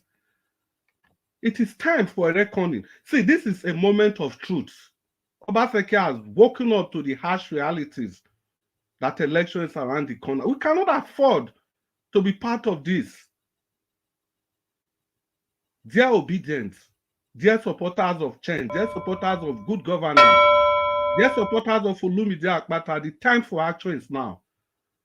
Let us rise up and reclaim our state from the clutches of corruption and incompetence. Let us demand a government that truly serves the interests of the people and not the narrow agendas of self-serving politicians. Look at the campaign team, all the old politicians as you know them. And let us never forget that the power to shape our destiny does not lie in the hands of anybody, but they lie in your hands. Together we can build a brighter future. As for naming of the Labour House after Adanso Shomole, my people, I say it is the joke of the century. You name a Labour House after somebody that you call a thief. It's the shame of a nation. Good evening for the opportunity. Thank you for the opportunity, and good evening, Mr. Nanjawo. Good evening, Edo Light. Good evening. Thank you, Oga Chris. Not be only say it call am thief. He say na Ojibole. He say Oshomole thief 30 water storm project. Obaseki, na tell me, na tell us. Now the same Obaseki man now saying that he be the best man for Edo State. So that be the issue with this side. So my people, when I'm not vessel. Now as we see, and I saw the reporter for here. Mr. Chris, that your speech was tantalizing. Congratulations. Mr. Elvis. It was. Mr. Elvis. Yes, sir. Is it is the governor now encouraging young people to go into looting of money, looting of water store project, and they'll name their name after buildings? Oh, you told Yahoo. Yes. Alex, yes. Because that's it. You know, if you see the people they are celebrating, we said it before, the people they are celebrating in Nigeria, one person don't come out, Mr. Do I just quickly take that spot? And you know, say remember Mr. Elvis. Mr. Elvis. Yes, sir. Yeah, the Nigeria government, they are more than Yahoo. I know. Nigeria Watch. You know. Nigeria Watch, please. Can you play a 30 seconds video of that time when Obaseki was saying he wants to probe Oshomole? Let's face the facts. I'll play it tomorrow. We'll continue for where we stop today tomorrow. You know, let me take this call. Hold on, sir. Hold on, sir, please. Hold on. Thank you very much, caller. We don't pick calls after 10 p.m. In case of next time, sir, we don't pick calls after 10 p.m. It's 14 minutes past 10 now, and I can see you be calling. Go ahead. You only have 1 minute, sir. Talk to us. 1 minute. Yeah, thank you very much for this opportunity that you give to me. The reason why I called is because of this 70,000 naira minimum wages. I want to tell my Edo-like people that they should not be deceived. They should not accept this from Obaseki. Obaseki disgrace us. Obaseki disgrace us with the Niger Wash Association. We voted for this man. We suffered. We mobilized. We spend our own money to support this man to come to power. But since he find out that Akpata come to Niger Wash, the mind don't dey fear. He no fit sleep. Now 70,000. We no go agree. Now I want to tell you, all those PDP and APC people, we don't want to again. Come out. We don't tire. Thank you. We want government we go repair our state so I will come ask for invest. Thank you. Thank you, sir. From the Edo State, PDP killer. Thank you. All right, sir. Okay, sir. Thank you. Elvis, yes, can I quickly say something? Yes. Okay. Is there enough? How will I put it? It is easy to say something. Like most of the people supporting Labour Party on this platform, if you really want Labour Party to win this election, don't just talk because you want to talk. You, as in Olumide needs money. When I mean money to do publicity and all of that, you people should be discussing on how to win election, not just to criticize. But it's not your business. You are not in Labour Party. Talk about your party, sir. It's not your business. Don't tell us how to do it. It's not your business. Mind your business. It's not your business. Don't advise us. It's not your business. Can I say something, please? Are we? See, I'm not. You have 30 seconds. You have 30 seconds. Labour Party. See, as in, I'm not. Definitely. It's not your business. Face your business. Face your eyes when. Alex, let him talk now. I've said what I want to say. See, like I said before, I'm not here to fight. If you really need the betterment of Edo State, you believe that Olumide Akpata is the person that can give you that that good governance. Please put your money where your mouth is. That's just an advice. And you are not here to fight. You are fighting. Stop that statement. You are not here to fight. You are fighting. Thank you. You not come in peace. Thank you, my people. God bless you all. Thank you. In fact, I want to go fight for this platform for this election. It be like someone the throw bottle for this one. But election, I don't stay matter. That would talk to. We never even start. Everywhere don't they hot. You know? Nah, ex-obedient. Where did these guys come? And then they trouble us. Okay, let's move on. Everybody have right to campaign for their principal. And also, some people actually reached out to me privately, saying, Niger Watch, this is unfair. How can you allow your platform for other people to come and air for their candidates? It should be for only Labour Party and blah, blah, blah, blah, blah. You will talk that word. When I debut this platform, the name Labour Party not even in Nigeria. I not believe it there or nobody know him. So automatically, I can't turn my sweat, my hard-earned work for the past more than a decade. I can dedicate her for Labour Party. You know they think And you know they think I only used it temporarily just to support Peter Obi. That was number one seat. I was not having any choice. Then I lock up everywhere. I throw the key in the sea. Say nobody can come into this platform apart from you are a Labour Party. So that one don't pass. I'm not doing it again. Just understand that. You want me to just say the platform is not Labour? The platform is not Labour Party. The platform is for. And somebody else also reached me again yesterday, a lady, saying that please we should allow other aspirants or candidates from other states to come in. I responded to you, madam. Yes, of course. Why not? You know, we've had the different varieties on this platform. Peter Obi is not from Edo State. We're using the platform to support Peter Obi. You know, we've got Barrister Mike Guinea on this platform. He's not from Edo State. We've got so many people that are not from Edo State on this platform. So you can come in if you know your state, you know any governorship aspirant you want us to invite him here or candidate. Why not? By God's grace, we have some connection. We'll still use and see whether if we can come. Make come talk to us why he wants to become a governor. So thank you very much for raising that up yesterday, madam. I appreciate you. So my people, please, this platform is not obedient platform. It was obedient platform when we're supporting Peter Obi. If Peter Obi decide to rule again tomorrow, automatically I'll turn it back to obedient platform.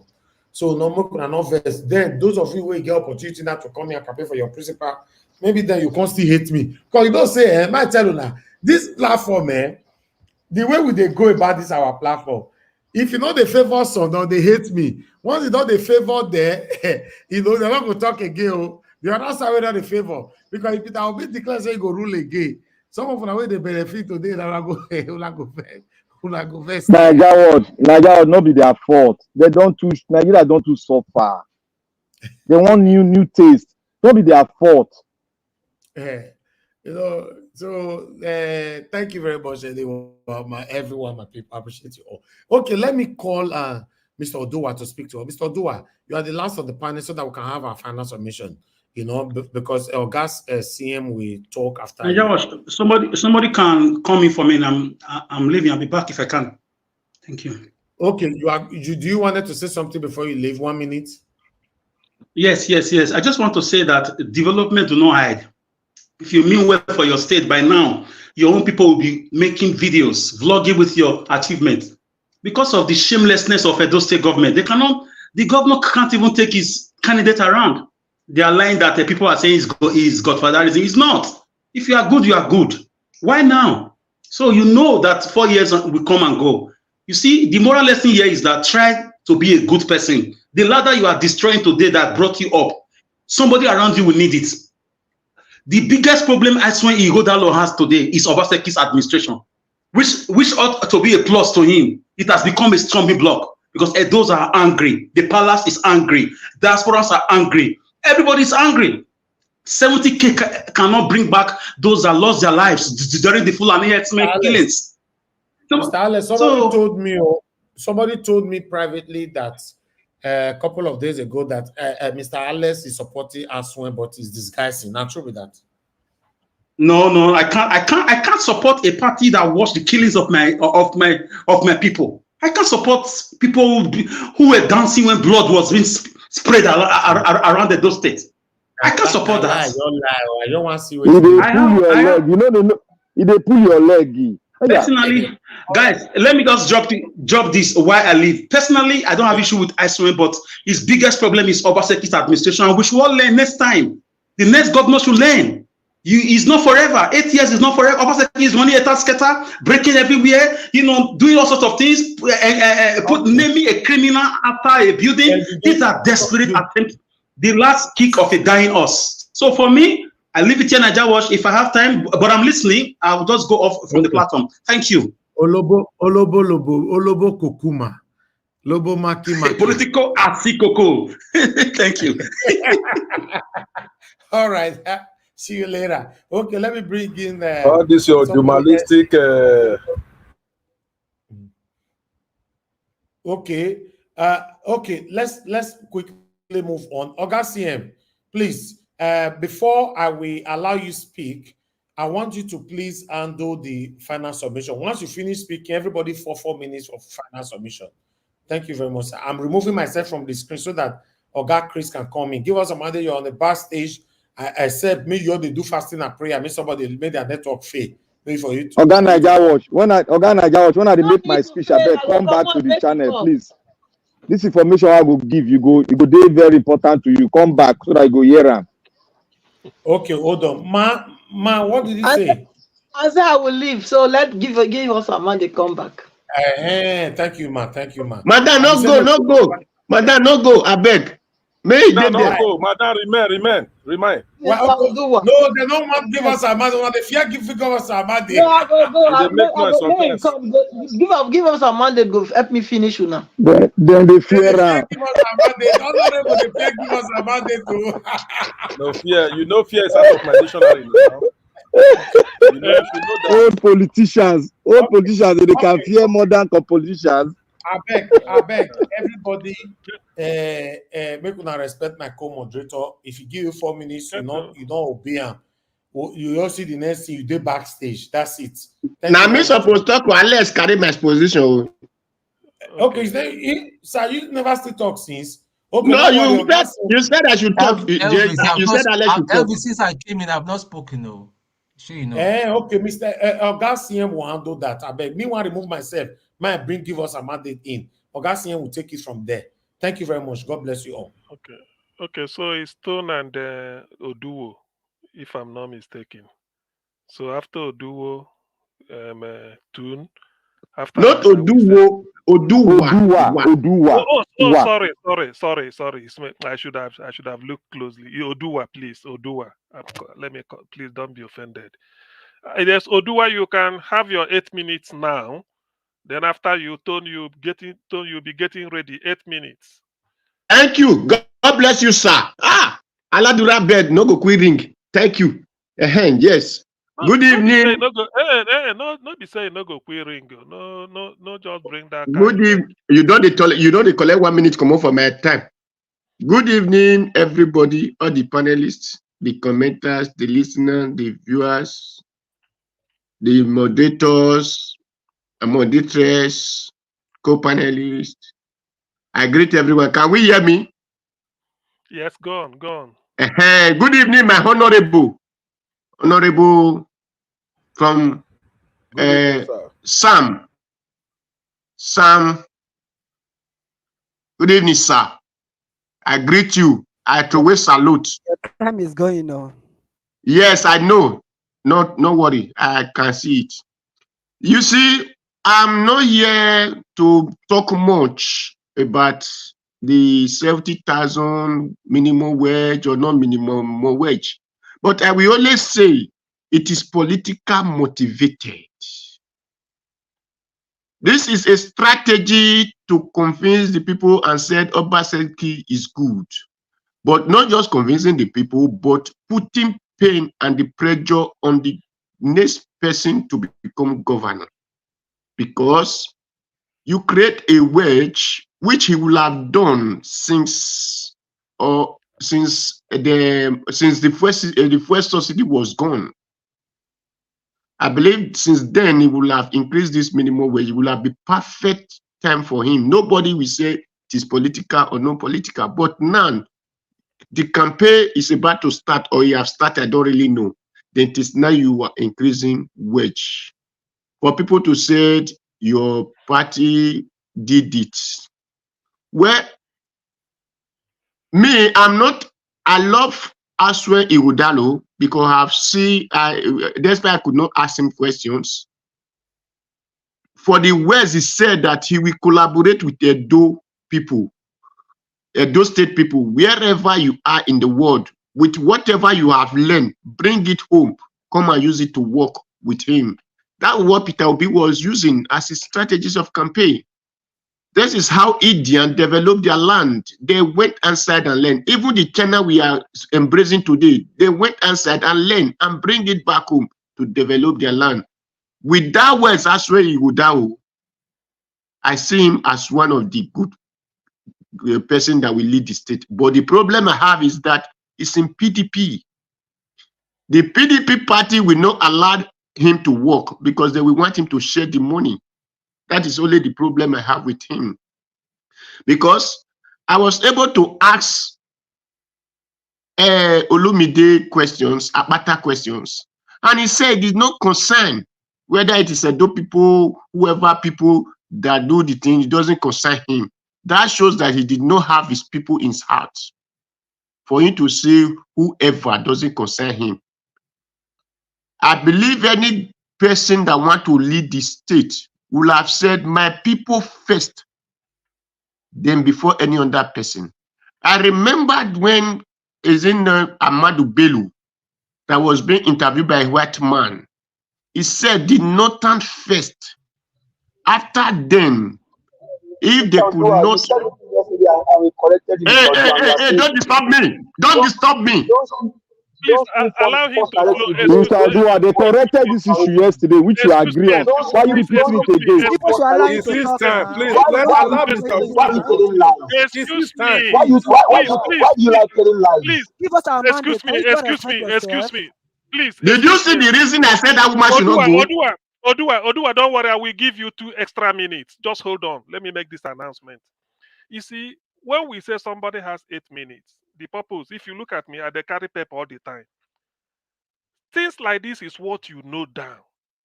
Even if you don't have any more time, you might finish and say, please, can I say something they give you? Allow somebody to flow. Particularly when he's using his excuse me. Let me address the house. Let me address you and the house.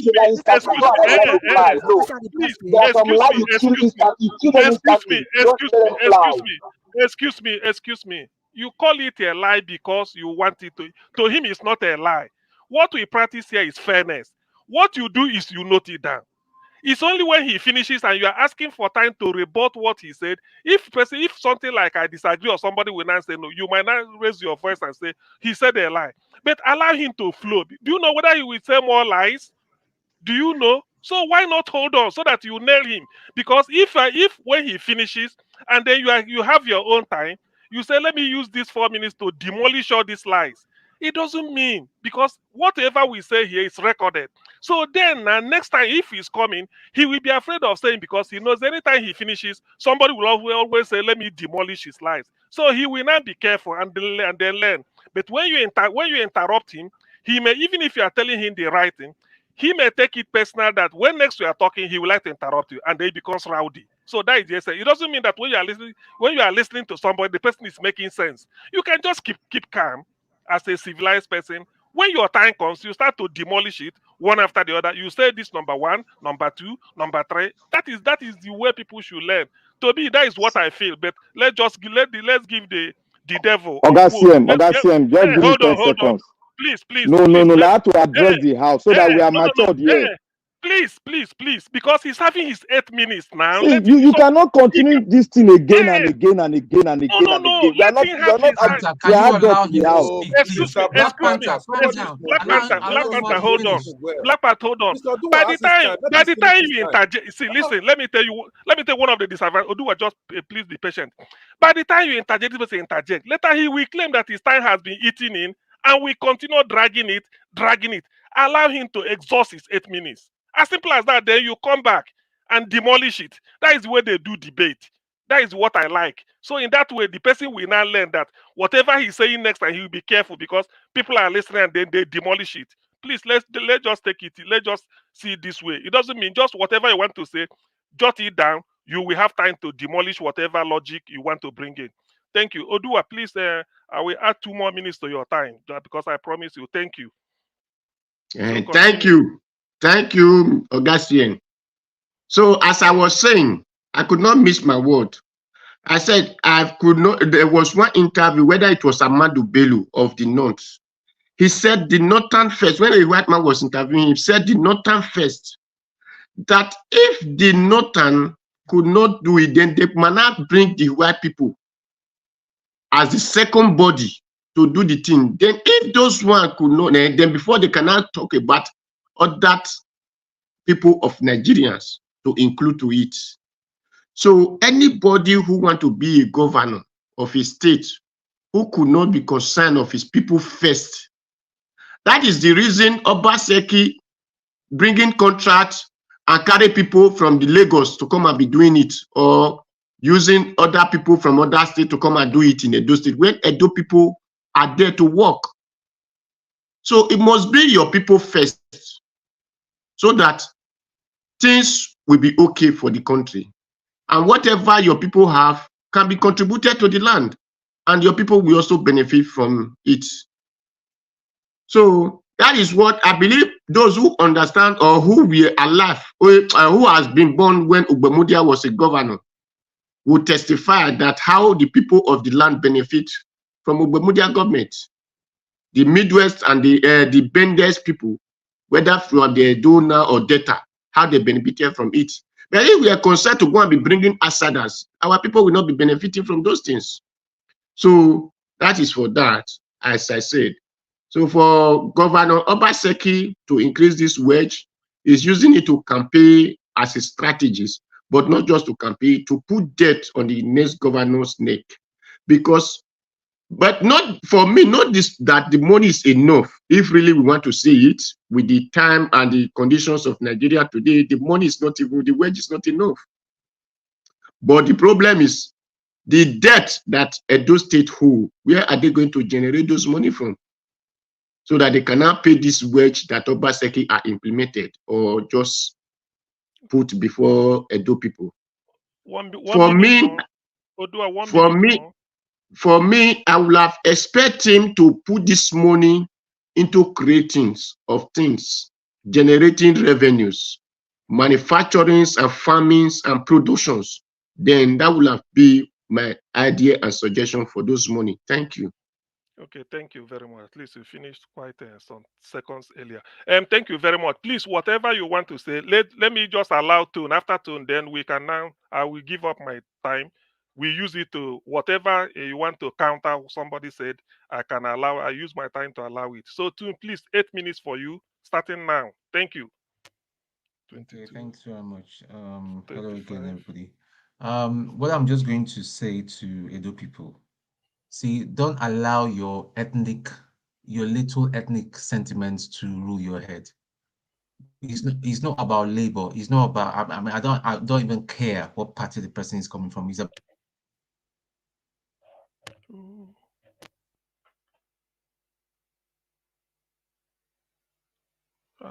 hello?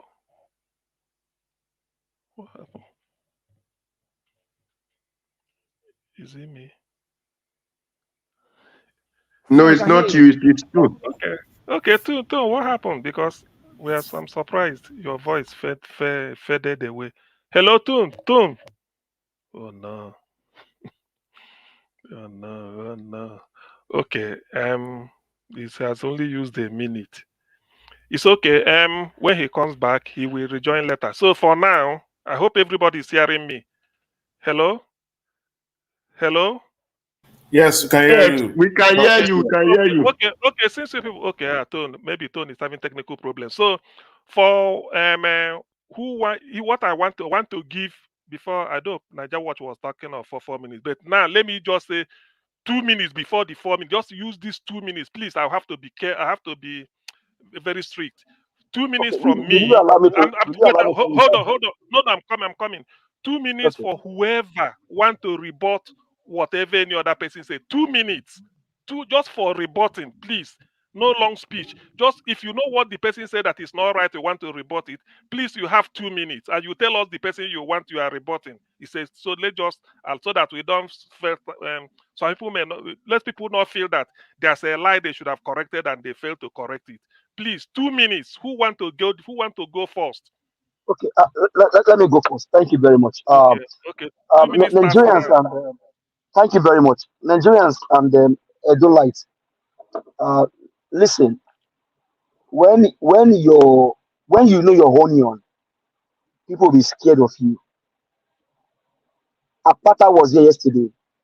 It was an easy ride in the park. I mean, they sat down.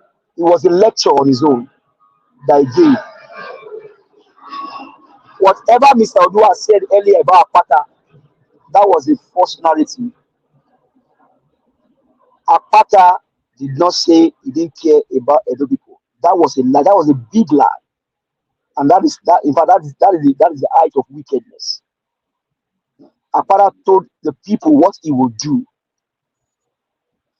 And what he said is that regardless of whoever that enterprise is given to, what he cares about is how are the Edo people benefiting from that enterprise. Pay attention to what I'm saying. That was said, regardless of who they gave that property to, what he cares about is how are Edolites, does that enterprise bring joy to the people? Are they benefiting from the profit it makes? Does it enhance the life of Edolites? He now said, when it comes to the issue of X-Men, that this man did not address. So Akpata said that he will not allow X-Men to take down his own people. So what more should he have said that he didn't say about the Edo people? Akpata went as far as going low to speak to the market woman in their language they can understand. He even went to the palace yesterday. Ask me, did Aswe say anything like that? We know your candidates. You cannot deceive Edo lights. Edo is the home of the obedient, and you have no choice than to kill behind Olumide Akpata, the man with excellent character, compassion, and empathy for the people. Thank you. Thank people you laugh. very much. Thank you very much. Thank you very much. Please, Naija Watch, you can pause the time. So, is there anybody willing to rebut anything before we give our final Yes, submissions? I have.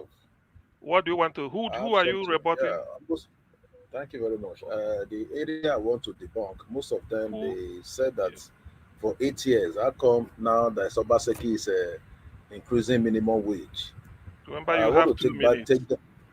I want to tell you, just put the timer so that I should be guided. Just the same. No, I'm looking at it here. It's 22:40. Don't worry, I'm looking at it here. 22:40.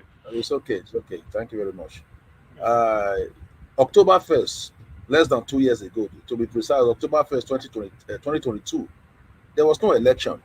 That's when he increased the minimum wage. October 1st, when he was giving his speech, increased minimum wage from what it was to 40,000. He was the first governor that did it. And in his broadcast, he even advised the federal government to take suit. Then coming back again to increase it again, to me, like I said, it's a laudable idea. It's not the first time he's doing. That's what I want to debunk. It's not the first time he did it before. It's the second time he's doing it again. So we should put our record straight. That's just all. Thank you very much. Okay, thank you very much. You can stop the time, Naija Watch. Any other person want to rebut anything? Otherwise, we go for our final. Yes. I want to debunk what Magic just said, because I never asked questions about herdsmen. And if that video, I never asked questions about herdsmen. And if that video is played again, you will see that Olumide Akpata said, I don't care whoever the company is giving to. If that video is played, he said, I don't care whoever, because I use those state people as a request. And he said, I don't care. That is what I want to debunk for Madrid. Okay. Thank you very much. Can I say something too? Thank you very much. Yes. Okay. Naija Watch, yeah. you can stop the clock. Can I say something? Sorry. Yes, you will. Yes, you will. Hold on. Okay. Okay, Black Panther, your time starts now. Oh, is it for the correction on my last submission? No, 2 minutes if you want to debunk. That's what I'm trying to say. If you want to reboot anything somebody said, and let's know. Okay. I want to address the house generally. You see, lack of understanding is not an excuse to play politics around that word. You got to understand the context in which that man is speaking from. That is why I said we should go and listen to everything before we start. There are some things we need to really understand before we start speaking on it. When he was saying, somebody, are you not hearing me again? Is it my network? Black Panther. Are you hearing me? I'm hearing you. Can anybody hear me? Black Panther, we can hear you. Black Panther, talk. We can hear you. Okay. Okay. What he was trying, what I understood that he was trying to say. Speak up. Yeah, I'm speaking now. I'm speaking. Are you hearing me? No. Okay. No. Yes, we are hearing you. We are hearing you talk. We are hearing you. Okay. What he was trying, I understood was that He was trying to say if a company is sold out by the government, not the one that sold it.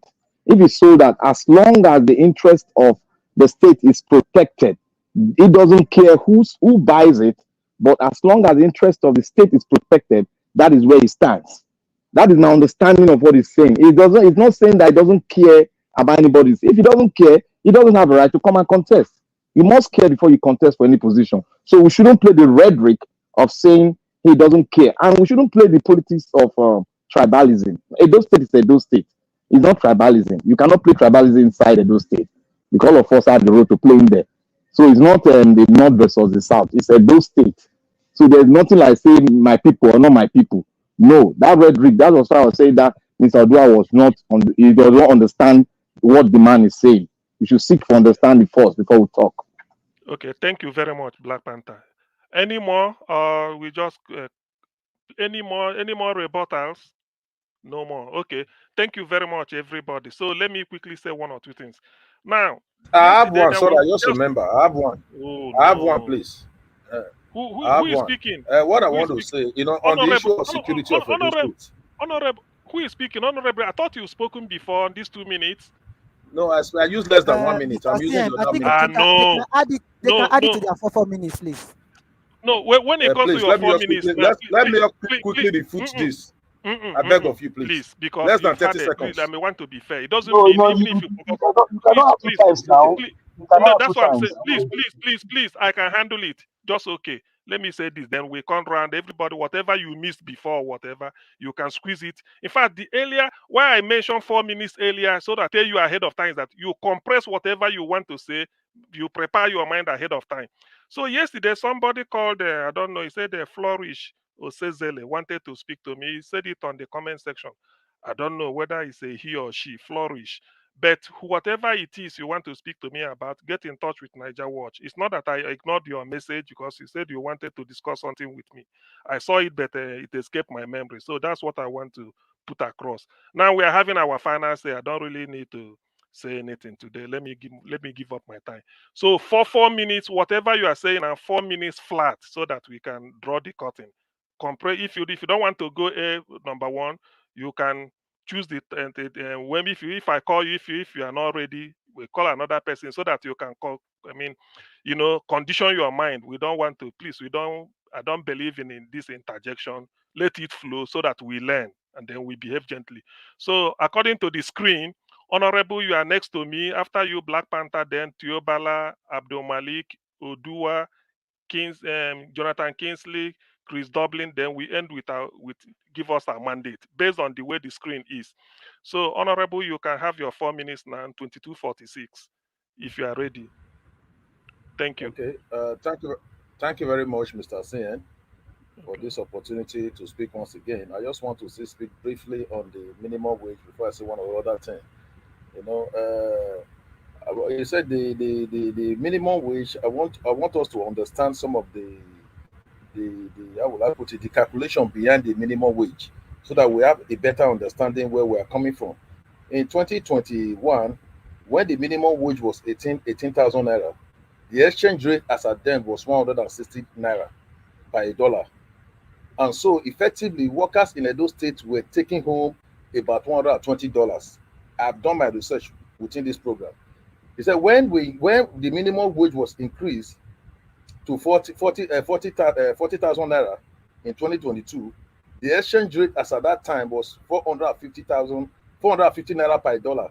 So effectively, Edo workers were getting about $96. You understand? So they were getting about $96. Today, Obaseki has increased the minimum wage to 70,000 naira per minimum wage. When we say minimum wage, it means the least Edo workers will receive.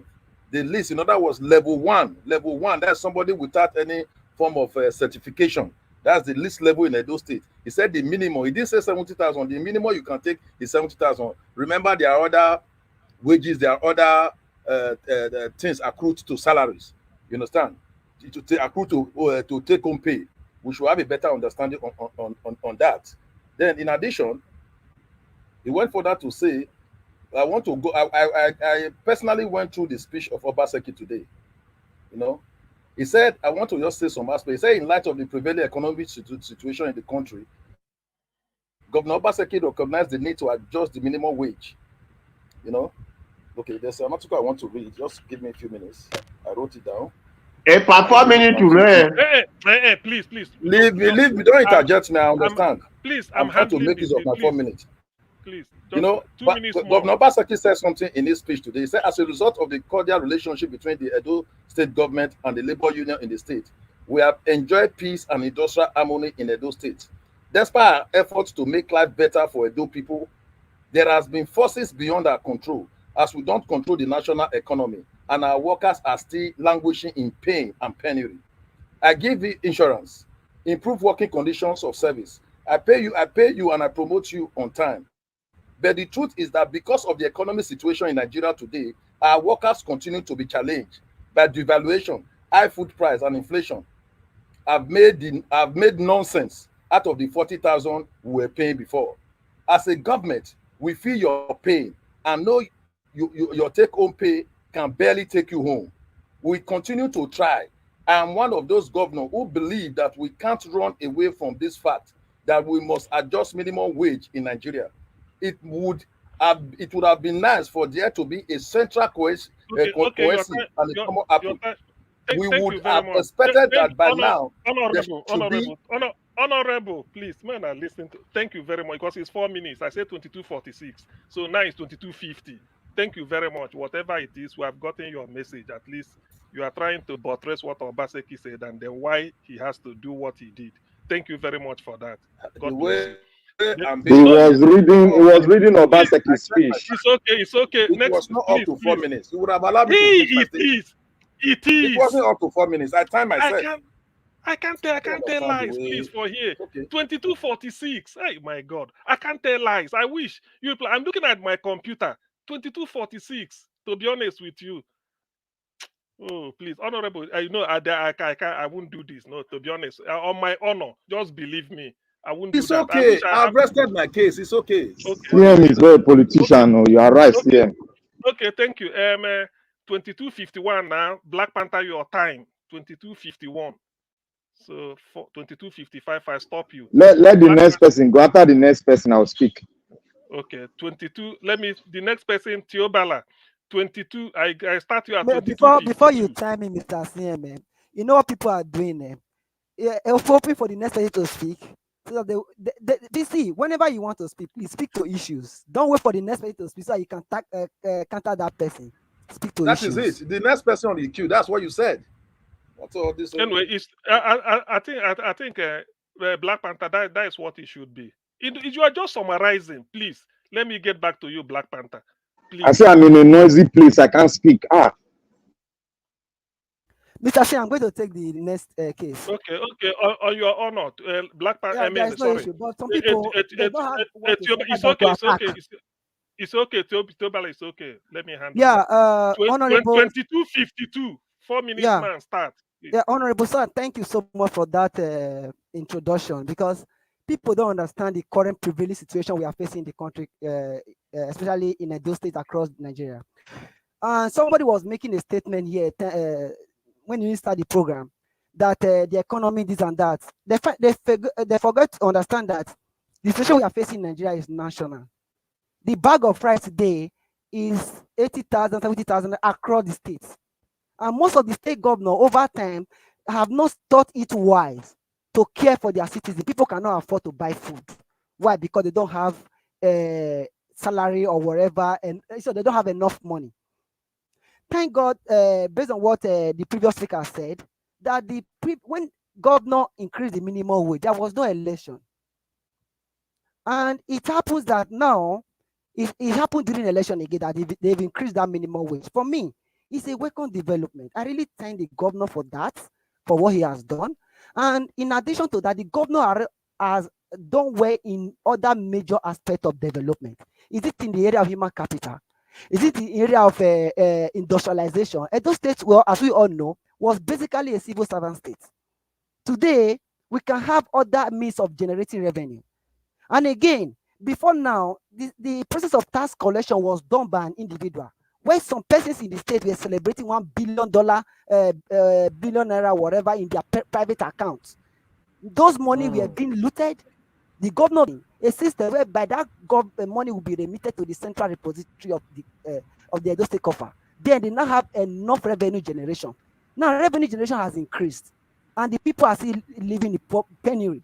So if the governor of the state thought it wise, he said, no, it's my responsibility to increase the minimum wage. He could have said nothing, because none of us was expecting it, and we will not say anything, we will not do anything about it. But based on his empathy, based on his care, he said, okay, let me increase it, which other states in Nigeria have not done. Edo State is one of the 36 states in Nigeria, and it has a minimum wage of 70,000 effective from May 1st. Other states should take a cue from there. Please, I begging the other state governor, people working on that, you pay them well, because the current exchange rate now is too high. Increase their minimum wage so that you can take them home. In addition, it will enable them to take care of their children, send them to a good schools, and all of that. They can feed. So we should take politics in everything we are doing and all of that, because we are talking about the development of the state. Like I said before, it is our responsibility now. We should also increase our own minimum wage we pay to our parents. You know, and in addition to that, at least we are helping the society. We are helping the state. Increase the minimum wage you pay to your father. It's not enough. And okay, 1 minute more. Even your workers. Yes, thank you. Increase that. And in addition to that, I think with those major areas, Edo State is becoming a sub-national.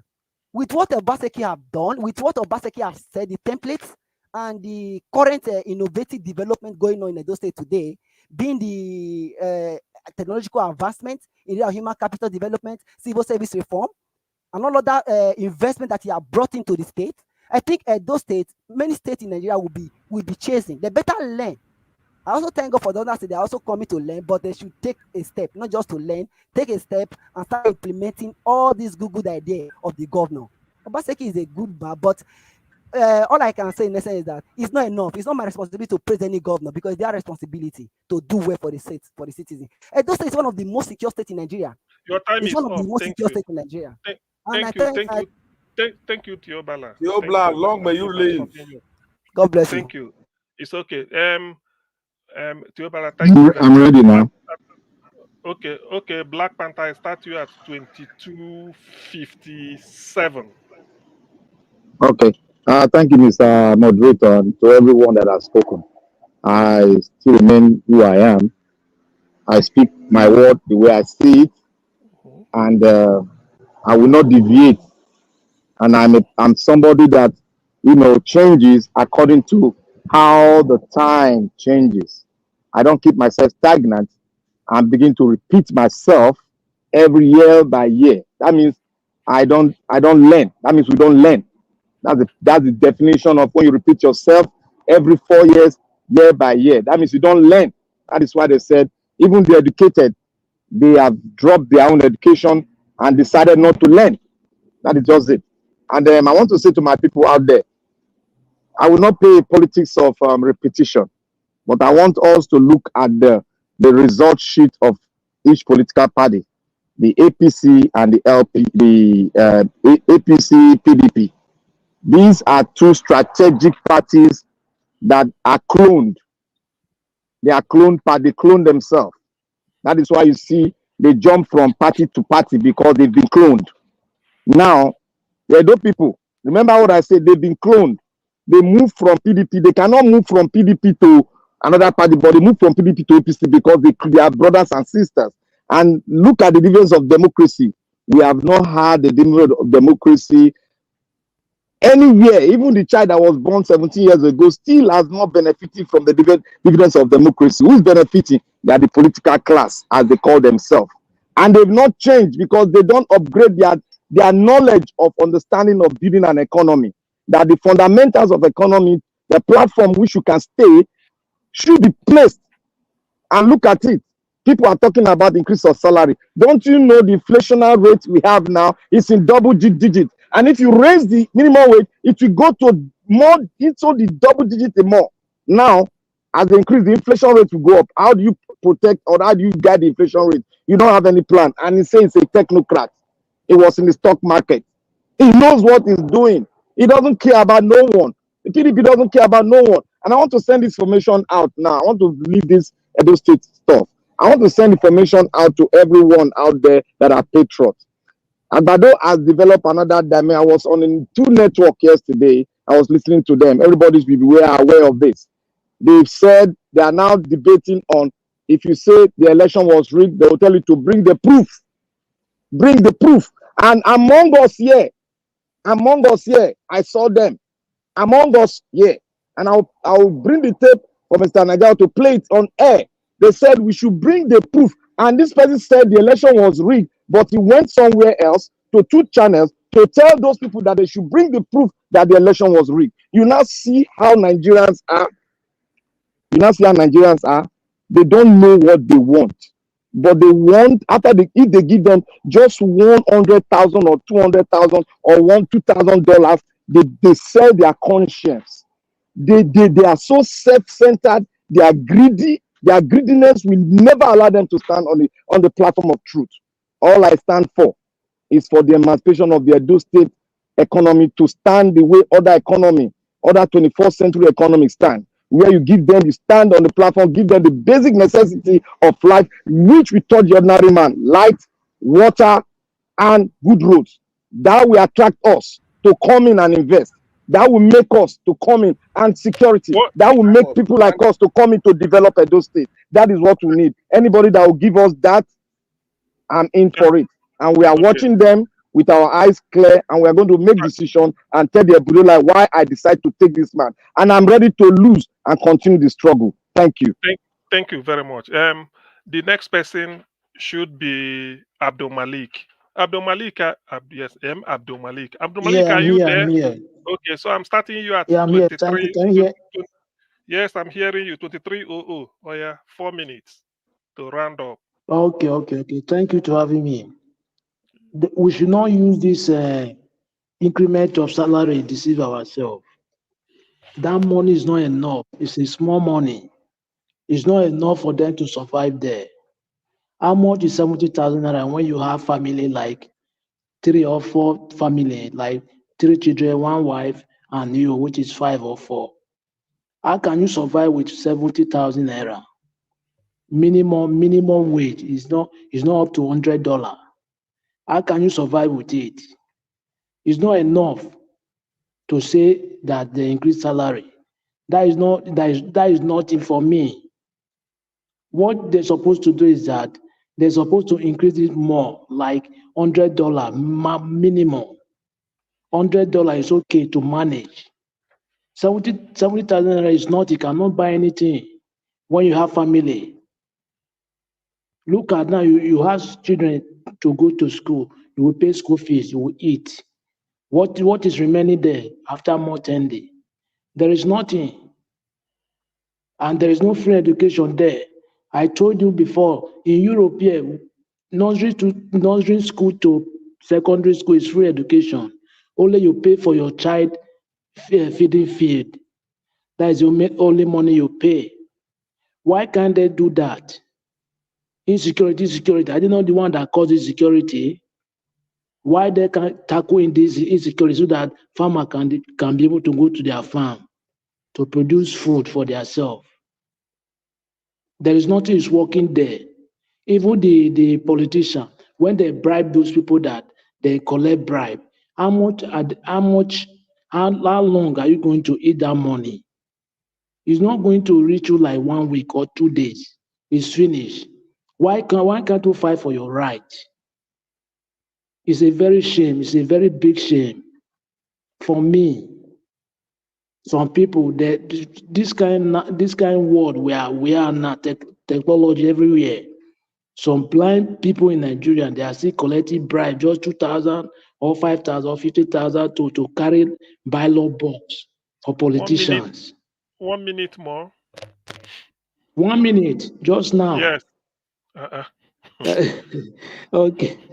Okay, there's nothing much again. Please, Edo State, I beg you people, we should stand for Akpata, because of the way Akpata speak yesterday. I believe he have good intention for those state people. Look at those all those former governors, Oshomore and others. They don't do anything. Oshomore, the road they do in Awuchi, there is no, you just do only gutter, no drillage. The road now they are damaged. They're damaged, they get beyond repair. They are crook, they are criminals, all. Okay. They are more than Yahoo boys. Thank you very much. Thank you. We should vote for Akpata. Thank you, sir. Thank you very much, Abdul Malik. Thank you. The next person should be Odua 2204. You can start now. Are you here with us, Odua? Okay, Odua. thank you. 4 minutes. 4 minutes, Okay, please. thank you. For me, I was not misled or carried away. I asked the questions and Akpata answered. Not that I could need to go and borrow sense before I could understand 1 + 1. What I asked, and I know that they said they retrieve business or retrieve something that another person have sold before. If what is your concern is just what benefit Edo State, how will the thing benefit Edo State? What benefit governor or government is the tax that those people pay. But what benefit Edo State is where Edo State invests their money and they are collecting, they invest their capital and they are receiving both the capital and the income. That is what benefited those states, not who pay tax only to the government and they share it between themselves. They will not use it for Edo people. So you live in a country that the government pays citizen. How did it come? It is because their forefathers have invested money in companies, which they now lead to communities, regional government. That through that they are now giving people money. So if your own, we are now sold to another person and it did not concern you. So what concern you is what benefit the government. Automatically, you are not care about your people. So that is for that. Then for me, settlement of a region, I'm a DOSAT, but I said, with the speech of these two men, the other one considered if Edo people want him to cancel pensions of the former governor, he will do. But Akpata said, only what is concerned is that though you don't need to collect pension in 2 or 3 places. So how many years is person supposed to work before he receive pension? Is it 4 years or 8 years? People that work 35 years of their age could not get their pension. So who just came to governorship or vice or whatever you call them under 4 years? If he has opportunity, has another 4 years, we start receiving pensions that is even bigger than a person who suffered for 35 years of age. So I wonder how people see the speech of people and said, this is what. The only problem I have with Aswe Ighodalo is because it's PDP. PDP will not allow anybody to do good thing. Thank you. Okay, thank you very much, Odua. Thank you. Well said. The next person should be Jonathan. Are you there? Are you still with us? Hello, Jonathan. Yes, I'm here. Okay, thank you. I will start you at 23:06. Thank you. You can start now. 4 minutes. All right. Okay, thank you. Thank you very much, Dr. C, and thanks to all the panelists. Let me just say this. Please, for me personally as a person, what I dislike as a person is misrepresentation. What is called misrepresentation. Sometimes people do it knowingly. Sometimes they do it unknowingly. So you can't blame them for it because they don't know. But sometimes they do it consciously and deliberately. And that is where the problem is. We know what is wage. And we also know what is called real wage. So that is what you have to take in now. Real wage. What people are really taking home. The 70,000, anything, you can say whatever you want to say, as maybe you're an analyst or you want to spin, you can spin whatever you want to spin, but you cannot change economics. You can't. The facts are there, and that's how it works. You can't change the law of equilibrium. It stands firm. It's as simple as that, basic. There is the real wage.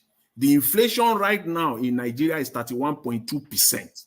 What people will be taking, you see that 70,000, The real wage is about 48,000 naira.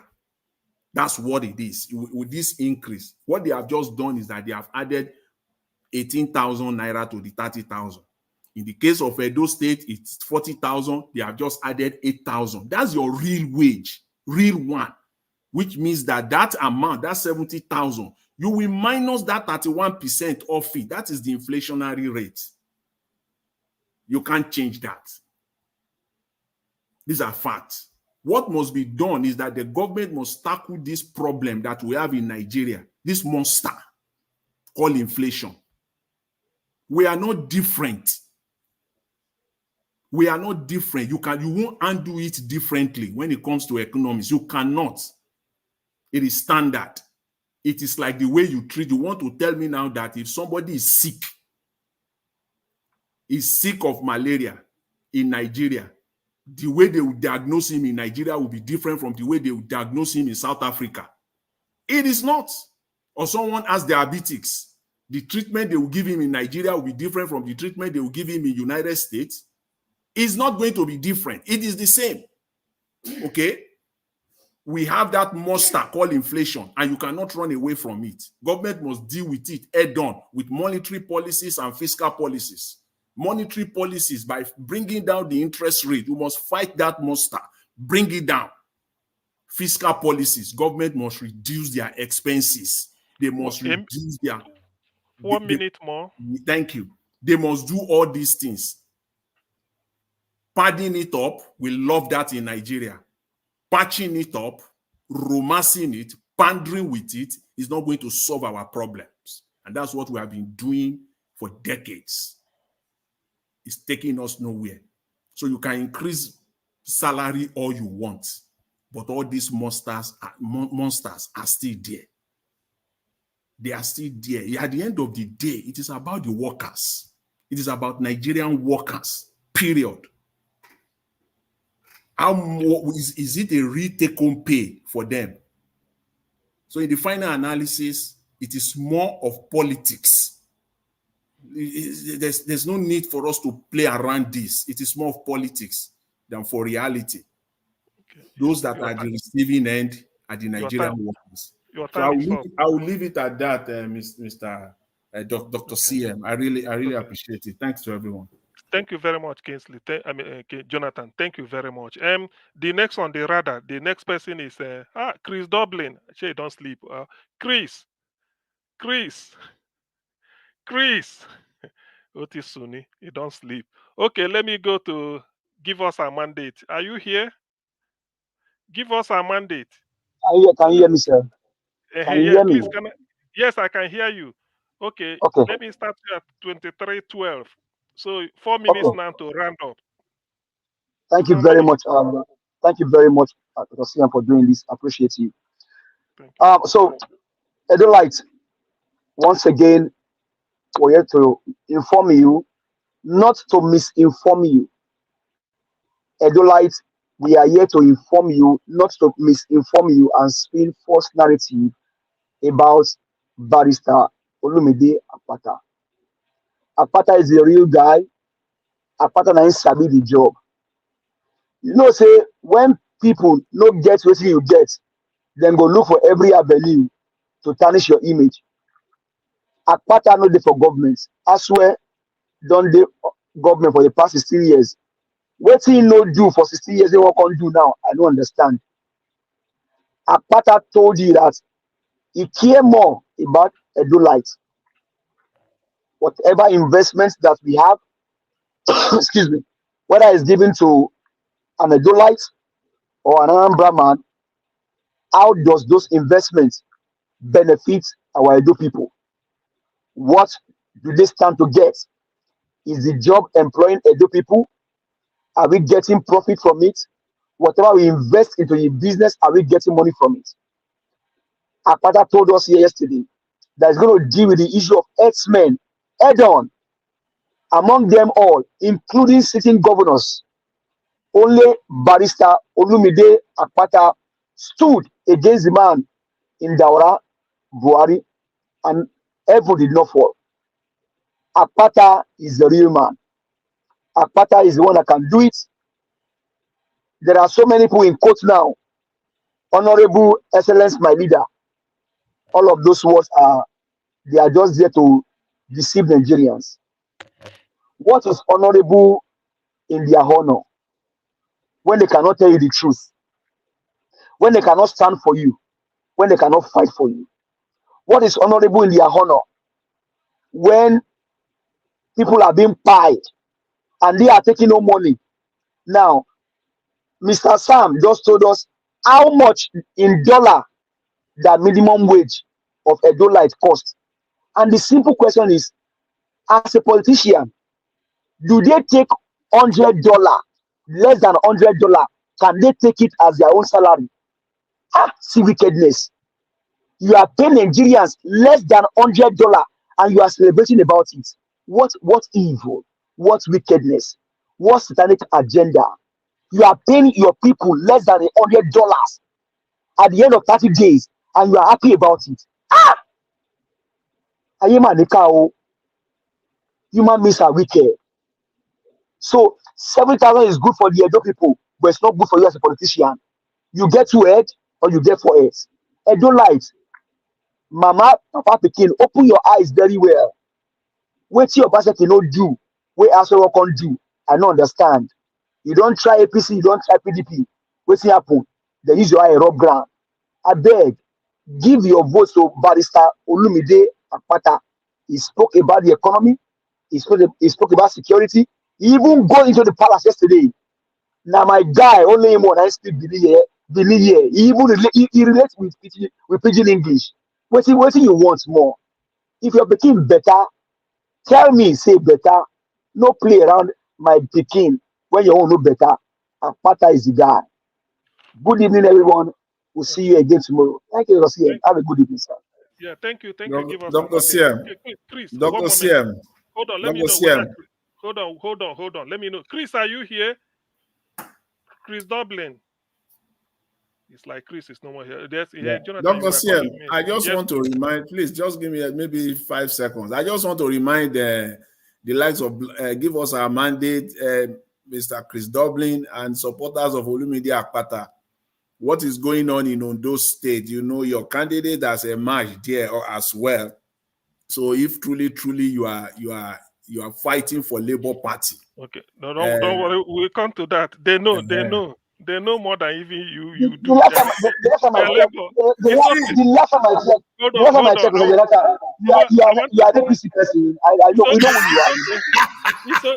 It's okay, please, gentlemen. They should also send money to It's a good advice to give to them. It's a good, very good advice, so that they should go there. Because as far as those states is concerned, the matter has been concluded. The next governor is also on my honor. Now me they do this one. I just by the power invested in me by me. Shall I hear the grammar? By the power invested in me by me. By you, honorable, please. In 1 minute, I'm just giving you this. Is there anything you want to clear? 1 minute. 1 minute. If there is none, then it's okay. Honorable, are you still here? Honorable Sam. Oh no, it's like. That's your question, sir. I thought you were scolding me. No, I'm not asking because I said, is there anything? I'm giving you 1 minute. Is there anything on earth, anything you want to clear again, want to speak on? Just 1 minute, just you. I'm giving this time. Okay, 1 minute. Okay, good. Thank you very much for that.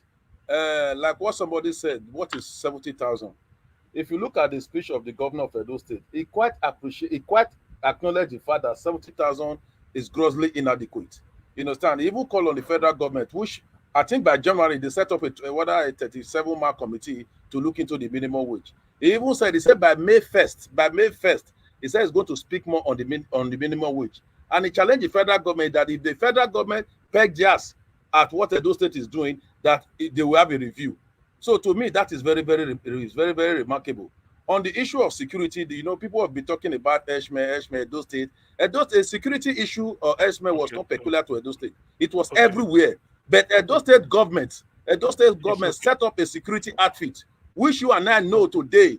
Those in diaspora, before now, if they are coming to Edo State, they are afraid. But with this security outfit they've set up in Edo State has been very, very peaceful. These people, they went into the forest, chased the I said 1 minute. It's okay. Thank you. You know, I just gave you this. But the thing is, It's let okay. me say Thank you this. very much. Thank you. It's all right. We all friends here. I believe everybody. Hold on, Mr. please. CM, I believe. Hold on, please. Let me have my own time. I believe everybody to be happy as we live, because in the end, we all fighting. None that they say I want to allow you with the real Now, thing. we give Augustine 15 minutes to talk. No, it's okay. I mean, I don't really need that. The only thing I wanted people to, the trajectory, like Black Panther used to say, I want to bring to this is that, you know, Obasanjo went to, I mean, sorry, not Obasanjo, Tinubu went to, is it UAE or Dubai? Somewhere they are having an economic meeting. I don't know the country, I've forgotten. But I saw the video where he was saying that he had to do is to take Saudi Arabia. to take difficult decision, that he removed subsidy. So the man is still telling lies. That is what annoyed me. No, it's true. That's the reason why I'm saying this. Yes, now it's So up to today, he's still saying that he removed subsidy. And if he had told those people that I removed subsidy, I now found out that the cruciating payment was a mistake, I changed it, that would have been a statement. People will respect you because you don't know it all. But you still go there in an international gathering to be telling them that you remove subsidy when they have ambassadors in Nigeria reading our newspapers, listening to our news, knowing that the government removed subsidy, yes, on the first day, the inaugural day, only to regret and then bring it back through the back door. It's a shame. And this is what, again, let me just say, because of people, when people speak, you know what is a lie. This is why I reason. You see Reno Mockery. Atiku went to Chicago State University to ask them, this is the certificate Tinubu gave to INEC. Can you attest to this certificate? They say this thing where you they carry, we didn't issue it. Yet Reno Mokri is still saying that at Tinubu got first class in when he was coding. So that's why when people, there's some of I believe in intellectual discussion. So people like Reno, we still be talking that the certificate that Chicago State University said they did not issue. Reno is still telling us that it contains first class, 19 Ubu Gate. You see the way, that's why sometimes when you look at the problem with Nigeria, you now want to know that sometimes, the way you talk to people, like in the UK where I am now, there are lies you can't tell people because you know the people you are talking to are civilized, they're enlightened. Why people churn out lies to Nigerians is because they feel that after all they be mumu, they won't ask us. Why should Tinubu still be talking of he removes there's no subsidy? Even when you caught him red-handed, everybody knows say subsidy day, only that is unofficial. And yet he's still telling the world there's no he removes subsidy. They should come and invest. Anyway, that's just what I want to say. But Black Panther, what you said earlier about somebody who has been here, then go to some platform asking, try to propagate there's no rigging. If there is a rigging, let the person bring, let them present evidence. You see, this is another thing again that sometimes, my fellow people, when you see the way our leaders or anybody speaks, it is not because they don't know. You relate to people. Like if you are so educated, and then you want to address an audience that they can't understand your grammar, you come down to their level. If you are so educated that you are so enlightened, you know the truth. If I ask any of you now, go and address United Nations about Nigeria, you'll be telling them the truth because you'll be afraid. You will say, these people, they are all educated. They know all these things I'm going to say. So you have to be honest. But if you come home, you feel that after all this, they know they read the paper, not be money, then you talk to them anyhow. So that is exactly why people should be saying last year's presidential election that it will say it wasn't rigged. Let me provide evidence. The evidence is that as I'm speaking to you now, INEC do not have all the presidential election results from the how many thousand polling units in Nigeria. So if you do not have all the presidential election results from all the polling units across the 36 states, it means that you can't declare a winner. There's no winner yet. But yet when you CM, you let me declare tell a you how winner, he spoke it. Let me tell you how he said it. yeah. Let me tell you how he said it. He has been here, he's always here with us. He said, oh, when he was here, he said the election was rigged. Agbado rigged the election. Now he went there, somebody was trying to tell him that this election it was rigged, and he said the person should bring paper evidence that the election is rigged. And this guy started saying what you are saying now. He said that is not an evidence, that's verbal. It cannot be acceptable in the court of law. Bring paper evidence. It's why I'm saying is that so that if anybody asks you, you go ask them. INEC, INEC was giving 400 million naira and then 40 million euro by EU donated. INEC is not even having the result for their own copy. Then how can me CM be having result? When INEC, whose duty it is to conduct the election and have, it's like whatever score somebody presents to you, say a JAM score. If you take it to JAM will confirm it. Is INEC having all the presidential election results from last year? That is the question. So if they are not having it, that means it's rigged. So that is just one thing I want to chip in as we leave, so that people will also bring continuous interjection. We are rounding up now. We can't continue to have this continuous interjection. You people allow CM to finish his submission so that we round up. In fact, no, these are the two things. I don't. As for the election, there is still up to 3-4 months. Yeah, you know why the election? You know why the election was rigged? There was 3 elections that very particular day. Why is it that only presidential election they did not transfer from IRF from polling to IRF? No, we know all those things. It's just that why are they arguing? That is why it's rigged. Without veto, that is the first step. Without veto, that is the first step that it was rigged. If the person is doubting it, you ask the person. All the polling units results, are they with INEC today? Is it on their website? Can you access it? Can INEC produce it? If they can, that is a rigged result. Because you cannot give somebody first class when you've not marked all his assignments since he has been doing. So that's forged. Thank you, Niger Watch, for the opportunity. We continue tomorrow. Okay, ladies and gentlemen, God bless you all, my people. We've come to the end of the broadcast. I would like to quickly appreciate Oga CM. Thank you very much, sir, for that wonderful handling right there. I appreciate you, sir, all the time. It's a big relief for me. I appreciate every one of you that came into the panel. Even to this minute, we still have a full screen. Thank you very much, my people, for putting your voice out there to help our country. Whatever that we all are doing here, like I said before, we'll all want a better Nigeria, but it might be in a different way. People might not go in the way that you want, but still, it might be in a different way. But for those that is doing it, or rather coming to the platform deliberately to disrupt the plans of this platform and all that, the beautiful thing about this platform is before you drop, people don't handle you. You understand? That's one thing, because this platform, our ideology is quite different from so many platforms. So that's why you see that a lot of people on this platform don't have patience, before they tackle you, so that you don't spoil what we have built for so many years, But nevertheless, if we come to Edo State now, we started with Obaseki. We are going to end with Obaseki. My own stand, because I just wanted to listen to everybody, even though from the beginning I've stated that I don't have any issue. I support Governor Obaseki by increasing the minimum wage, but my finishing submission right now will still be that I support him 100% by increasing the minimum wage. Do you know why? The minimum wage was 30,000 before. Governor Obaseki, like I stated from the beginning of this broadcast, was the first person that increased it from 30 to 40,000. Guess what then? People still criticize him. People criticized him at that time, saying that, he's just doing this, he's a bad person, he's Ogboma Yese, he's that, and he's this, he's that. Okay. He's doing it, he did it again now. People said, hey, he shouldn't do that. Election is around the corner. He's doing this because of election.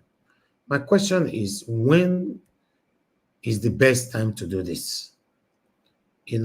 Because if you check it, the whole Nigeria, I understand 70,000 naira, if you ask me, is not enough at all. But at least it's not 40,000 anymore. It's now more than what it used to be. So it's a plus. So what we should be advocating for now, I wish what many people were advocating for today was, 70,000 naira, thank you, but it's not enough. you'd have increased it. Although one person mentioned it or two, maybe from the phone, said that he wished it was just 100,000 naira. He would have been very, very happy with that. Trust me, guys. For me, I applaud Governor Obaseki for increasing it. If he was doing it because of election, because of whatever, or because of his secret agenda that we all are not aware, I'm not interested. As long as these people will benefit it before election, let them benefit it. Whoever that will come in as the next governor, either you continue or you decrease it. That's two things that will happen. Nothing else will happen. Either you continue with what Obaseki has set with that money, or you decrease it if you cannot pay it, or rather you even increase it more than what Obaseki has said. But the truth is, this should be applauded. You know why? Even though some of you might not like it. Now, wait till I start my broadcast with that today. It should be applauded because it's the only governor that have done it twice, back to back, in the whole Nigeria till today. Do you have another governor that have done it? No. So please, I criticize Obaseki on this platform every time. In fact, the person we don't criticize Obaseki pass for Edo State, not me. But I don't criticize him with hatred. I criticize him with facts and with my displeasure. And while some of you criticize him with fact and displeasure, but some criticize him with hatred. And I'm not a supporter of that. Then let's come to naming the building for Oshomole. That is where I would call Governor Obaseki satanic. You know why? Because you cannot name a building under the same person that you have called out that stole 30 billion water storm projects. Take me to court if I'm alleging you or if I'm lying or anything. We have all the proof. Obaseki talked about it twice. So what is going on in Nigeria? What is this man the man that was arrested that went to jail in the UK when he came in? The people were now welcoming him with dance and all that. What's his name again? Ibori. No, Ibori, yes. Not Ibori, Ibori. Ibori. This was what happened. Somebody, a criminal, a known criminal that went to jail, an ex-convict. He came to Nigeria. It was celebrated by the same Nigerians that is crying every day that we are suffering. Now, Oshomole was accused, not alleged, accused by the current governor, Governor Godwin Obaseki, of stealing or embezzling 30 billion naira for water storm project. The same governor that accused Oshomole of stealing Ojibole of 30 billion water storm projects is being honored with a building. What a shame. In this building, they have honored Oshomole with a labor house or whatever it is by the same person that accused him. It's just like Oshomole accused Zeyamu as a cultist, say poor seat for person for a body and all that. That is this, he cannot become a governor of Edo State. Then he now accused Obaseki. When he was favoring him, Obaseki, he said Obaseki is the best ever. When he was not favoring him anymore, he now said Obaseki is Ogbamayese. Oshomole was the one that gave Obaseki the name of Ogbamayese. So Obaseki is Ogbamayese, ungrateful person. He went out. We have a series of these videos on my channel. I don't talk here without facts. He labeled Obaseki with different kind of names. He called him ungrateful person. He labeled him Edo people, a lot of people that hated the governor before, now hide under the umbrella and started lambasting on the governor till today, just because of the narrative that the satanic Oshomole set for them.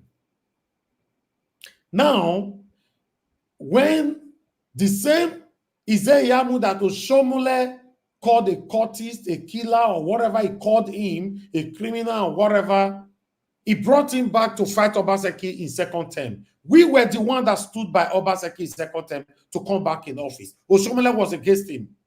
He brought Yamu. Then we now started asking him, is it not the same Yamu that is a cultist that buy people in the university or whatever that you, as you claimed? He said, no, he be talk, he not talk again. The same satanic, gullible Edolites were clapping for Oshomole as Oshomole were dancing Michael Jackson left and right. He beat Obaseki, he made friend with Obaseki. He beat Yamu, he made friend back again with Yamu. Now, Obaseki accused Oshomole of stealing or Jibole of 30 billion Waterstone project. Now he have honored him with a building. And some of our youth are clapping for these people. We are not going anywhere. To be honest, many of you are losing your reputation every day. When you, I've said it before, anybody that try to defend these people, you yourself are losing your integrity. That's as simple as that. People will be waiting for you prospectively when you will seek for public office. Then people will remind you that you are satanic. Because when we see the truth, let's say it, we shouldn't talk just because of what we want to benefit. Yes, some people have been accused of payments. They have been paid to come to the platform. They might not be paid, my people. Some people just come into the platform. I love this man. I just want to defend him. This is one of the things I advocate of all the time on this platform. You don't need to love somebody to support them. And most especially people holding public office. Someone that is holding public office, why must you love him? Who sent you? Now, over Sabi, they do. Nobody sent you, may you love anybody. Your duty constitutionally is to call them out, hold them accountable for what they have promised, what the Constitution have allowed them, or what they're supposed to do. If they failed, call them out. You coming to demonstrate and portray and express your satanic set of love for this satanism, then we are not going anywhere. I've told you guys before that I supported Mr. Peter Obi. Before the INEC Mahmoud Yakubu declared Tinubu 4 a.m. in the morning as the winner, I was already talking about it on this platform that if Peter Obi, because we all were already sure that Peter Obi will certainly be sworn in. I said it here. Some of you can remember me. Remember my statement here. I said if Peter Obi is sworn in, I will start checkmating him the next second day. Some people accuse me, no, Mr. Najawa, your body to the earth. I beg. Well, what is all that? You give him time now, at least, to settle down. That is my kind of person. It doesn't mean I'm supporting you today. Tomorrow, I'll start clapping for you when you're doing something wrong. Governor Obaseki, I'm totally disappointed at you by naming Adams Oshomole that you are accused of stealing 30 billion Waterstone project. As of today's rate, if it was now, that 30 billion is more than the 80 billion that what's his name? What was this man's name that this guy stole? What's his name again? Yahaya Bello. Yahaya Bello. The 30 billion as of today economy is bigger than that. But you just did this. Governor Obaseki, you see, I told you 3 years ago that power is transient. I told you, but you see, you have less than 5 months to leave office. What a shame. Although, with the country where we came from, when you leave office as the governor, we already know what we are expecting. Either you become a minister of so, or a minister of that. That's what happened in our country. Check the people that is ruling us today. I'm not surprised. Just check everybody that is ruling us today. The people that have embezzled our money, people that have stolen our money, people that have impoverished the citizens, the same satanic set of people that have been recycling themselves since Nigeria was created. They are the same people in power. Go back and check it. Go back. Don't disagree with me in your living room. Do your research. You don't go to school. All of us go to school. All of us have degree. Do your research. You know that 95% of the people ruling us today are the same people that have been ruling us since Nigeria was created. They are the same people. 95%. Do your research. It's only in Nigeria you see somebody that have become a commissioner. It certainly will become a House of Rep. Then is the Hausa that is a running mate now to the APC guy, was the commissioner under Oshomole.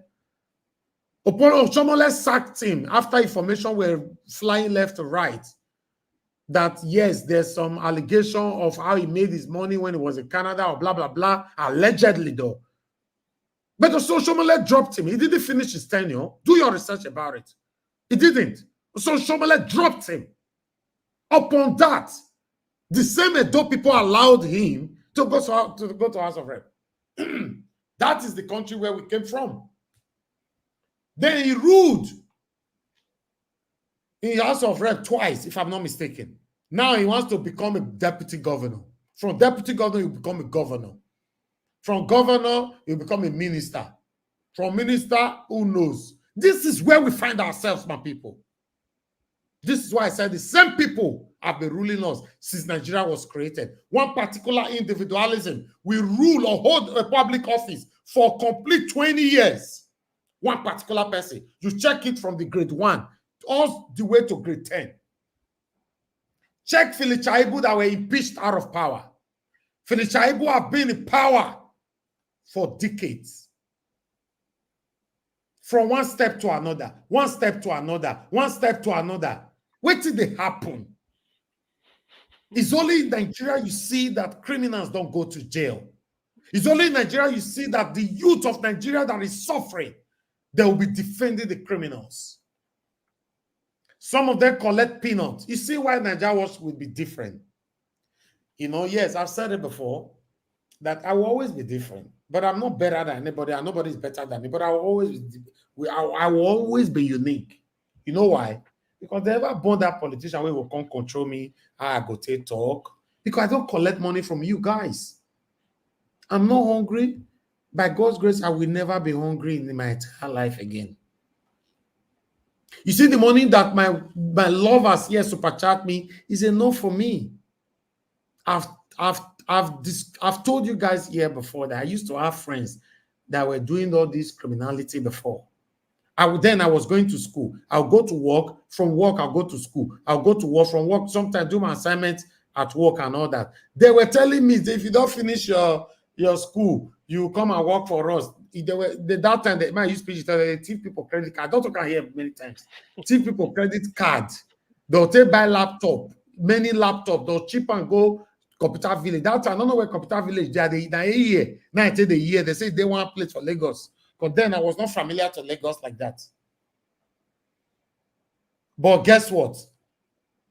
All of them were caught. Some were sentenced 18 years, 22 years. And then UK have passed law that anybody that has been to jail, when you come out, you must be deported back home. Oga CM is here. He lives in UK. That means everything they have labored for, they lost it all and they were still deported. I'm telling you now, my own friends. You see, if you run more than your shadow, you will suffer.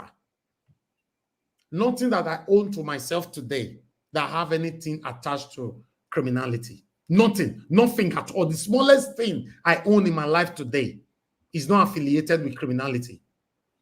I've said it before. I talk on air. If you and I have done any kind of business, and you know, and I'm speaking here, and you refuse to expose me, now God go punish you. I said it before. We can't have a better Nigeria when we all are selfishly, stylishly looking for what will benefit us. We can't have a better Nigeria like that. Oh, okay, you are afraid to speak because you don't want to die. Forgetting that people are dying every day in Nigeria. Forgetting that death is inevitable. You are not going to live forever. I am not going to live forever. In fact, I just want to exaggerate. 100 years from now, that's why I measured the 100 years. Everybody listening to me right now will not be alive anymore. It's true, yeah. I'm only exaggerating. Normally, I'm not supposed to mention 100 years. Should be lower than that. But let's say 100 years from now, no single person Both your pikin where they listen now. If my baby when you're born today, nobody will be alive anymore. So what can you learn from that? What is the best footprint that you will leave that people will look back and say, wow, this guy, or those people where people they reference to that have lived a good legacy, that have lived a good life, that have left a good footprint on earth and they don't die, but people reference to them positively. They get too head. But you say no. All this money where they give you, they'll put 1 million for your account, you're happy. They'll put 2 million or 5 million for your account, you're there. What can 4 or 5 million naira do to you compared to your own integrity? I'm still the only one man standing who criticize Obaseki, who support Obaseki 100% with my platform, and criticize him from day one in office till date. All the remaining Edo youth, all of them, they on guard, they graduate on guard, don't make all of the toto mumu. If you know you are listening to me, you know I'm talking to you directly. Come to the panel and oppose me. Then I'll not mention your full names. All of you are disgrace. Not just disgrace to your family, to your children. You are a disgrace to humanity. Anybody at all collecting money from politicians to do the wrong thing, to deceive Nigerians, you are a disgrace to humanity.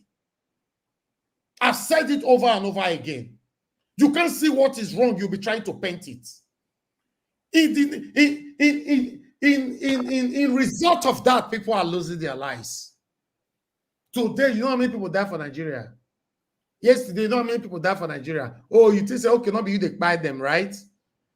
Because after all, you know you're carrying knife or gun, go buy them by yourself. But the decision you take today is part of the reason why we are where we are today. What do I know? Some people might be listening to me now. Say, I beg you, tell me enter house. So chat that boy, you're the chat. If you don't chat finish, go enter house. Don't worry. The day when they will kidnap your mama, you will not remember me. Say, whether I for listen to this guy, or the day they will kidnap your wife. In case you are not aware, the day they will kidnap your wife, they don't kidnap women. Listen, the kidnappers now of all these S-men or whatever terrorists, they don't upgrade though. They target women now. They'll kidnap your wife, they'll go keep her, or they take turns on her for the next 4 months before they buy her. That's what they are doing now.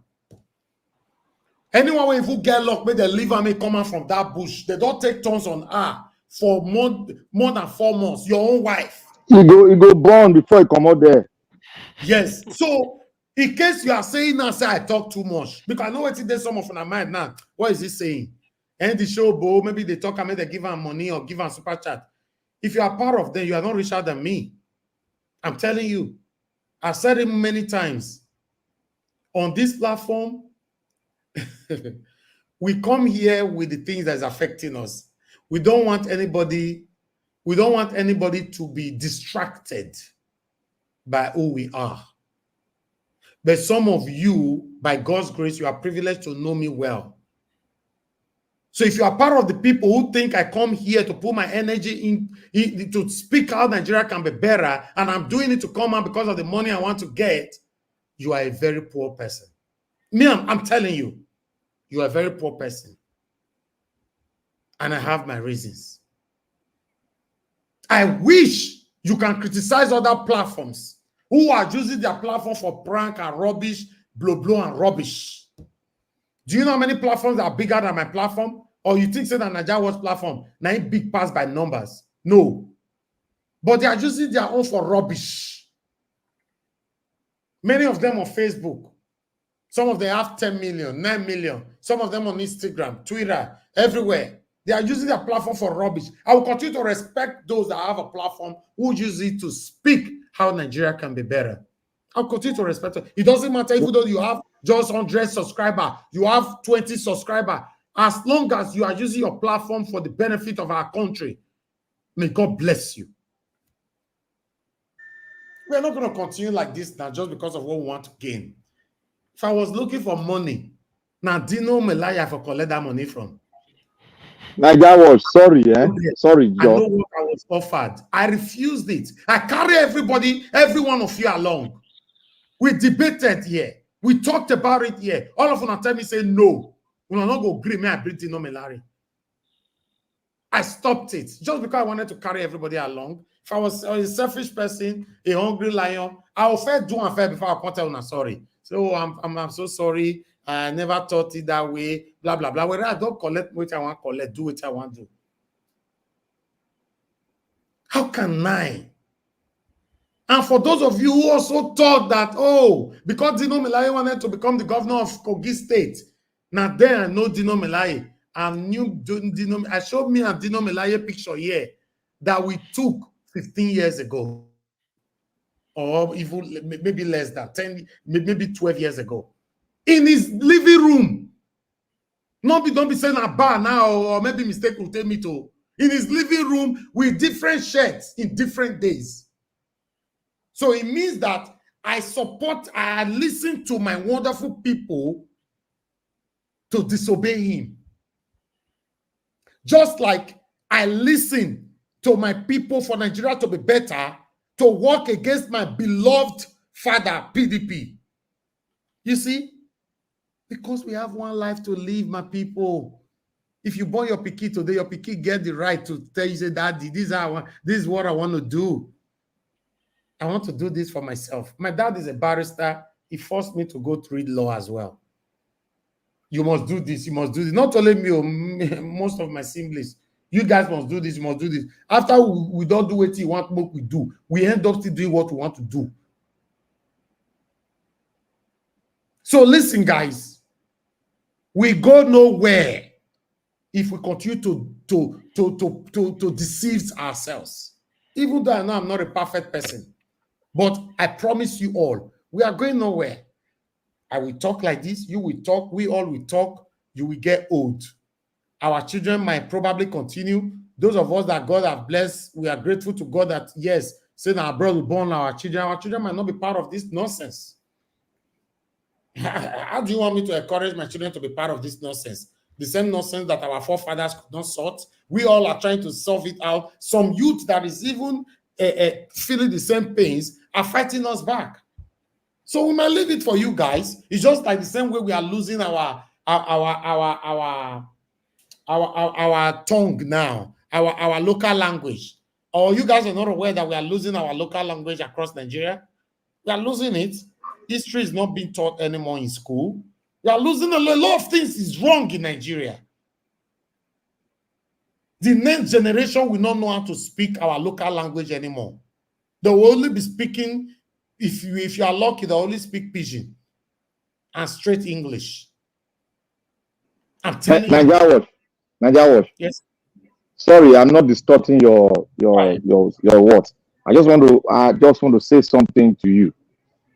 From the bottom of my heart, I just want to thank you for not letting your media house to perpetrate narrative that would deceive the Nigerian people so that we don't take our country back. Naija, as you are speaking now, those that you think that are big TV stations that have medias in YouTube and other network, they are finally sold out. I know of two, but I won't mention it.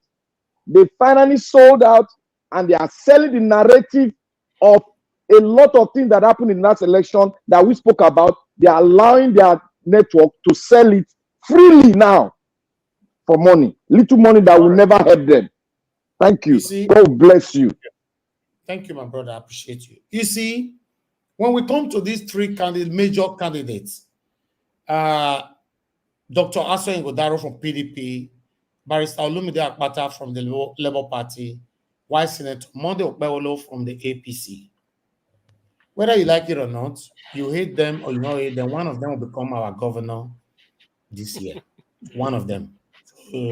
So if I were you, if you are hating right now, you first remove the hate and carefully do research about these people, scrutinize them, and come out publicly and let people know who is your candidate. Rather than hating, These were not good. Aswen a bad person. Olumide na dancing senator man. I don't know something talker. Bawolo knows a bit speak English. Call of don't give all of their name already. All of them already get name. The same way they complain, you are already insulting all of them. But one of them will become our governor. Yes. You see why I did not declare who I'm supporting directly. I know you guys will be surprised that I did it for Peter Obi because yes, I did a proper research on Peter Obi and I get to know that yes, this man, I'm doing whatever I want to do because I know it will be the best if they allowed him to rule, although fortunately they allow him. Look where we are today. For some of the way they pray that I say, Igbo man cannot rule. He can never be there. Peter Obi cannot. Look where we did today. No fair for Nigeria. No life. Nothing. But among these three, I don't see any of them where I go fit say the way I take tear my shirt for Peter Obi, where I will fit do one for now. So that's why I let you know do one by myself. So I know say the work easy. I'm gonna do one. Nigeria watch story. You know, sometimes when somebody smile or put a smiling face, I learned it from an Englishman. It does not mean say no get problem where the warrior mo. Only say no one taking problem infect you, so you go pretend. I read today, say for Sokoto State, petrol 2,000 a liter. That is if you see. Now, just because of what Nigeria Watch said now, hey, but man, no go rule for where for now. Look at the suffering. 2,000 naira a liter of petrol for Sokoto. I read it today. 2,000. You know, okay. 2,000 naira a liter. That is if you see in Nigeria. The truth of the matter is the current situation of Nigeria is critical. Too much. You know, the current situation in Nigeria is critical. Sorry. Please, Nigeria Watch. For my Yoruba friends, there's one. I lived in Ajegule. Give us a mandate, go no. Not be critical, then they call him for Ajegule.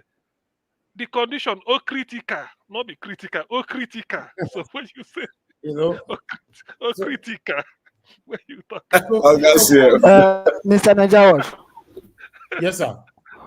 Okay, thank you, sir. I really appreciate your speech because this is not a joking matter. The situation of the country right now is really critical in the sense that my advice, we all know we are all living abroad as a majority of the people.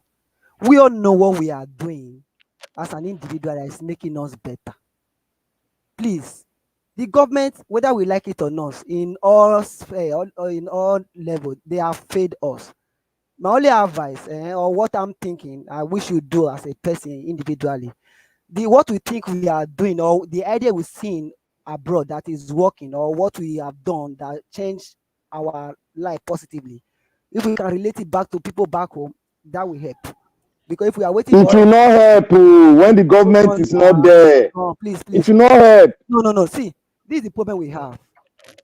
Whenever people share idea, there is always a build up to wherever anybody say. Than just countering envy idea. Let me round up. Let me round up, people. Like I was saying, I want to let you guys know the energy that you're putting in to criticize Olumide Akpata, Dr. Aso Ngodaro, Omode Okpewolo. I will advise you to use it to promote your candidate, like people like other people here are already doing. They come here, they're letting you know. They are not beating around. They are letting you know who they are supporting. So, you cannot call them they were paid just because they are telling you who they are supporting. No. You tell us who you are supporting. Because time is running fast. And promote whoever you are supporting. To be honest, because one of them will become your next governor of Edo State. That is it. So, Oga Prince, we are rounding up now. I don't know why you were still asking for a link. You know, normally, I'll give you just 2 minutes to speak to us. We're rounding up right now. Have you heard response from Okpewolo, the APC man? I cannot tell you that, yes, sir. So that we know whether it's going to come before we make up our mind. Make it not also in a partial. Oga Prince, please go ahead. You have only 2 minutes. Good evening to you, sir. 2 minutes.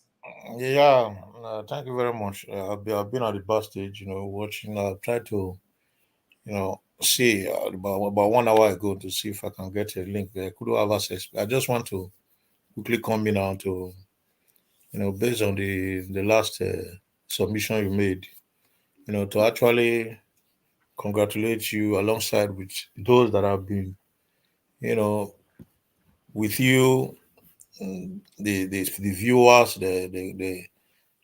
the comment section, those that are coming as panelists, it's true what you have said, but it's what we need to keep doing, because the only way we can move forward is to always believe that the winners will lose multiple times before you get to success. Truth is very difficult to come into play. Lies succeed many times before truth will now overcome lies. The world was dark before light came in. So I want to applaud you for what you have done. I listen quietly to you. I want to appreciate you. I want to say we are solidly behind you.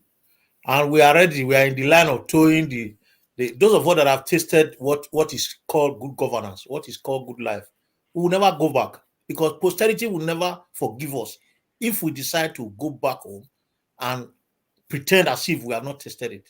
Then posterity will judge us several times, and it would judge our incoming generation, just as posterity will judge those that are putting people in jeopardy, making them feel pains and agony back home. So I want to congratulate everyone. I've been on the background. I want to congratulate everyone.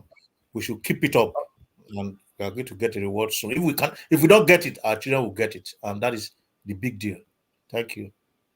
Thank you, Oga Prince. Please come on time next time. I like listening to your submission. I don't like all these 2 minutes. Yeah, I'll be here. I've tried. I'll be trying. I didn't get a link. I just decided to ask now. I've been on the background anyway. I won't try to make call. Thank you, sir. Thank you. Thank you very much. All right, my people. I appreciate every one of you. Now, God, now God bless every one of you right there. Let's stand for what is right. It's very, very important. You don't need to wait for anybody to like you. Just do what is right. Sometimes when I say it, it has become a chorus. Some people might just think, they say all this one. First, we don't they say they deceive people for the past more than 10 years. Till now, you see they say they deceive people. Listen, you got to stand for what is right. It doesn't have to be on this media. Just stand for what is right and do what is right. Nigeria, we have a long way to go. For us to cut it short, every one of us must do what is right.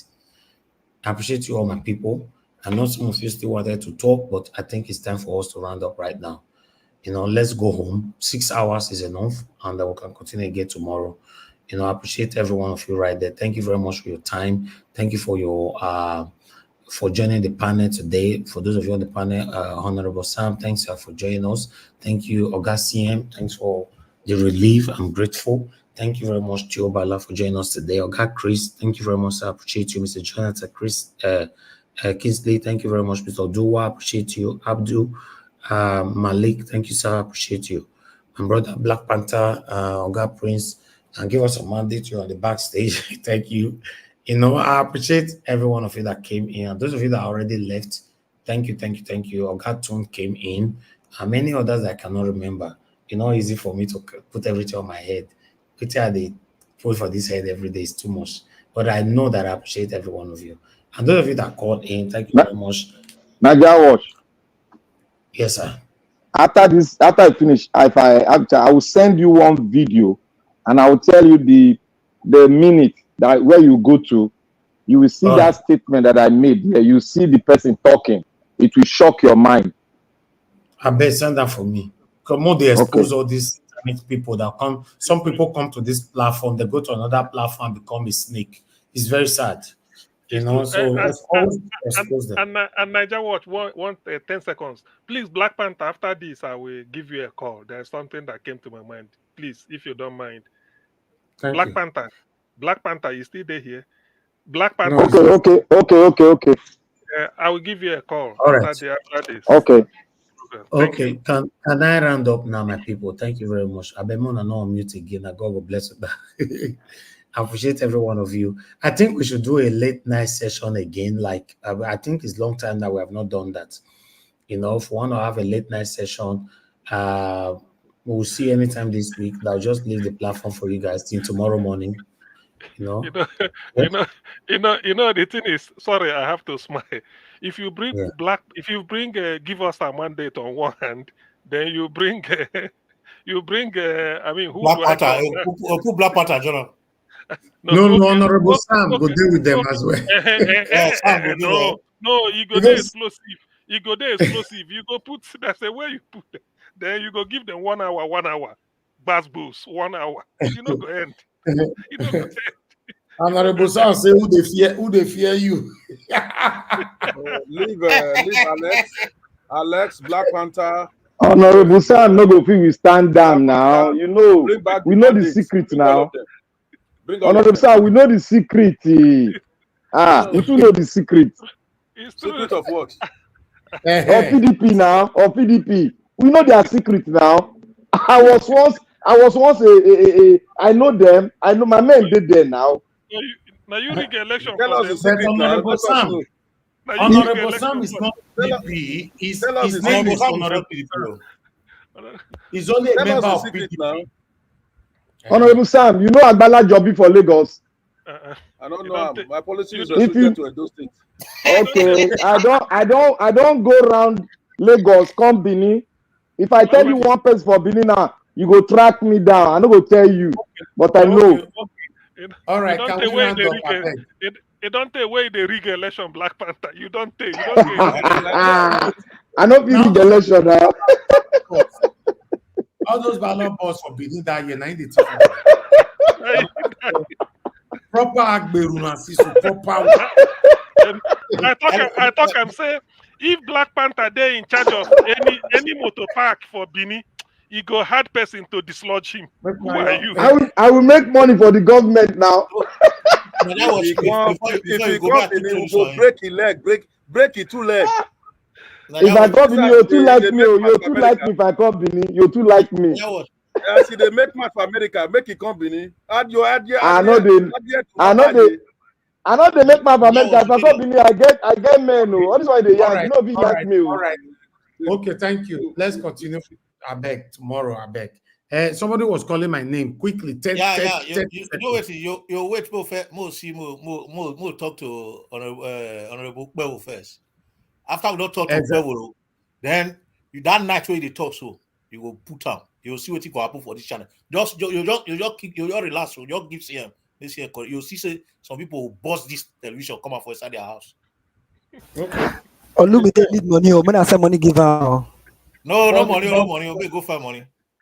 But Naija Watch, I beg all those your. I want to see your advice. I want to beg you.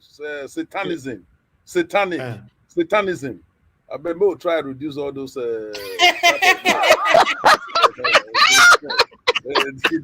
don't do fear. So the way they have to be, you know. I don't think the Nigerian politicians share Naija Watch. Satanic, you know. It's, we go carry a good come here. Honorable. If you want to like protect the government of Edo State, the name of Jesus swear. The name of Jesus Now Ilala will carry crown. No worry, go wrong. Honorable, if you want to contest to become House of Rep for Edo State, now Ilala go swear. You will not go give you Bible.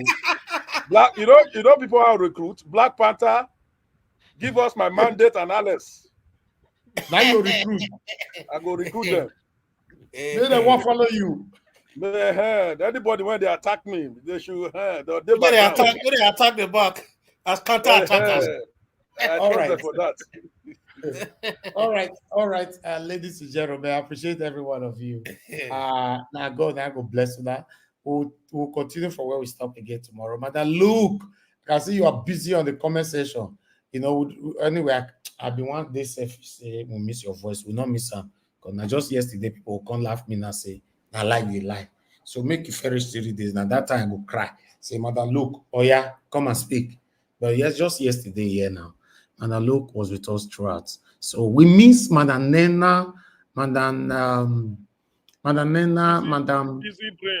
Busy Brains. Yeah, Madam Busy Brain will soon join us. I told you guys. She talked to me, which I can't reveal here. Yes, she will soon join us, but you know she's sorting something out. Watch very soon. I'm happy now that campaign has started.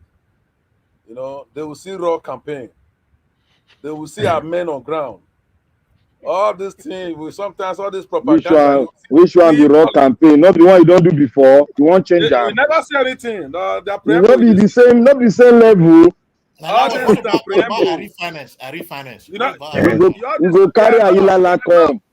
Let me tell you something. I love men in our campaign. They are looking at people. Very soon you will see. Honorable Sam. What Obaseki has done. Real campaign, not propaganda. Honorable Sam, I beg go tell your Obaseki say me go remove Ojibole 30 billion from that labor house. May go remove that name first. No, we don't talk. Let me tell you something. The labor house was first conceived by Oshomole in his administration. We don't need that one. Obaseki say it's 30 billion. What do you want to talk for that one? Yeah, fear don't they catch them. What do you want to talk? Talk us out. What do you want to talk? He say Oshomole 30 billion without some project. Now you hear them. You play the video again. Okay, no worry, I'll plan for you tomorrow, I promise you. Since you said me here, I go ask you this question again tomorrow when after I don't play Obaseki for you by yourself. Thank you, sir. Naija Watch. I will plan again tomorrow. You talk and say thief. You know the way things are said. I'm going to probe Oshomole for the water 30 billion naira water storm project. So what's that? Okay, look at you see, you never play video now. You're already changing it, you're already tuning it. So if somebody says going to probe, hello. Let's get something straight. Let's get something straight. No, sir. No, wait. We were asking candidates, will you probe? Will you probe? If I say I want to probe, what is probing? Maybe you are doing forensic auditing on the activities. If you say you spent 30 billion, let us see how you just spend them. What did you buy? What did you use for? That is probing. You understand? If you say anybody can probe. Honorable, if anybody probe PDP, honorable, let me tell you one thing. If they probe PDP for Edo State, they will bury PDP finally. If they probe, make you not probe the probe now. Black Panther, PDP no need probing. All the data are there for everybody to see. Probing is allowed. I keep saying it. What of Osita? Hello. Honorable go change camp to APC now. It wasn't missing words on it. Honorable, you are going to APC. When given the opportunity, he will probe. He said it openly. Honorable, you are going to change camp to APC very soon. Go backstage. Hello. With due respect to hello, sir, please. Man that has given labor name today. No. Off the channel. With due respect, it was in Abga. From Abga, he moved to PDP. From PDP, he moved to Labour. Honorable, don't come and play politics here. Everybody can talk like this, please. Please, it's okay. Thank you. Mute yourself. Thank you. You know, let me ask if we have the highest vote, I might leave. I might want you guys to talk tomorrow morning. Augustine, do you want us to continue? Yes or no? No story. Quickly. You see, all of them they beg me now. Yes or no, sir? Yes or no? I don't get time. I want to take decision now. Start from the bottom. Let me move on. Please. Start from the bottom. Augustine, no. Make we go sleep. Make we go sleep. Oh, just say no. No, okay, no. Honorable sir, do you want to be here till tomorrow morning? That's not the way you are asking the question. It will lock that out. Oh, you guys are not asking me. Let me end the show. Okay. Okay. Let's round up. You know what? I want you to continue. Hello, sir. I don't ask you already now. I want round up. Honorable, thank you, sir. I don't already ask. I'm working with time now. Tiobala, do you want us to continue or end the show now? You can end now. Tomorrow we start again. Thank you. Black Panther, do you want us to end or move on? Oh God, make you go rest. Prepare for tomorrow. These politicians then go scatter here. Make you go rest tomorrow. Okay, I beg. so the I wins the vote. Fine. Okay, thank you. That one should not ask me. No, I'm not going to ask you. I don't know where you stand. I'm not going to ask you on that case. I know where you stand. That should not ask me. No, I'm not going to ask you on that case. I know where you stand. Chris talk like those Agbero when they announce Nigerian population, they say it's not correct because they don't put them. Okay, thank you. Please, I want to end the show now. Everybody mute. Thank you. Okay, thank you, everybody. God bless you all. I want to appreciate those of you that supported the channel today, man. Stella, thank you very much. Thank you very much, Dr. Alexander Gomez and Tracy Jacobin. God bless you all. Everyone, write down in the comment section. Start with Mother of all Mommy Diaspora. Thank you very much, Mommy, for all you do. Thank you, Madam Luke. Thank you, Abu Azi. Thank you, Madam Iris Finance, Madam Martina Ambassador TV. Thank you, Tokwe O, Michael Ganemaro, Peggy Modi. Thank you very much, Ray Aboa. God bless you all, my wonderful people. I appreciate you all. God's grace. Thank you very much. I appreciate you all. Andrew Igbinadolo, Injidima, and many others right there. We've come to the end of this broadcast. My people, I'll see you guys again tomorrow, 6 p.m. Nigerian time. Join us and let's continue to talk about the things that are affecting us in Nigeria. Take care and good night for now.